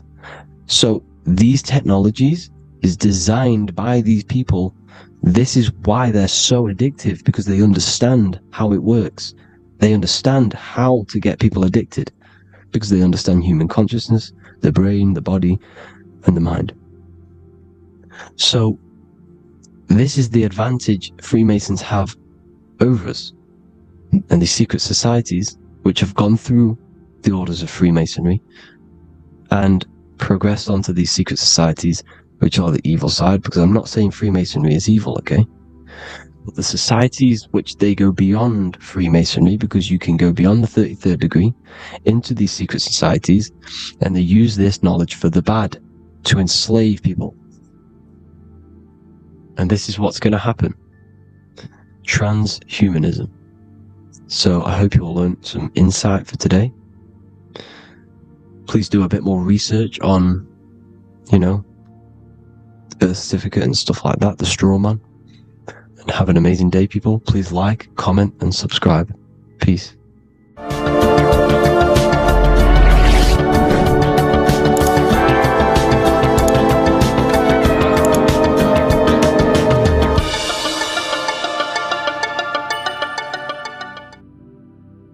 You don't just have a physical body.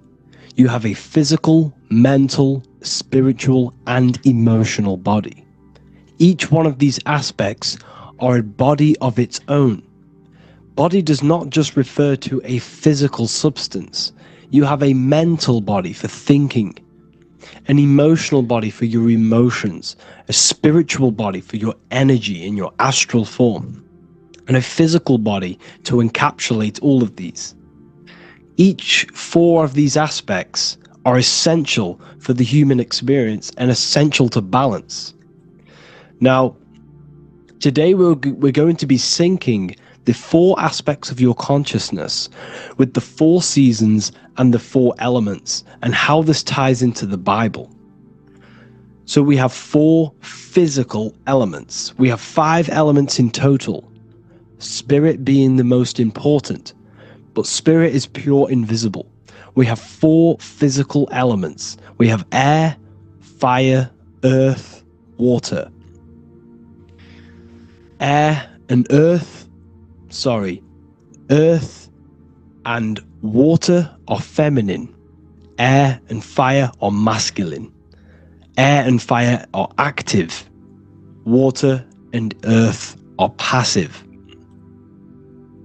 The air corresponds with the mental body of consciousness. This is where your intellect, this is where your communication, this is where your thoughts, intuition all comes from. This is the mental body of consciousness that allows you to think, allows you to process, figure things out, and have intellect and gain knowledge. This is your intellectual aspect of your consciousness, located in the head region. We have a fire nature, a spiritual nature. This is our astral body. Our astral body is all to do with the subconscious realms, the higher realms of consciousness. This is the body that allows us to be free from the physical body. Our spirit is more of our energy. Water is our emotional body. This is what allows us to feel things, that allows us to gain intuitive feelings of conscience. So emotion allows us to understand what is right and what is wrong.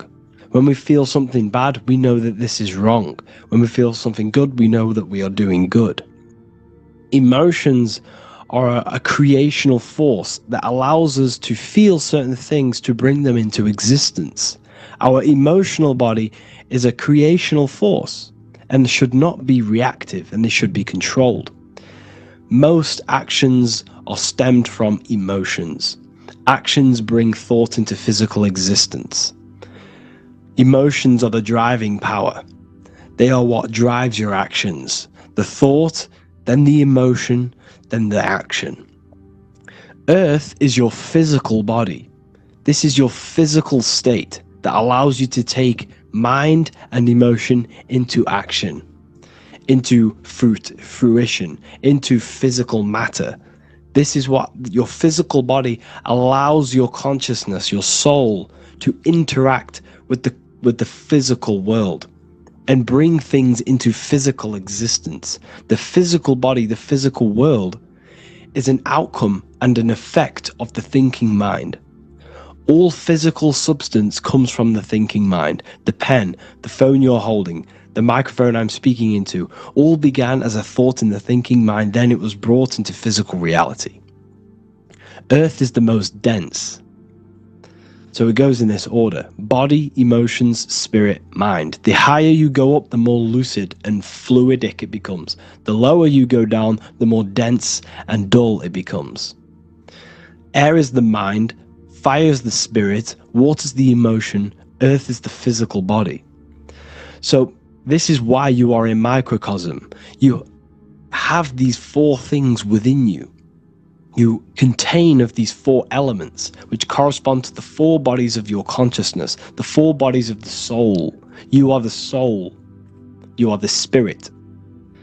So this is why in Theologians 4:17 it says, "Caught up together with them in the clouds to meet the Lord in the air."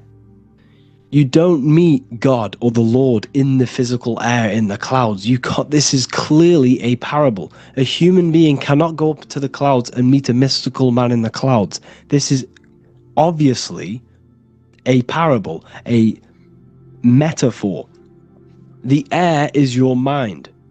You must raise your consciousness beyond the body, beyond the emotions, beyond the spirit, and enter in the mind during meditation, turning the mind inward to connect with the Lord. The Lord is the highest aspect of your consciousness, the one that exists beyond the physical body, beyond your emotions, beyond the thought. So you meet the Lord in the air, in the mind. The mind represents the air. This is why in America there's a saying called an airhead. You're an airhead. This means that you are stupid, or you don't think, or you have nothing in your mind. You have nothing in your head. When someone's very stupid, you call them an airhead, because air represents the mind. The air is elevated. The air is invisible. The mind is totally invisible to the human eyes. It is a metaphysical substance. In fact, it's not a substance at all. It's so fluidic. It's everywhere. The mind can be everywhere at all times. It can be anything. Nothing is impossible within the mind. Now, this is synced with the four seasons. The four seasons represent the four aspects of human consciousness, the four bodies of your consciousness, the four bodies of your soul. The sun is your soul, okay? And the sun travels around four seasons. Summer, when the sun is the most hottest point. Autumn, when the sun starts to move away from the hottest point. Things start to die. Then it goes to winter. This is when everything dies. This is when things enter in within itself. This is when darkness occurs. Then spring. This is the reignition of the sun. This is when the sun starts to bring back the warmth back to the summer. You have 4 seasons which correspond to the 4 bodies of consciousness. Fire is the spirit. This is when you are passionate. This is when you are taking action. This is when you are fiery. The sun is blazing. You're taking action. You're very passionate. You're very spirit. You're in the spirit. Autumn is water, emotion. This is when you start to become very reflecting. This is when you start to feel emotional. Because in autumn, there's lots of water. This represents the emotional body of consciousness. Winter is the mind. This is air. Winter, what happens in winter? Everything enters within itself. The leaves die. The trees die. Everything dies and goes within. This is the mind. The mind is the darkness, remember. You close your eyes to enter within the mind. The winter represents meditation. In the winter, what do people do? They stay inside of their house. They research more. They read more books. They become more intellectual. They think more in the winter because we are so we're stuck inside. So we're more reflective. We're thinking more. We're more communicative. We're more intellectual. In the spring, this represents the earth, the body. This is when we start to come out of the mind and we awaken to the body. And things start to grow again. The plants start to grow. The earth is growing again and reborn again. This is the body. This is when you become more active in the spring. And then the summer, back to the summer, we then take action on these thoughts and these thoughts that we gained over the winter. Essentially, this is just a massive cycle. And this is a daily cycle also. The nighttime is the winter. The morning is the spring. The midday is the summer. And the evening time is the autumn. This is a microcosm. We have 4 bodies of consciousness. You are the sun, you are the soul, and the soul has 4 bodies: summer, autumn, winter, spring. Emotion, air, body, spirit. Sorry, emotion, mind, body, spirit. So you are the soul. You are the pure essence of consciousness. The sun is your soul in the heart. And the seasons are inside of you because you are a microcosm. Okay? You are a microcosm. The word sun is son. The Latin word for sun is sol, which is soul or solo, because the sun is solo. It's on its own. You are the soul, and the soul has the 4 different bodies of consciousness. So, before we move on any further, if I've blown your mind, please, if you can, leave a like, a comment, a share, and a subscribe. Let me know what videos you want me to make in the future. Please drop a like, it definitely will help me. You are a microcosm of the macrocosm. Man is a miniature universe that goes through its own cycles. The seasons of the summer, winter, spring, and autumn do not occur merely outside of him, but within him as well. The summer is within you. You feel different in the summer. You feel different in the winter. You feel, depending on the body of consciousness, it's your soul's interacting with. So the sun in the sky is your soul inside, and the sun goes through these cycles, which is affecting your bodies of consciousness, because the cycles represent your bodies of consciousness. Now, this ties in with the Bible. This is why we have 4 Gospels. This is why Matthew, Mark, Luke, and John are always seen with the 4 different zodiac sign animals or symbols. So you always see each one of the Gospels. If you just type in on Google Matthew, Mark, Luke, and John, type in ancient pictures, paintings or pictures of them, and you will find these 4 zodiac signs are always standing with each one. Taurus, the bull. Leo, the lion. Scorpio, the eagle. An old symbol for Scorpio was the eagle. And a man for Aquarius. Here you see very, very ancient paintings and artwork. Here we see Matthew, the man, Aquarius. Here we see John, the Scorpio. Same here. We also see it on the tarot cards, on the world card. We see the 4 fixed zodiac signs. Here we see it as well. These are called the 4 fixed zodiac signs. Now, when we look at the zodiac, we're no longer looking at the sky. Because what you must understand is, as above, so below. What is above you is inside of you. What is above is what is below. What is outside of you is within you. The zodiac is inside of you. The zodiac revolves around the sun. The sun is your soul. These are different energies of your soul. Like I said earlier, the 4 seasons are the 4 bodies of your consciousness. And in each body of consciousness, you have these different energetic energies that you can work with. Okay, so this is the true astrology. This is the true astrology, the internal esoteric astrology. You can't find much information on this at all. Very hard to find. So what we're looking at are the 4 bodies of consciousness. Obviously, when you look in the middle of each, when we look in the middle of each season, spring, the middle of spring is Taurus. The middle of winter is Aquarius. The middle of autumn is Scorpio. The middle of summer is Leo. These 4 signs are known as the 4 fixed signs. Okay? Scorpio is fixed. It's the middle of autumn. Scorpio is a water sign, emotion. Aquarius is the air sign, the mind. Taurus is an earth sign, the body. Leo is a fire sign, the spirit. This is why we see Matthew, Mark, Luke, and John with the 4 fixed signs of the zodiac, which represent the 4 bodies of consciousness. Leo, the spirit, fire. Luke, Taurus, earth, body. Matthew, Aquarius, air, mind.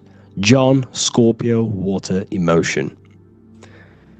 Each gospel is depicting Jesus and showing Jesus in each gospel. Each one of these gospels is showing and depicting Jesus according to the different body of consciousness. In John, this is when Jesus starts to turn water into wine. Water is emotion. Wine is transmuted emotion. This is when he does miracles with his emotions. Water into wine. Aquarius, which is Matthew, air, the mind. Inside of the Gospel of Matthew, this depicts Jesus as an intellectual person. A person who's communicating and using his mind, his mental body a lot inside of the Gospel of Matthew. Go and read it, and you will see this. Luke, Taurus, earth, the body. Luke shows and depicts Jesus according to the body of consciousness, the physical body. He shows Jesus as a human, being a human being, helping people physically and helping people's physical needs, like giving away food and doing all sorts of good things for other people. Leo, Mark, inside of the Gospel of Mark, this shows Jesus as a spiritual teacher, a passionate person who is taking action. Each gospel is showing Jesus according to the different body of consciousness, and Jesus represents you, the sun. That's why it's called the Son of God, the light of the world. Jesus represents your soul, and your soul has these 4 gospels, the 4 bodies of consciousness, the 4 fixed signs, the four elements and the 4 seasons. These things all correspond to your consciousness. So this is Leonardo da Vinci showing you the exact same thing. Jesus is the I am, the sun, the soul, in the middle, on his own. Luke, spring, earth, body. There are 3 people in each group. There are 4 groups and there are 3 people in each group. 1, 2, 3. 1, 2, 3, 1, 2, 3, 1, 2, 3. Fall, winter, summer, spring. These are according to the 4 bodies of consciousness. Here we see Aries, which rules the head region. He's on the head of the table. Gemini, he's holding up the 2 hands because Gemini rules the 2 hands, the 2 arms. Gemini is the 2 twins, which is the 2 arms and 2 hands, and the 2 lungs. Here we see the beginning of summer, which is Cancer. You see the big knife here? Cancer, him here, this grey-haired guy, holding a knife for the crab. Cancer, they pinch. You have a knife, symbolizing the crab. Leo, the middle of summer, showing dominance. The sun is very dominant. He's got his elbow on the table, showing dominance. Virgo has no Adam's apple. Cancer here is pointing at this woman's neck, saying there's no Adam's apple. This is Virgo, the virgin, the only woman. Jesus, the sun. This is Libra, the balancing. He's holding his arms out, balanced, showing the balancing of the sun, because when the sun enters Libra, the sun is balanced between winter and summer. So it's balanced. This is all astrology, but this is internal. Okay? This is Ezekiel's vision. Ezekiel had a vision in the Bible, and he saw the face of a man, the face of a lion, the face of an ox, and the face of an eagle. The eagle is Scorpio, the ox is Taurus, the lion is Leo, and the man is Aquarius. He saw the throne of God, and he saw the different bodies of consciousness. This is all symbolic for the different bodies of your soul. So when we look at the zodiac, we are actually looking at a map and the energies of our soul, and the energies of our bodies, and the energies of our consciousness. This is what we are looking at. Each zodiac is an aspect of our consciousness and an energy that we can work with and that we must purify. Balance and purification is essential. Imagine playing a brand new video game. Let's say a brand new video game came out and you had to play it. What happens when you play that game? You don't know the controls. You cause chaos in that game. You can't really run properly. You can't do anything properly. You're getting destroyed by other people who are playing that game. It's the same with your physical body. When you are born, you must learn how to play the game. You must learn how to balance the mind, learn how to balance the spirit, the emotions, and the physical body. We must balance and purify each body of our consciousness, which we must look after our physical body with our physical health by eating physical, electrical food like fruits and veg. We must look after our minds by being conscious of what enters our eyes, enters our ears, enters everything. Whatever enters our 5 senses is affecting our mind, our mental health, our environment, mental. We need to look after our thoughts. Control our thoughts by purifying our thoughts, only positive thoughts. Then we must purify our emotions, feeling only gratitude and love and not feeling these negative, dull emotions. Then we must look after our spiritual body through meditation and looking after our spirit. But remember, when we look after our mind, it all begins in the mind. Each body of consciousness is interlocked with the other. If you have an unhealthy body, you have an unhealthy mind, spirit, and emotions. If you have an unhealthy mind, you have an unhealthy body, spirit, and emotions. If you have an unhealthy emotions, you have an unhealthy spirit, mind, and physical body. They're all interlocked. You must balance each one of them. Look after your physical body, look after your thoughts, look after your emotions, look after your spirit. But remember, the mind is the most powerful one. It's mind over matter.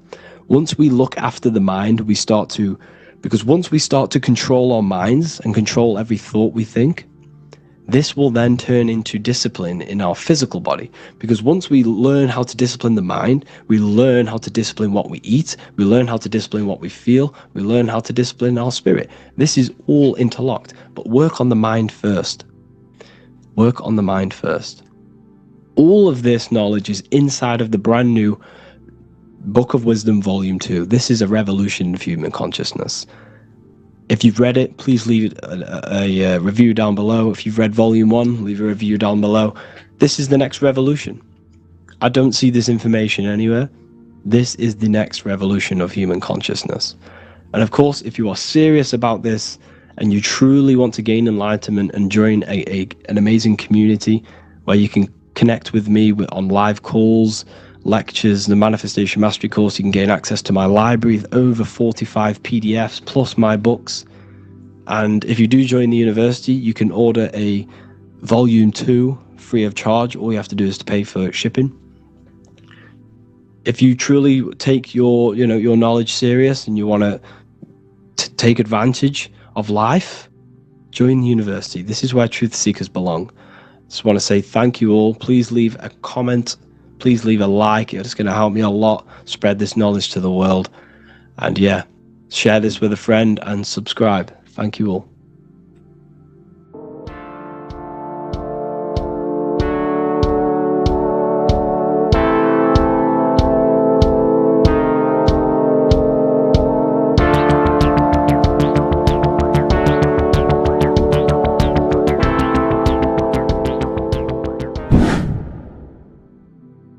What is good, people? It's Revival of Wisdom. Today we're going to be talking about Saturn.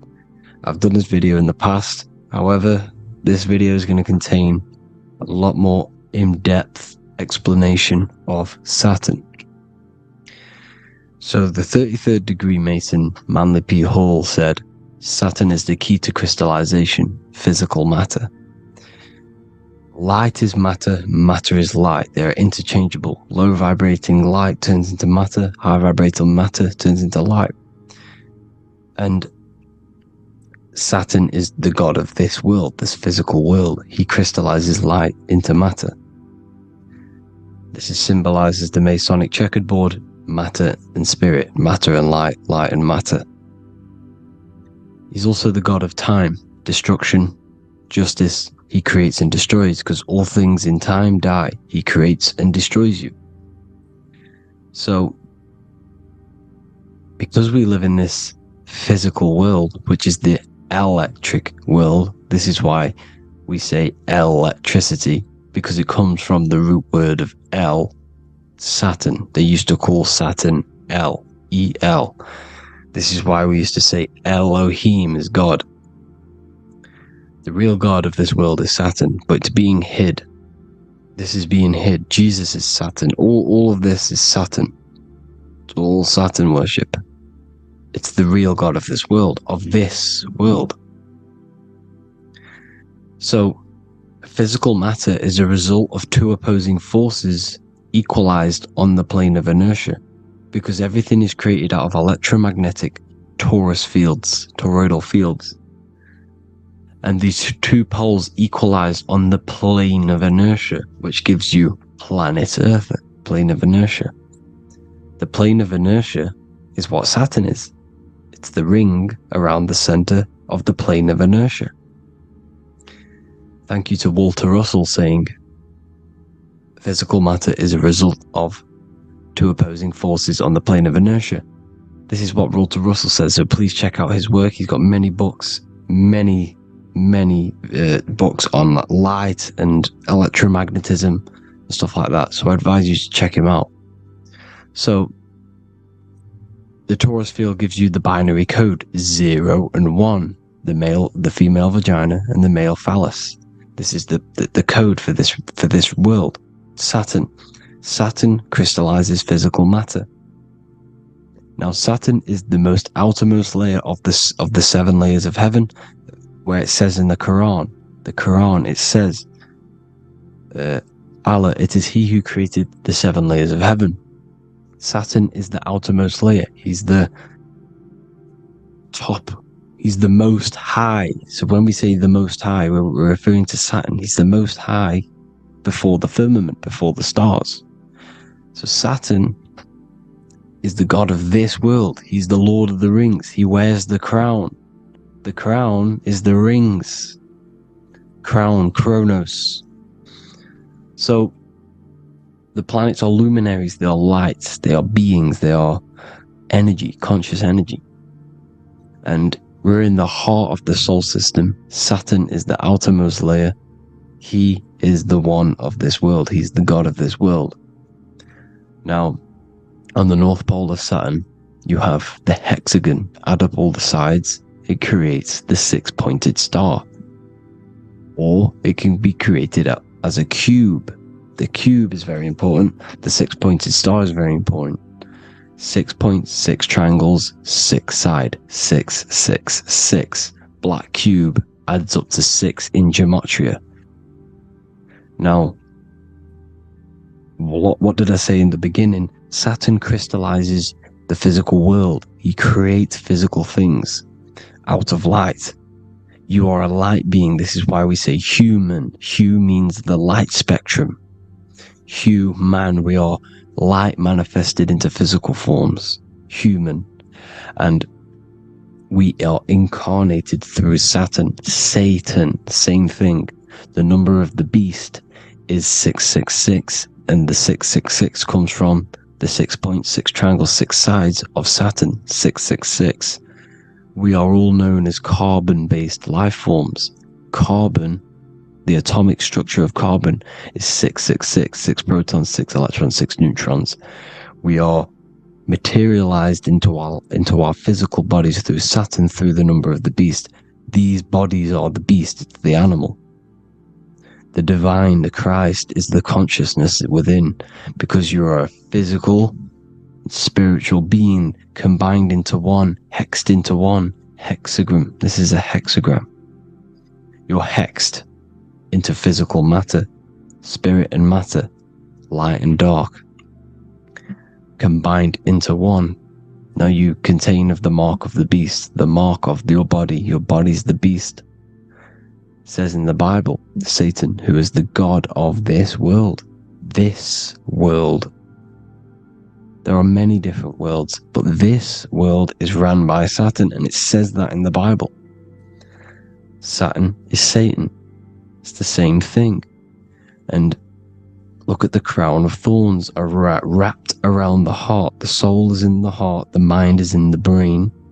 The soul is wrapped around the rings of Saturn. You're wrapped in physical matter. This is what it's showing you. This is symbolizing the rings of Saturn wrapping you.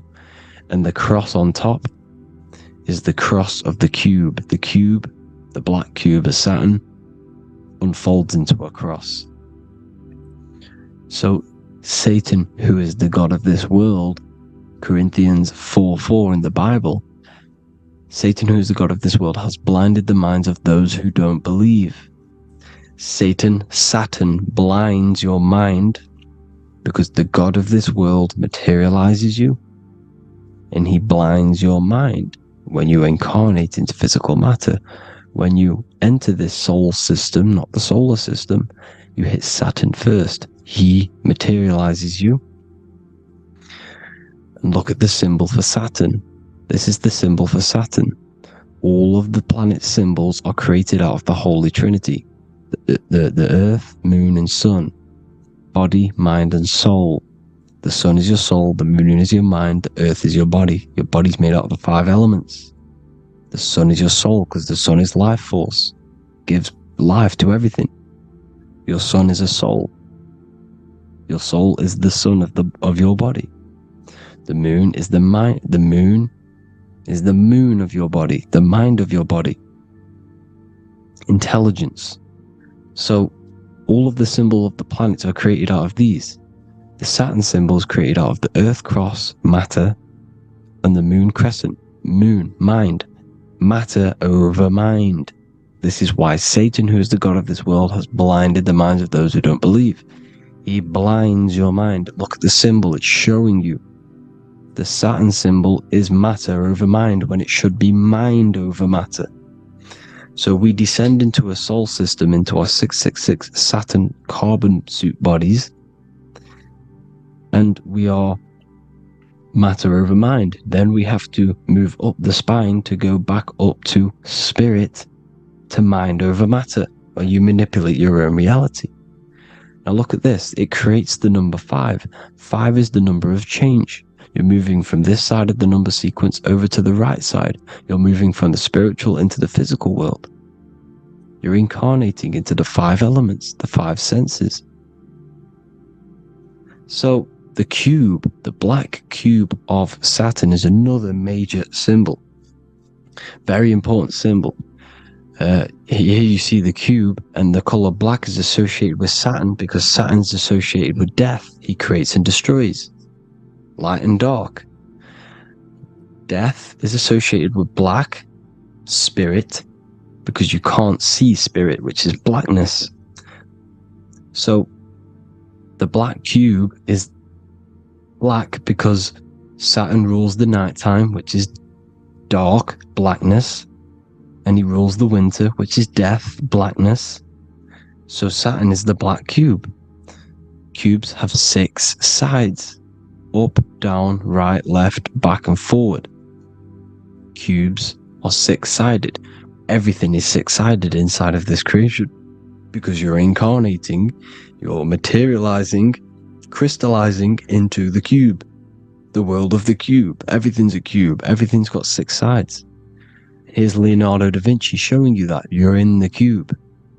Leonardo da Vinci did this famous painting. You're in the cube. You're hexed into physical matter, where you're incarnated into the 3rd dimension, the 3-dimensional world, which is a cube, 3D. And black cube adds up to 6 sides of the black cube. The Kabbalah means cube god in Arabic. And look at what they do. They worship the cube, the black cube, and they stand in rings like the rings of Saturn. Australia, Denmark, Manhattan, Santana all have these black cubes. You go to New York, you will see the black cube there as well. These black cubes are everywhere because it is the real God of this world, So look at the cross. The cross unfolds into the cube. Xbox, Nintendo GameCube, Sega Saturn, anything to do with a simulated gaming reality, they put Saturn in it because we're in the simulation of Saturn. This is a simulation. And this is why they reflect this through the Xbox, GameCube, Sega Saturn. Anything to do with gaming, simulations, is all Saturn. Because we're in the cube of Saturn, the black cube. We're in the GameCube, the Xbox, the Sega Saturn. As above, so below. So they reflect it through the simulations that they create inside of this simulation. Cubes have 8 points for the 8 points of time and space. 8 is the number of time. Everything's cycling, infinity. So look at the cube. The cube is symbolized as in Judaism. The Judays have the black cube. They wrap themselves in a black band and they cover their eyes into blackness. The black cube, for the black cube of Saturn, they use the star as Saturn, and they worship their god on Saturn Day because it's all Saturn worship. And look how the Saturn god is wrapped around with these thorns or leaves, just like Jesus is wrapped around his heart.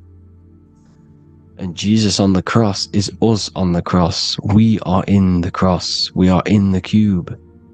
The cross is the cube. And the cross is even in the Saturn symbol. This is another symbol for Saturn. There's 2 symbols.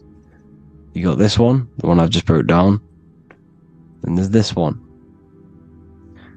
This is the cross of Saturn, the cube god, the simulation, the game cube. Now, Chronos is another word for Saturn. Chronos means time. When you clock into work, you go to the Chronos machine. Well, I did anyway. And I tap my card on the Chronos, because Chronos is time. Anything to do with time is Saturn. He creates and destroys. Look at the artwork of Saturn with the sand, the time.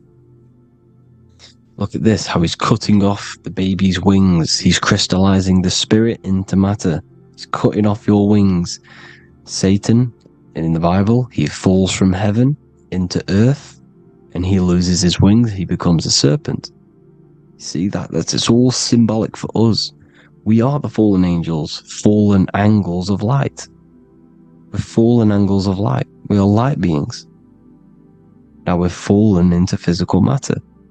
Saturn's chopped off our wings. He's chopped off our spirit wings, because when you astral project, you can fly. You will fly around. He's got the Reaper staff here, always depicted with the Reaper staff. Now look at the clock.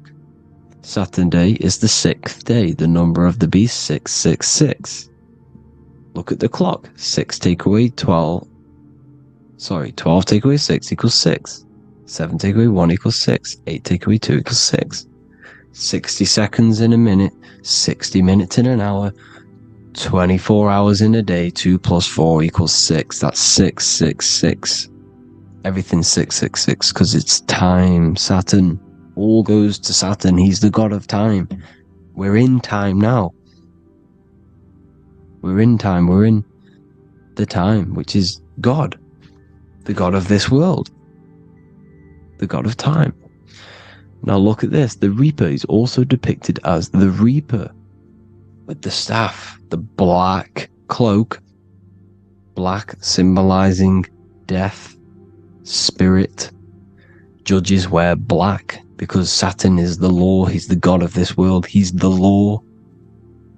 This is why they wear black cloaks. When you graduate from university, you wear a black cloak and a black cube on your head. You've been hexed. Funerals, you wear black because it's all to do with Saturn, Father Time, Father Crystallization. Now Saturn, here's another one of him cutting off the wings of a child. Because he cuts off the wings. He creates and destroys your body. We're in the electrical world. Everything that is electrical vibrates. All vibrations have to come back to a standstill point, which is death.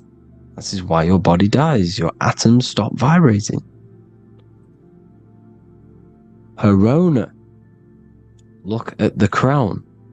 The crown is the corona. Corona means crown. And look at this is an alcohol brand for beer. You can see the staff of Saturn in the symbol with the moon crescent. Corona, which is the crown. Saturn, the crown on Saturn, the rings. And then you've got the staff. It's all Saturn worship.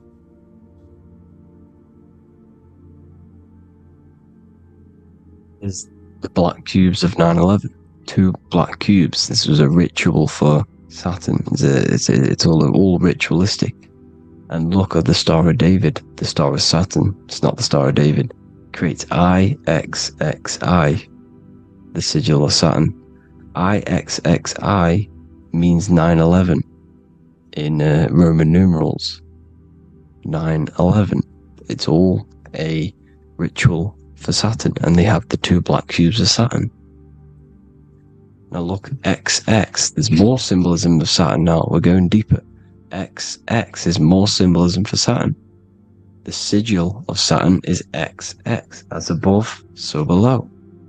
Same with the Star of David. You split it in the middle, as above, so below. As above, so below. XX, this is a Knights Templar, Cross of Lorraine. XX, Knights Templar, High Order of Masonry. They all worship Saturn. Well, Saturn's the real god of this world. X Eon with the XX.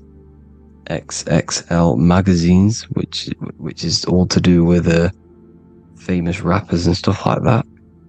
When you die, you put XX on the eyes because it's Saturn. He's the Reaper.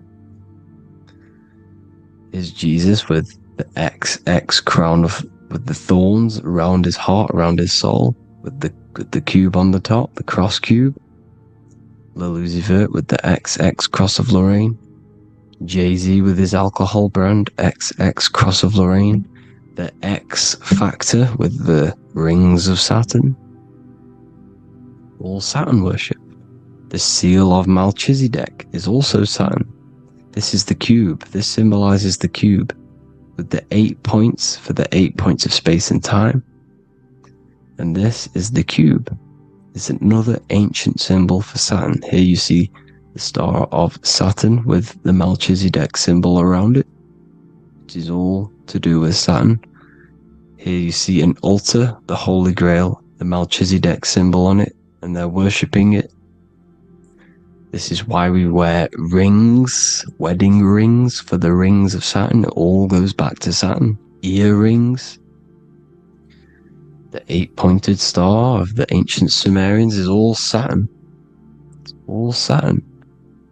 So, the ancients, the symbols of Saturn goes on forever. It's in all of the major corporations. You can see it everywhere, the rings of Saturn. Toyota is an obvious one. Internet, Nike, Target, Sega, Saturn. All Saturn worship. All Saturn worship. Because he is the real god of this world. Here's Kanye West's album with a Saturn here. Here's Michael Jackson's album saying escape. There's the X again. The X, escape. You have to escape this reality. Maybe that's what he's pointing at. Here you see it on the dollar bill, the star of Saturn. Here you see it again on the dollar bill. So that is it for today's people. I hope you all gain some insight on Saturn. Please like, comment, and share if you can. Subscribe if you like the channel. Please have an amazing day. God bless.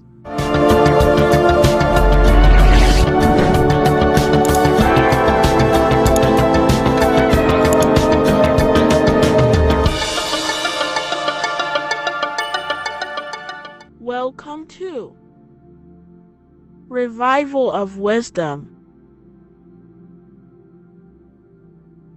What is good, people? Is Revival of Wisdom. We're back with another video. Today we're going to be talking about the importance of Saturn and the occult. Let's jump straight into this. So Saturn is the god of the earth, right? It's the time of God, change, destruction, physical matter. He creates and destroys, because the energy of Saturn is the key to crystallization. It wraps things in physical matter, right? He creates everything, all life forms, and he takes things back, because the day that you're born, that's the day that your expiry date is coming. The time is ticking until Saturn takes your life. This is why he's known as the Reaper. Okay? As he's personified as eating his child here in this ancient Roman painting. As you can see, he's eating the child. We are all children of Saturn, right? He creates physical matter, our physical bodies, right? He's the god of time because he's the slowest moving celestial body. He's the Lord of the Rings, as you can see here. He's the last one on the ring. He's the slowest one moving, okay? So, he is the Lord of time, destruction and creation, okay? This is why his name is Saturn, Satan. He's the devil. Okay, but I'm not saying Saturn's evil, guys. It's a part of life. Everything lives and dies, right? He's the key to crystallization. Now, as we have the clock here, our god Saturn, or Chronos in Greek, just means time. He's also the god of time, as I've already said. 60 seconds in a minute, 60 minutes in an hour, 24 hours in a day. Add 2 plus 4 equals 6. 60 seconds, 60 minutes, 2 plus 4 equals 6. That's 666. Okay? And as you see on the clock, 6 take away 12 equals 6. 7 take away 1 equals 6. 9 take away 3 equals 6. 6 is the number of Saturn. It's associated with Saturn, right? He's the god of time. of justice. Everything goes back to the Reaper in the end. Everything lives and dies. Now, the artwork of him, he's always got the Reaper staff. You see, it's personifying death. Now, when you see this, the Romans were not saying Saturn was a real person, a real god in human form. No, this is personification. This is what the ancients always did. They personified, just like the Bible. It's all personification. So the personifying Saturn eating its children because it eats, it's the Reaper. No one can escape the Reaper. No one can escape death. Now, Saturn is 666, which is in the Bible the number of the beast, right? The number of the beast, Satan, 666, right? So on the North Pole of Saturn, you have a hexagon which makes a cube, right? Now this hexagon, when you join up all the corners, creates the six-pointed star known as the Star of David, right? In the Jewish religion. Now, as you can see, the six-pointed star has 6 points, 6 mini triangles, and a 6-sided hexagon. That makes 666. And also, you have Saturday is named after Saturn, the 6th planet, the 6th day of the week, and has a 6-sided polygon on its north pole. That's also 666. Now, this Star of David, this symbol goes back thousands of years, and it originates from Saturn. It's not the Star of David, right? It originates from Saturn.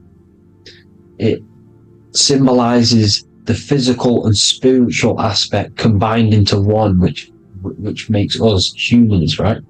Also symbolizes the male and female combined into one. These two sacred energies create the human. We consist of both male and female energy, also known as the Seal of Solomon. And we all know if Solomon was a real person, he talks about communicating with 72 demons.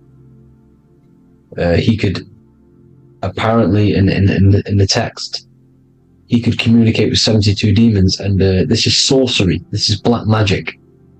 Now, this symbol is associated with hexing people. When you place a hex on someone, that is a form of witchcraft, which a hex is just a curse. When you're cursing someone, this is black magic.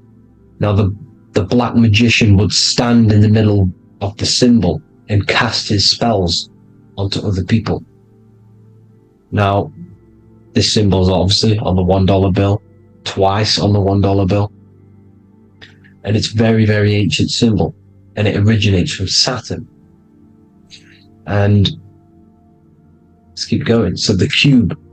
So I've just said how you see the cube on the North Pole of Saturn, right? The cube is limited. It's a 3D shape. It symbolizes limitations to the physical 3D dimension, the third dimension, the physical realm which we are in. Now, as you can see, the color associated with Saturn is black, right? Black is infinite potential. Black is the creation of all things. Before there was light. Light is born out of blackness, darkness, okay? Now, black is physical matter. And as you can see, the black cube, black symbolizing physical matter, the cube being limited, as the physical realm that we are in is limited. It's not like the fourth dimension where everything can exist in a thought. The third dimension is limited, right? And this is what Saturn is. It limits you to the 3D 666. Your body limits you to your physical body. Now, these black cubes are placed everywhere. As you can see, Australia, Denmark, Manhattan, There's one in New York. As you can see, the Apple have a cube. The Nintendo GameCube. Trump Tower is a black cube. This is worshipping the energy of Saturn, the god Saturn. Okay, it's not a god, it's a celestial energy. However, it rules over Earth because it pretty much created the physical realm. Now, as you see, when you go to a funeral, you wear black, a black suit symbolizing Saturn, which is the color associated, black. And as you see in Mecca, they walk around the black cube in rings. As you can see here, they're stood around in rings, like the Saturn, the rings of Saturn. The Mercedes symbol. You probably wouldn't notice that, but yes, it's Saturn. And when you graduate from university, you wear a black cube on your head. This is all symbolizing Saturn. Okay? Now, as you can see, the Jews here have a black cube on their third eye whilst they pray. Notice how he's shutting his eyes into blackness, darkness, and he's wrapped around a black strap around his arm. This is symbolizing the wrapping of physical matter, of how physical matter wraps things into existence. And as we all know, the Star of David is a Jewish symbol. So he has the black cube and the Star of David, right? So all of these religions are secretly worshipping Saturn. Okay, this is all Saturn worship, Kronos, the god of time and destruction, the physical reality. Now, as you can see, it's symbolized everywhere in all major corporations. Pepsi, internet, that's obvious. NASA, of course, NASA. NASA means to deceive in Hebrew. Universal, Walkers, that one's so obvious. Nike, Toyota. So many different ways they symbolize it. You either see the rings of Saturn or the black cube, as I just showed you here, the Nintendo and the Mercedes, right? It's absolutely everywhere. Now, they also use 666 to symbolize it, as I've just broken it down to you. 666, the World Economic Forum. We all know how they're trying to enslave us into this new world agenda. Google Chrome, CERN, Disney, Coca-Cola, Cadbury's, all of these have 666. Now, every UPS barcode has 666. And even www. Is Hebrew for 666, as you can see here. Monster. It's the same Hebrew letter. It means 666. Drake, 6 God. That's his God, Saturn. Why? Because they love physical realm. They love the physical dimension, the third dimension. Because they can rule here through riches. They can build an empire here. It's not like the fourth dimension. They don't want to ascend. They want to stay down here in the physical realm. Okay? Now this is why they're cloning. They can move their consciousness into other clones to live forever. This technology exists. This is why they love the third dimension. As you can see, all of these sellouts here, Drake, Leonardo DiCaprio, you know, all of these people doing 666 because this is their God. This is their God. They love the physical realm. They sold their souls for wealth and fame in this physical realm. So why would they leave? You see? Now, this isn't all just evil, okay? So you have 7 chakras, right?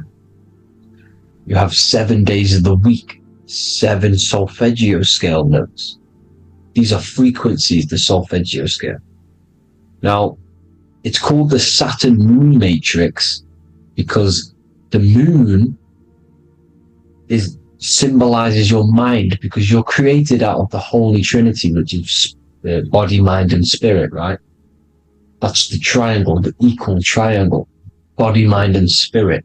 Now, the three main celestial bodies are Earth, Moon, and Sun.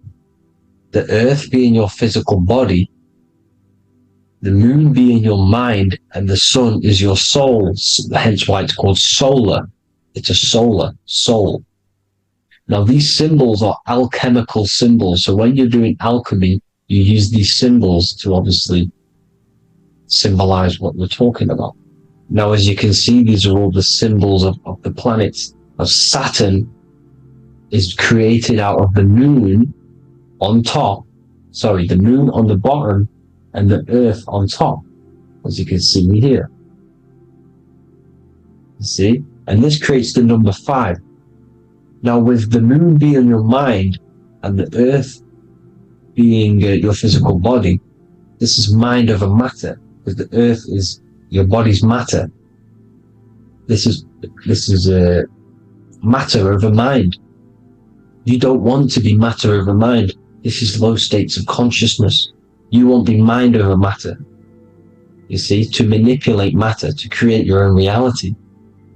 Now, obviously, we all know Saturn is associated with the lowest chakra, which is the root chakra. This is to deal with your animal instincts. When you're down here, you identify as the physical body. You don't know anything spiritual. You're pure a physical, you have a pure physical mind. You don't believe in anything spiritual. This is survival mode, consumption. They want you trapped down here, which is matter over mind. They don't want you to create your own reality, which is mind over matter. You see? Now, that's what Jupiter is. Saturn is the moon on the bottom and the earth on top. But Jupiter is the moon on top with the earth on the bottom. That's mind over matter, you see? So, these chakras are an ascension process from spiritual, from matter, physical matter to spiritual. This is the ascension. This is the stairway to heaven. This is Jacob's ladder. You see? Now, the number 5, which is obviously associated with Saturn as well, which create the symbol for Saturn, created the number 5. You have 5 senses, 5 elements, 5 physical elements. As we all know, Saturn crystallizes everything into physical matter out of the 4 elements. 5 fingers and toes, 5 points of man. Okay, the number 5 is the number of justice. Saturn holds things back. He restrains things from you, makes you learn the lesson. Now, 666 is not all evil. 666 is the atomic structure of the carbon atom. 6 protons, 6 electrons, 6 neutrons, right? We are carbon-based life forms. All life forms are based on the bonding properties of the element carbon. Because Saturn crystallizes everything into physical matter. Now, the Masons symbolize this with the checkered boards. They have the black square, which is obviously matter, as I just said, the black cube, and spirit is the white square, because white is eternal light. White and light, you see. Black is physical matter. Now, this is what we are. The point of our soul is to transmute from matter to spirit, but these are interchangeable. This is the constant cycle between spirit and matter, spirit and matter. High vibrational matter turns into spirit. Low vibrational spirit turns into physical matter. You see? Now, we are carbon-based life forms. This is what 666 is, the number of the beast. Well, when I say we, the physical body is the beast. It's the animal. It's the carbon suit to operate in this physical dimension, in this physical realm. See, it's the vehicle used to operate in this physical realm, but your mind isn't from this physical realm, you see. The brain is the physical manifestation of the soul. Okay, so as you can see here, the spine is an extension of the brain. Everything goes back to the brain. This is literally what your physical body is. You see, this is the nervous system, and everything reports back to the brain, and everything's controlled from this control center. And this spinal column, at the top of the spinal column, is your third eye, which is known as the pineal gland. And this is the seat of consciousness. It's the center of consciousness. That is your true self, pure consciousness. This body is just a physical body. This body is mortal. This body runs out, but your consciousness lives forever. They don't want you knowing this. This is why they keep you down here in your lower chakra. They want you to believe everything is just physical. They don't want you to believe in the spiritual side of reality. Because this way they can manipulate you, right? They want you matter over mind, because they know your mind creates reality. They know your mind is the root cause of reality. You manifest your own reality from the inside out. So this is why they control your perception of reality. They control your information in order to manifest their new world order. You, who are ignorant to knowledge and wisdom, you who are ignorant are manifesting their agenda because you accept their information and their perception of this reality. Now, this is why they tell you the globe model, the heliocentric model, to trap you into physical matter. Now, if you understood about this true form of this realm, you'd understand that there's a spiritual side behind everything. The spiritual side, something has to exist. The root cause of reality is higher planes of existence. It happens in the mind before it happens on the physical plane. You see? They don't want you knowing this. They want you matter over mind, which is the symbol for Saturn. Moon over Earth. The Holy Trinity.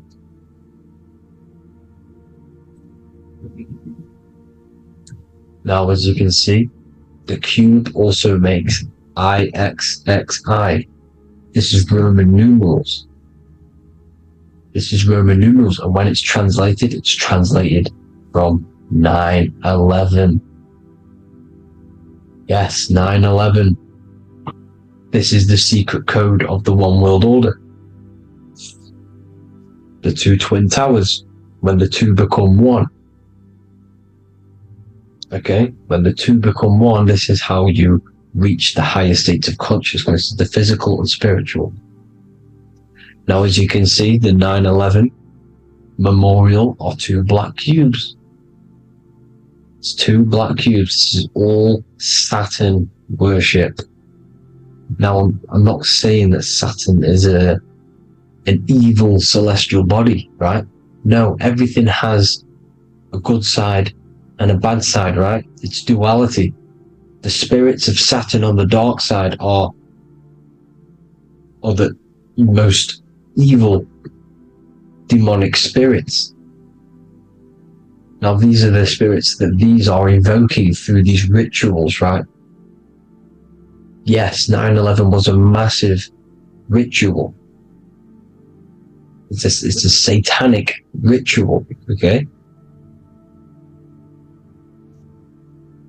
Now, we all know Elon Musk. Elon Musk is coming with the mark of the beast. And English gematria, this equals 666, right?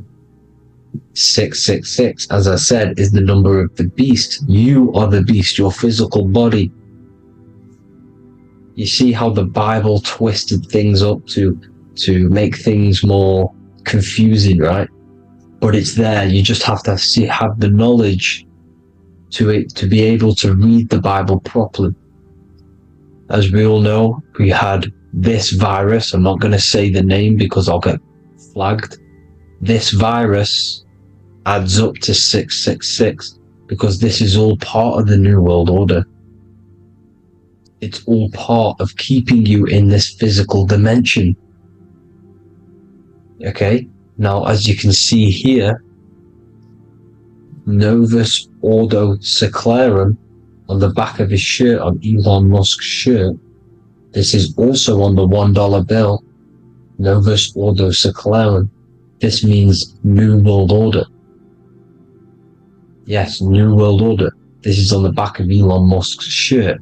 And as you can see here, he owns Neuralink, which is the brain chip which they're going to be putting into, implanting this onto your brain. This is the New World Order, to connect you and merge your consciousness with AI.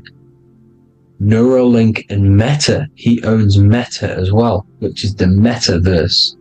These are going to be linked in, hence why they have the same symbol, but just in a different format.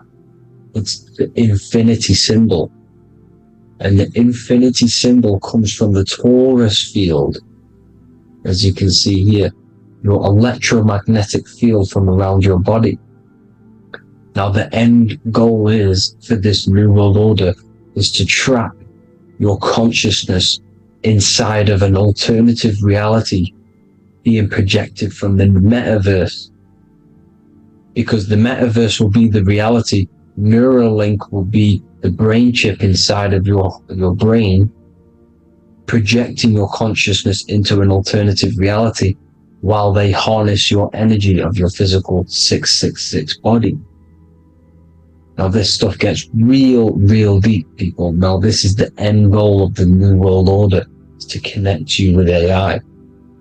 This is why they're trapping you and keeping you in these lower states of consciousness in the Saturn associated root chakra, so you don't find out about the spiritual side of reality. Because if you knew the truth of this reality, you wouldn't connect to AI. You see, you have the power within you to travel to other worlds, the astral plane, for example. You travel to different worlds when you are sleeping. Okay? They want you to know it's just a dream. However, their end goal is to trap your consciousness and feed off your energy, spiritually and physically. Okay? I don't know why these people are just pure evil. As I said, evil love bondage. They love the physical dimension. They don't want to ascend to other realms. These evil love the third dimension. This is why evil spirits will inhabit bodies, exorcisms, because they miss being in the physical realm. They miss it. Evil love bondage. So this is why they're cloning and putting their consciousness in clones to stay in this third dimension, to stay as further away from the source as possible. Okay? This is why they're doing it, and this is how it's all linked in. So I hope you all enjoyed this video. Hope you gained some wisdom. Please feel free to join the Telegram, and please leave a like and a subscribe. Thank you all, people. God bless.